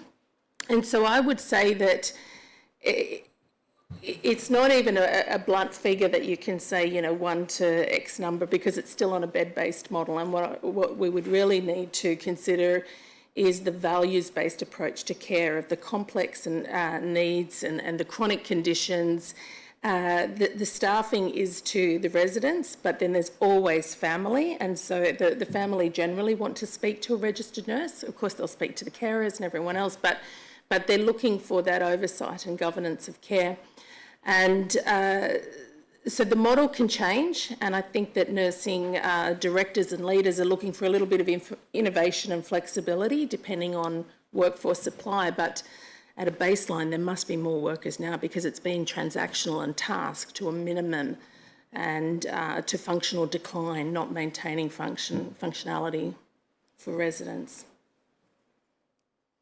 I think in the end I'd like you to say, at a minimum, we would expect. So you might have a think about that, Professor Yates, if you wouldn't mind. Yeah, I Come back to us. Sorry, Professor Ward, I beg your pardon. No, that's all right. Look, I would, in a dream world, I would like to look at, 1 to 10, 1 to 15 with then a team. Mm-hmm. One on a shift is just now unrealistic, even a few years later. And so one registered nurse to 10 or 15 residents with support in a tiered layered workforce would provide satisfaction. I started nursing when I was 25 and loved in aged care from intensive care, and I loved it, and it was a supportive environment. And now I know it's not the same, having done shifts in more recent years in aged care. What's changed? When I started, I was on maternity leave, and I thought I'd do aged care for a while. I was a registered nurse. I worked with enrolled nurses. They really were amazing. And we also had a nurse unit manager. There was 4 wings at this particular facility, and it was old-fashioned, so the accommodation wasn't as it is now. But you had a registered nurse on each area, and then a nurse unit manager, and then oversight of a director of nursing. So you always had somebody to link in and liaise with. And after hours, we also had a supernumerary registered nurse. So you had your dementia, and we did palliative care and specialty. So you felt supported. Now it's very isolating and very lonely. Let me ask this question. We've heard some evidence about graduate or first-year nurses coming in and being expected to run or be in charge of facilities, some even being referred to as clinical care managers. Yes. Does the undergraduate degree prepare a nurse in any way, shape or form to run a facility or to be responsible for it, to engage with the enrolled nurses and manage them, to engage with the personal care workers and manage them? Intrinsic in a registered nurse's professional licence is the governing and the supervision of care of enrolled nurses and other care staff and in the team. So it's certainly intrinsic and implied in the training. However, what I would say is that we all need time when we graduate to then get a sense of understanding and experience in the area. So I would definitely not suggest that any new graduate should be running any area, especially when you've got human lives and human experience.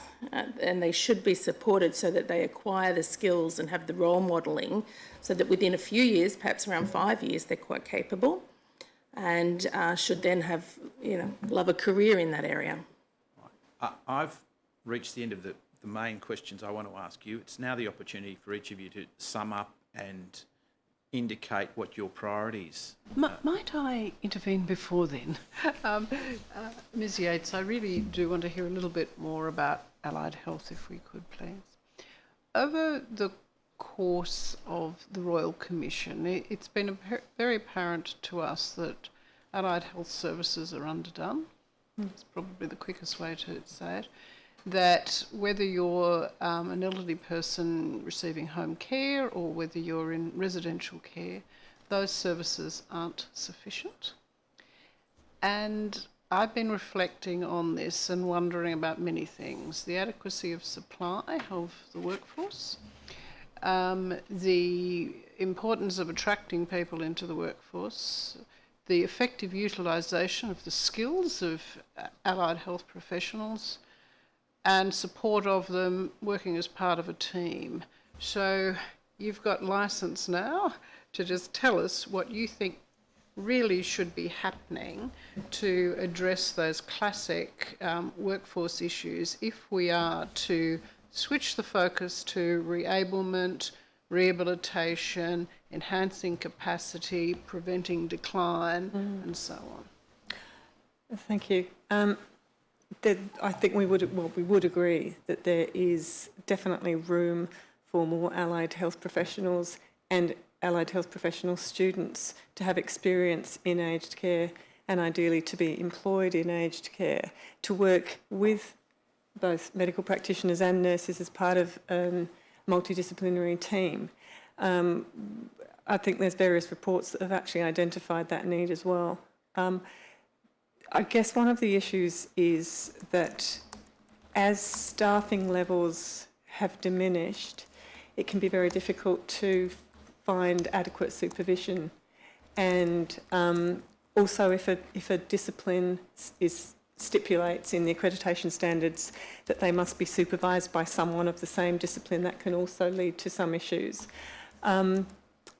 But we do have examples, including in the tracks, the teaching research aged care services, pilots and evaluation, including in the wicking work, including in the case studies that we've submitted to the Royal Commission, of where if there is policy support for university aged care service partnerships, they can work very closely together to customise models that work to get a whole range of health professionals in, or health professional students in, with adequate and relevant supervision. And when that happens, depending on the programs that are applied or implemented by these students, there are a variety of benefits and outcomes to clients that occur as a result of that.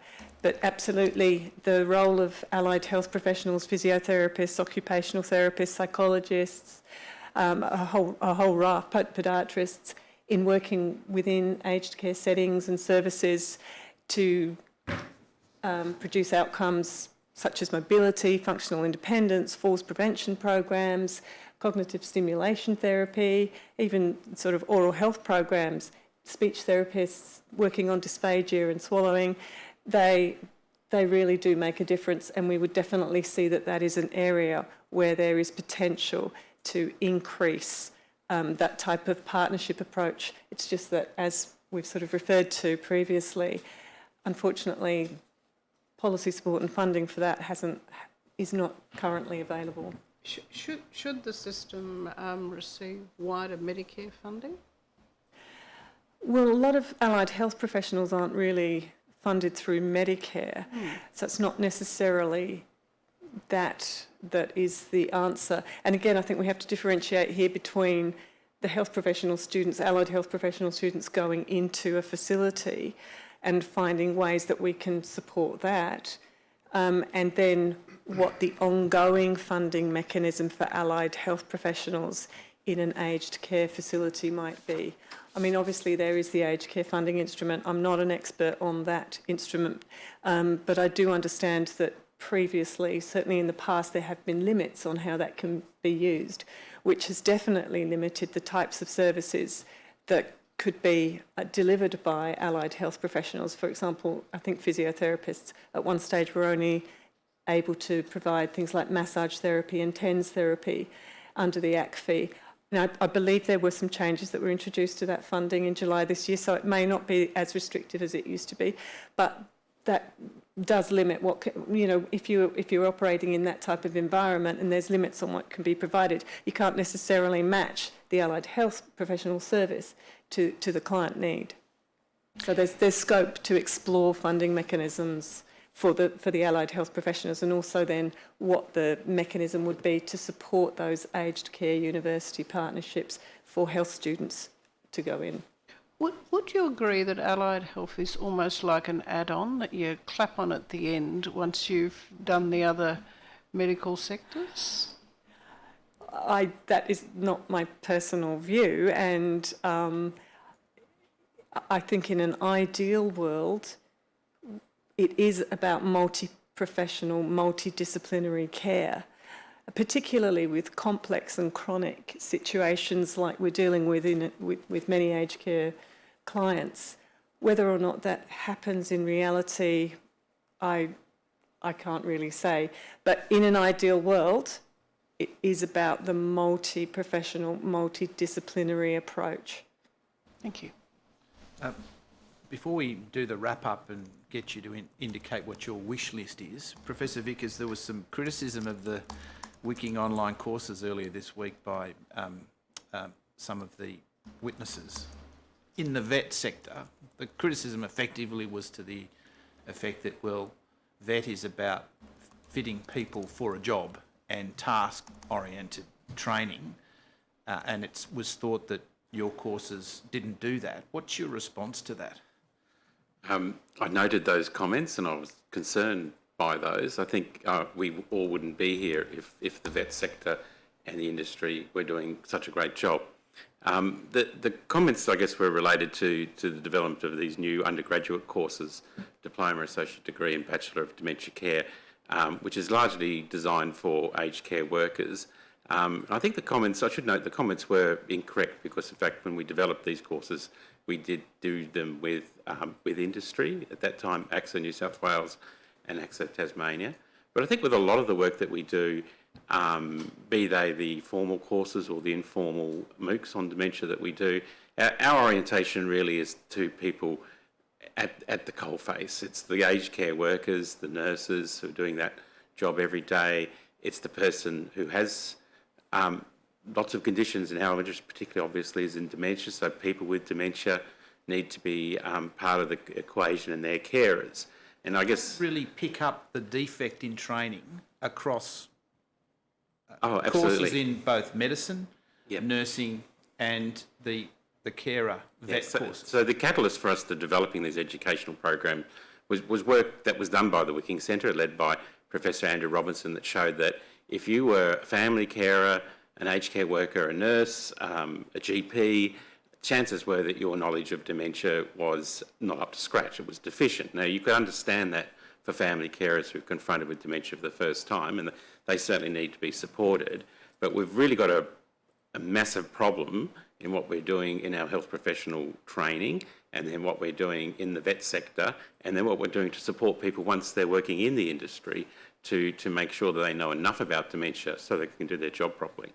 Right, and your final message to the commissioners? Well, I'm back on medical curricula. That's very difficult to shift the direction of a curriculum ship, especially when it comes to medicine. I think what does work is incentivisation. And again, when we had Commonwealth funding to support the development of these teaching aged care facilities, again, to try and make, it doesn't have to be every residential facility, but certainly sentinel facilities throughout the country. If we had funding to make those robust teaching and research-orientated facilities, a subset of them, and support high-quality placements, I think that would do a marvellous job for our health professionals in training and also improve the quality and safety for the people who are resident in those facilities. So something akin to what we already do in terms of our strategic focus on rural health, with the Rural Health Multidisciplinary Training Program run by the Commonwealth, which has rural clinical schools and university departments of rural health, then we really need to have something like that in the residential and community aged care sector. And my other point is just really related to dementia. I think, again, one of the big reasons that we're all here today is that we've got a national emergency around the understanding of dementia. Dementia is the condition that brings the complexity to aged care, and universities haven't probably done the best job that they could in terms of preparing graduates to work with people with dementia. The vocational sector is true there as well. It's true when it comes to various service providers as well. So I think we need a blitz. We really need an emergency reaction to upskill the current health workforce working in aged care in dementia, and then we also need to make sure that we have relevant content in those health professional programs for people who will end up working with older people. And just finally, I guess the point that I make when I have my single lecture on dementia in a 5-year program because of a very tight curriculum, the point I make to medical students, unless you choose very specifically your future career options are going to paediatrics or obstetrics and gynecology, there's a very good chance that every day that you will be working with older, frail people with lots of conditions, and into the future, a lot of them with dementia. Thank you. Ms Yates, do you have a message for the Commission? Yes, there's a few points. I'll make them quickly though. One is I just want to reiterate that it is universities' role to produce and educate and train beginning practitioners, and they are broad in their understanding and skill set, and that generally specialisation comes after that, but they do include the whole lifespan, so they do get exposure. However, there are definitely, as I've already said, opportunities to augment our and better match our workforce need with some of our placements, because we know that placements act as workforce distribution levers and they give people the skills and experience in the settings of need. And we know that, based on evidence, university aged care service partnerships are an important way of achieving that, and they have worked in the past, and there is really good benefits that come to clients, to aged care providers and to students in those partnerships. I'd also say that there's definitely an increased role for allied health to be included in the mix. And finally, I'd say that I think one of the things that we haven't touched on actually today is the need for some guiding agency around the aged care workforce to take some sort of carriage of this and drive it. Whether that's a sort of planning agency, or I'm not quite sure what you'd call it, but an agency that is dedicated to looking at the aged care workforce as part of a broader health and disability workforce, because those three areas are so intimately related and draw on the same health professional workforce and care workforce. Thank you very much. Professor Ward? Thank you, Council. Dementia is absolutely a priority, but so is palliative care and end-of-life care. We have released earlier this year a white paper, Achieving Palliative Care for All, the essential role of nurses, outlining For most people, and particularly in remote and rural and isolated areas, it will be a nurse is the most familiar member of the community and probably a first port of call. So I would reiterate that dementia is one part, that there's definitely some few elements in specialisation.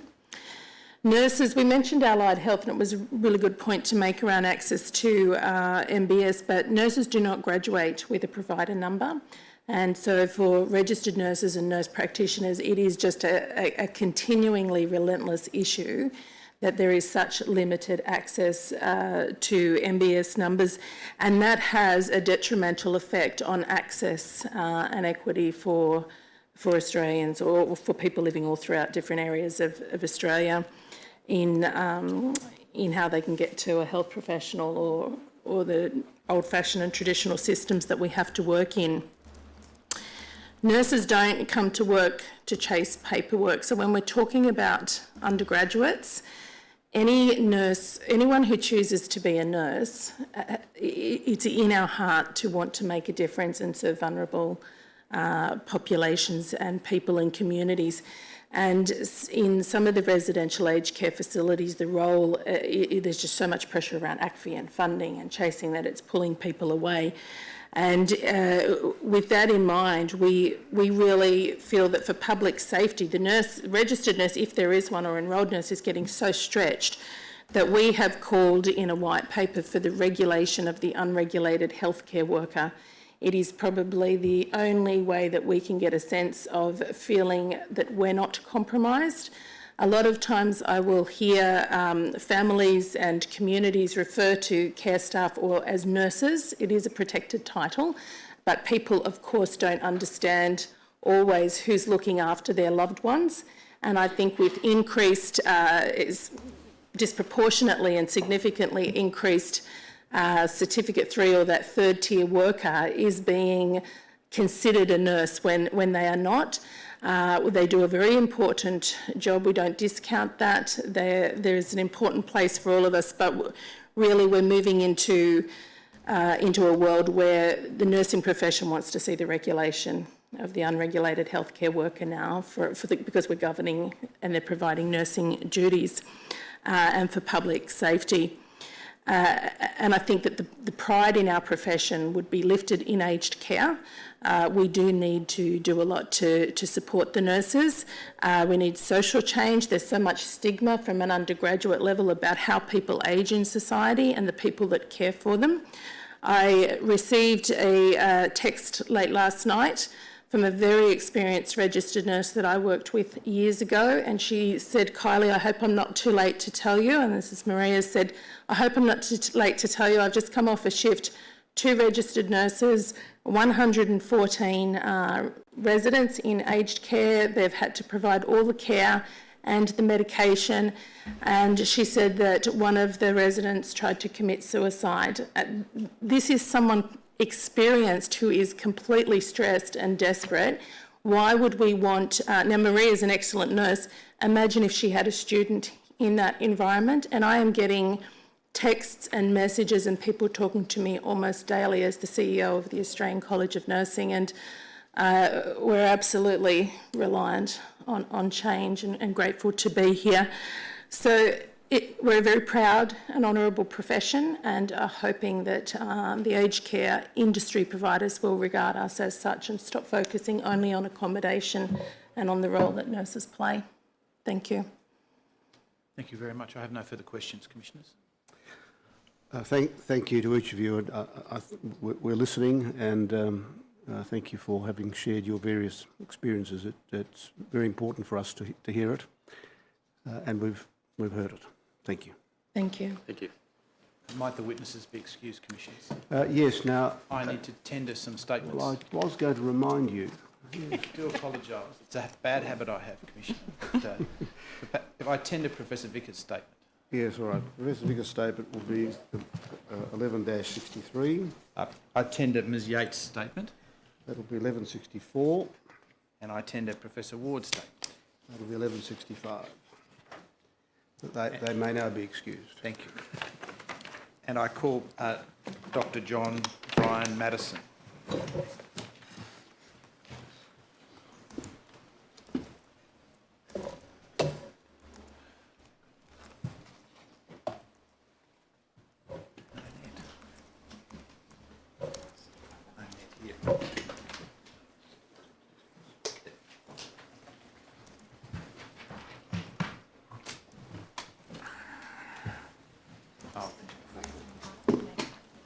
information, please. Yeah. I solemnly and sincerely I solemnly and sincerely declare and affirm that the evidence I shall give will be the truth, the whole truth, and nothing but the truth. Thank you. Dr Madison, a statement's going to appear in front of you, WIT 0484 0001 0001. Hopefully you'll recognise it. Yes. That's the statement you prepared for some period up to and including the 8th of October. It is, yes. Is there anything you want to change about the statement? No. And is the statement true and correct to the best of your knowledge and belief? Yes. Can I thank you for a very comprehensive and very helpful statement, at least from the council assisting team. It will mean that I have fewer questions to ask you than I might otherwise have. You're the president of the Australian and New Zealand Society for Geriatric Medicine, correct? And is that a yearly role or a 2-yearly role? So all of our members are volunteers, and as office bearers of the society, we're volunteers. The presidency is for 2 years, but we spend a year as president-elect and a year as the outgoing president, so it's a 4-year commitment. So you're new to the job? New to the job, but I've been involved with the executive of our body since I was registrar in 2005. 2005. Your experience is in South Australia, where you are you have a private practice as well as a hospital practice, correct? I've formerly been in private practice. At the moment, I'm full-time in public practice, half-time as a clinical geriatrician, seeing patients, and half-time managing my service in a public hospital, in a local health network, and I oversee geriatrics, palliative care, rehabilitation medicine, chronic pain medicine, and a clinic that specialises in looking after intellectual disability. Your role, how often does it take you to a residential aged care facility? My personal role, not as much as it used to. I do support some nursing homes where we have programs after hours and on weekends, but my service itself, not through people who are in permanent residential care, but through a variety of programs such as transitional care packages and through programs which are hospital funds. We have intimate dealings with a number of facilities where we run patients, and of course we do see patients on a consultative basis in nursing homes in our area.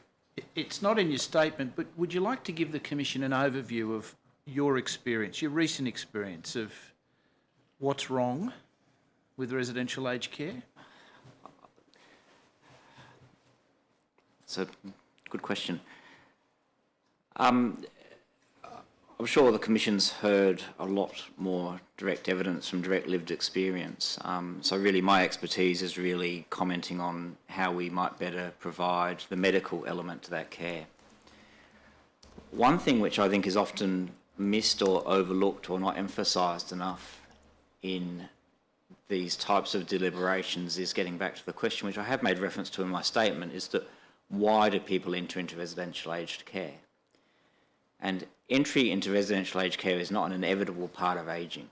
Most people, in fact, don't go into residential aged care. They live and die in their homes. The reason that some people do have to move into residential care is not driven by choice or really by social need, but by medical needs. So it's the accumulation of medical problems throughout the life that gets to a point where people's function is so impaired that they need to go into a nursing home or into care of one type or another. So for me, often that isn't stated, that the fundamental reason that people move into residential aged care is because they have medical problems. So for me, central to any solution in terms of how we might improve care, we must be addressing the medical needs of residents in aged care or in home care packages. In terms of the medical care, the bedrock of delivering medical care in residential aged care must be the general practitioner and having an adequate general practitioner workforce. So the first problem I see from a medical perspective is how general practice operates within the residential aged care sector. It's fragmented. There's clearly issues with remuneration, which the general practitioners themselves can speak for. But that's the first challenge when we're running our programs in nursing homes, is actually trying to secure consistent general practitioner input into the patients that we're facilitating their care. We hear evidence, and we've heard a lot of evidence about the difficulty for a person going into care with their own GP, losing that GP when they go into care because of a geographical dislocation or because there's a particular GP associated with a nursing home. How big a problem is that?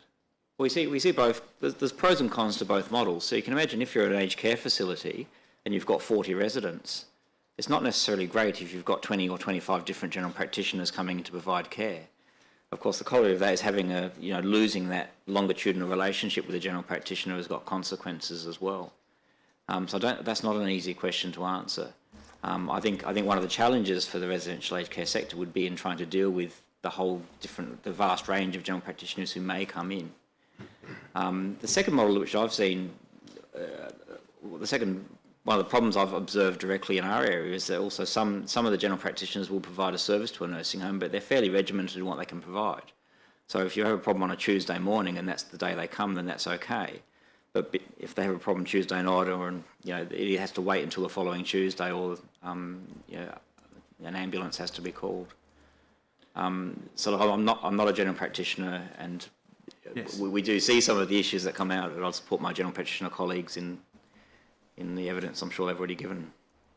Going back to that process whereby there's an admission because of a medical need, in your statement at paragraph 27 and 28, you deal with a looming problem in that area concerning effectively the removal of the geriatric portion of the assessment process under ACAT. Why is that happening, and why is it a bad move? Well, this has been a part of the broader Commonwealth aged care reforms that have been ongoing for some years now, as I understand it. And there was a review, which I reference, led by David Tune, I believe, who based on feedback from a wide range of stakeholders, formed the view that there should be a single assessment process for access into all Commonwealth aged care services.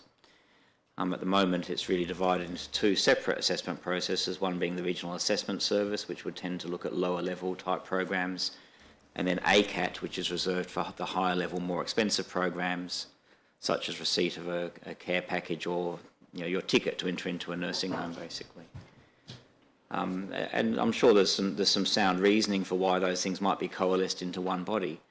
One of the consequences of that, though, is currently in a large number of places across the country, those ACAT teams are embedded or very closely associated with public hospital departments of geriatric medicine. So as a consequence of the move to centralise all of these services under a regional assessment model, that association, that close association, will be lost. So that is one fairly key part in our system where an older person can access a geriatrician, or more the assessors who identify the need for a geriatrician can readily access one. Given the sorts of defects in geriatric knowledge that we've heard of today, and you were here for Professor Vickers, how confident would you be if that assessment process was carried out without geriatric specialist involvement? Well, I think the ACAT teams, as they're structured, have been working very closely with geriatricians, and in fact, going back to the 80s when the whole process was established, geriatricians were involved from the outset. So those teams and those staff members themselves are very expert at what they do.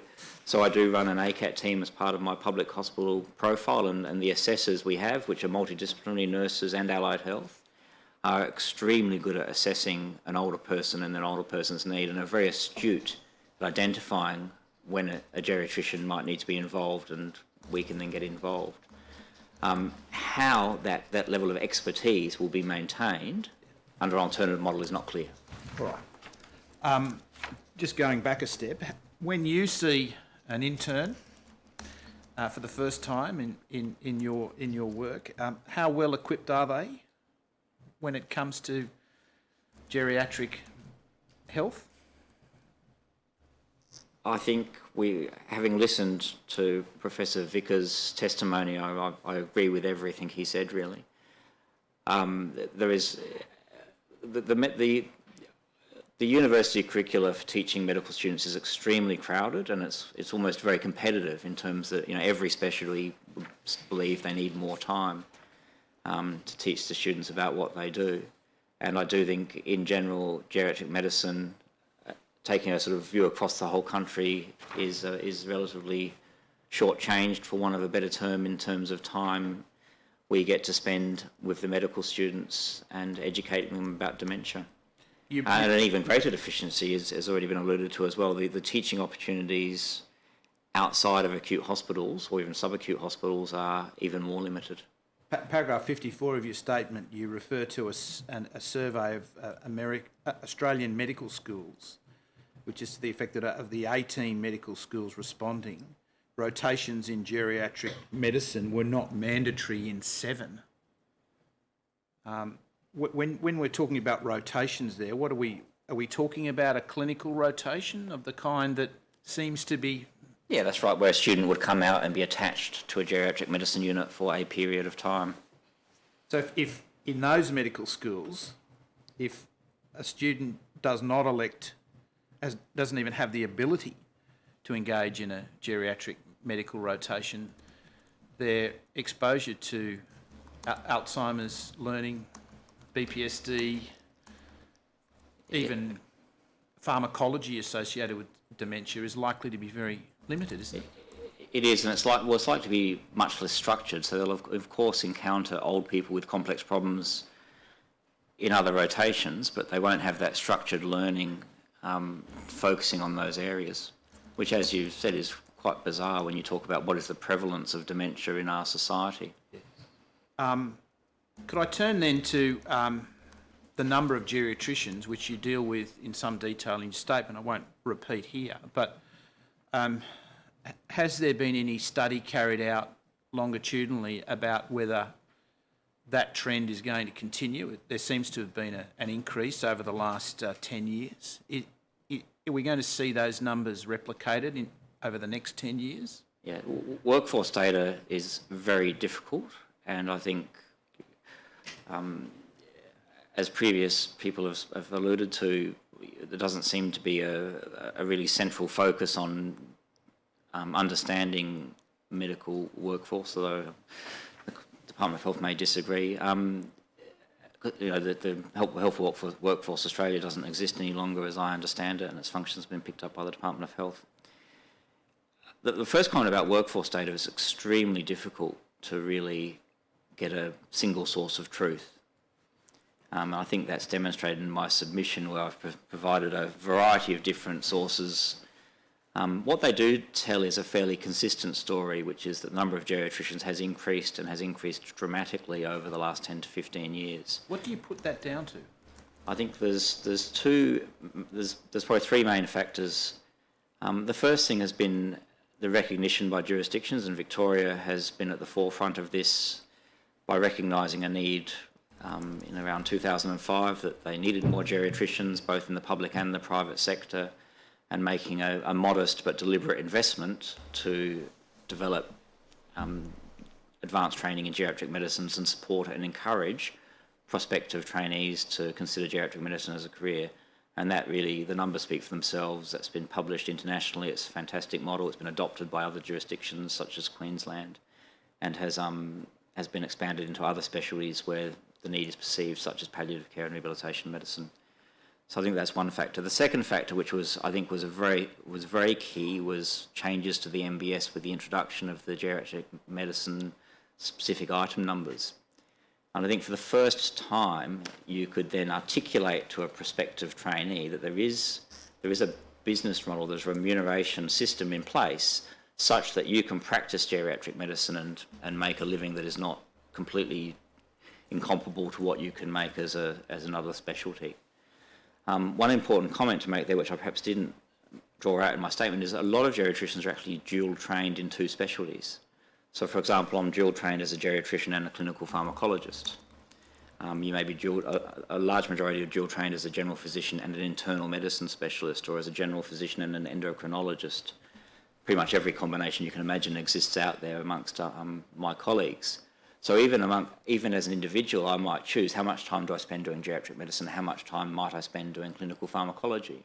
And of course, financial implications come into which way I choose to spend my time. But the advantage of these item numbers is that it makes it financially viable to practice as a geriatrician, because it remunerates you for what you actually do, as opposed to perhaps some of the other item numbers where you'll be more encouraged to have a quicker approach, more task-based, problem-based approach to a patient, as opposed to looking at the whole patient. We might turn to the individual items and get a sense of the way in which they operate. If we could go please to page 19 of the statement, and you set out a table that shows the prevalence across the country in 1819 of the 4 MBS items that you refer to. Firstly, in terms of the number of services, 83,566 in total across the country. What does that tell you about awareness and access to these services? My first reflection on these numbers was and this may surprise you, I was almost pleasantly surprised that there was such a high uptake. Because although this is clearly not meeting the need, that's still, as I said in my statement, that's still 55,000 patients who've received either a 145 or a 141, which is the full comprehensive assessment. Yep. Within the private sector. So a lot of people will have these kinds of assessments in the public sector as well, but that for me is actually quite pivotal. That's 55,000 older people who have had the benefit of having seen a geriatrician, and this is in the private sector under the MBS. Now, to contextualise that, we talk about the wait people on the wait list for aged care packages, and I think those numbers run at about 110,000, 120,000 people. That's not a bad dent in that. Clearly, we've still got a way to go. And the idea would be that anyone who's looking to enter into residential aged care or receive a level 3 or level 4 type package would benefit from a CGA. So it does show that moving forward in perhaps the medium term, it is not unrealistic to think we would have the workforce to actually do that. Is there any pressure on that current list of items, 141, 143, 145 and 147? So my understanding is there's currently a review into the medical benefits schedule being conducted by the Department of Health, and the first draft proposal of that was to abolish these item numbers. Replace them with anything at all? The plan is the rationale, as I understand it, is to really simplify the Medicare benefits schedule and to largely move everyone who practices as a physician, whether you be a cardiologist or a geriatrician, to a time-based approach, purely a time-based approach. Now, the details of that I don't think have been clarified. Certainly, our society has strongly opposed the abolition of them for a variety of reasons, and would be happy to provide a copy of our submission to the Commission. But I understand also the AMA and the Royal Australasian College of Physicians have opposed the removal of those item numbers, and I think we've got a strong case, particularly because for example, in paediatric medicine, these types of item numbers have been preserved. Yeah. So, how does that? Can you give us an idea of the comparable paediatric item? The MBS numbers are in the papers, just but the substance of the service, and compare it to what happens. Yeah, well, really, both the CGA item numbers and the paediatric numbers talk about focusing on the care of the complex group of patients, so complex paediatric patients or complex older people, and assessing the whole patient, not just their medical needs, but looking at future care planning, taking into social and other factors, with a strong focus on maximising the function of the person. What's the risk if there's a shake-up of this in terms of geriatric training and the geriatric cohort? Well, our view is, with these item numbers, they provide two functions. One is the first thing is they really define what is involved in a CGA, or comprehensive geriatric assessment, and the elements that need to be undertaken based on evidence to effectively complete that procedure, if you like. So it's a very important quality marker for us in terms of what people need to be doing when they're assessing, geriatricians need to be doing when they're assessing complex older patients. The second point I've already alluded to is I think this was the first time we could actually demonstrate to prospective geriatricians that, although I can't guarantee you're going to get paid as much as perhaps another specialty, it's not as bad as it used to be. And it does mean you can go and see people at a nursing home and charge and be remunerated at a similar rate to what you would be for an office-based practitioner. Just going back a step, you were talking about the funding, particularly in Victoria, that enabled the increase in geriatric numbers to occur. To what extent is the Commonwealth behind any moves to increase or incentivise people to go into geriatric training? So the only Commonwealth program, so by and large all training of all specialties is funded by state governments and public health systems. The one for specialist training, the one exception I can think of for that is the specialist training position or STP program. So the origins of that is, if we look back 2 decades in workforce planning, it was perceived there was going to be a very significant shortfall of doctors. The Commonwealth funded a very large increase in the number of medical students, and there were a number of new medical schools which opened up. And as a result, we had a lot more people graduating from medical schools. What was required, though, was training pathways to actually turn these medical graduates into specialists. And as a result, we needed more specialist training positions, and the Commonwealth funded a number of those. That was across all specialties? Across all specialties and different, and they were, as I understand, the numbers were then administered by the specialist colleges. And as I said, based on the 2017 review of the STP training program, 35 of those 900 positions were in geriatric medicine. You mention in your statement, you deal with the issue of perception of geriatric medicine. And to be honest, it's regarded lower down in the pecking order. Why is that? I don't know. It's I think remuneration might be part of it. So even going back as far as the relative value study, which I think was in about year 2000, that I think my understanding from that report is procedural specialists are more highly remunerated than cognitive specialists. And that's just built into our system. So invariably people draw a link between what you pay somebody and where that profession fits in terms of esteem. We might speculate there's a degree of inherent ageism in all of us. I don't know. It's difficult to say. I don't have an easy answer for you, and I'm obviously not in a good position because I chose to go into geriatric medicine. Well, so you say you found it rewarding. What's the rewarding thing for you? Well, it's not just me. Invariably, surveys of different specialties always find that geriatricians have amongst the highest job satisfaction, and I think people are attracted to geriatric medicine for a variety of reasons. You have said so much in your statement that I have very little to ask you. What is your message to the Commission in closing?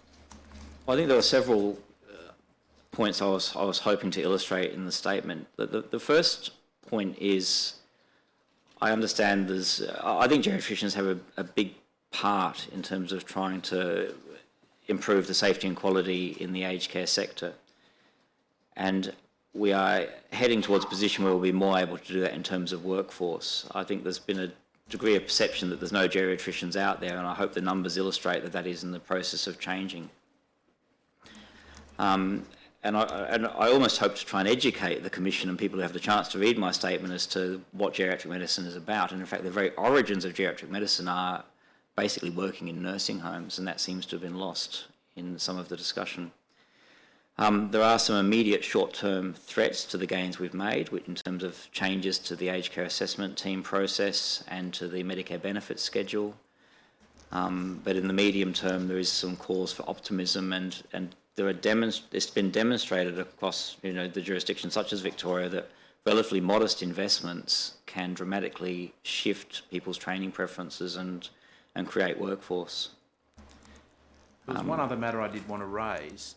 There seems to be a gap in the postgraduate training in the geriatric field. It's the 6-year geriatrician training under the college. And is there scope for some form of graduate diploma in palliative care or in geriatric training, perhaps a 1 or a 2-year course, to plug some of the gaps, to give registrars and GPs perhaps a minimalist way of addressing skills defects in the area? So, as far as I understand it, and there is no program out there that's designed to give, that's targeted to doctors, people who have a medical degree already, to build on their formal training in geriatric medicine, unless you choose to become a geriatric medicine specialist.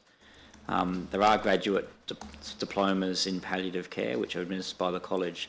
And in the past, some universities in different places across the country have run graduate programs targeting doctors to upskill them.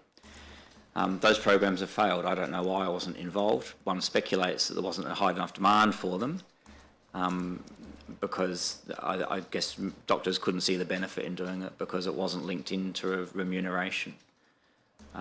So I think the two things have to go together. If we're going to ask universities or tertiary organisations to develop these programs, we need to work out how and why would we incentivise people to do them, to upskill themselves in those areas. Is there anything else you wish to say before we conclude? I think I've covered my main points in my statement, so. Those are my questions, Commissioners. Dr. Madison, thank you very much indeed. I think you've managed to increase at least my knowledge of geriatric medicine more than it wasn't before, so thank you very much indeed. It really is very important to hear from people like you, and I know that the public at large probably don't realise just what public service you perform and the amount of hours and time that you spend doing this kind of thing. Your statement is very full and informative. You may have had some help, but nonetheless a lot of it would have been done by you, and we're grateful for that. Thank you very much. Thank you. I attended the statement too, Commissioners. Yes, I was going to remind you about that Yes, too. no. If there was a third witness, it'd be a hat-trick, wouldn't it? The statement of Mr. Madison, 1166.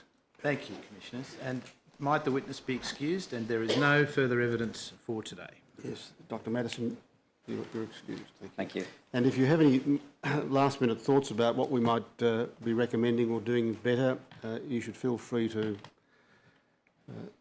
add that. Thank you. Thank you.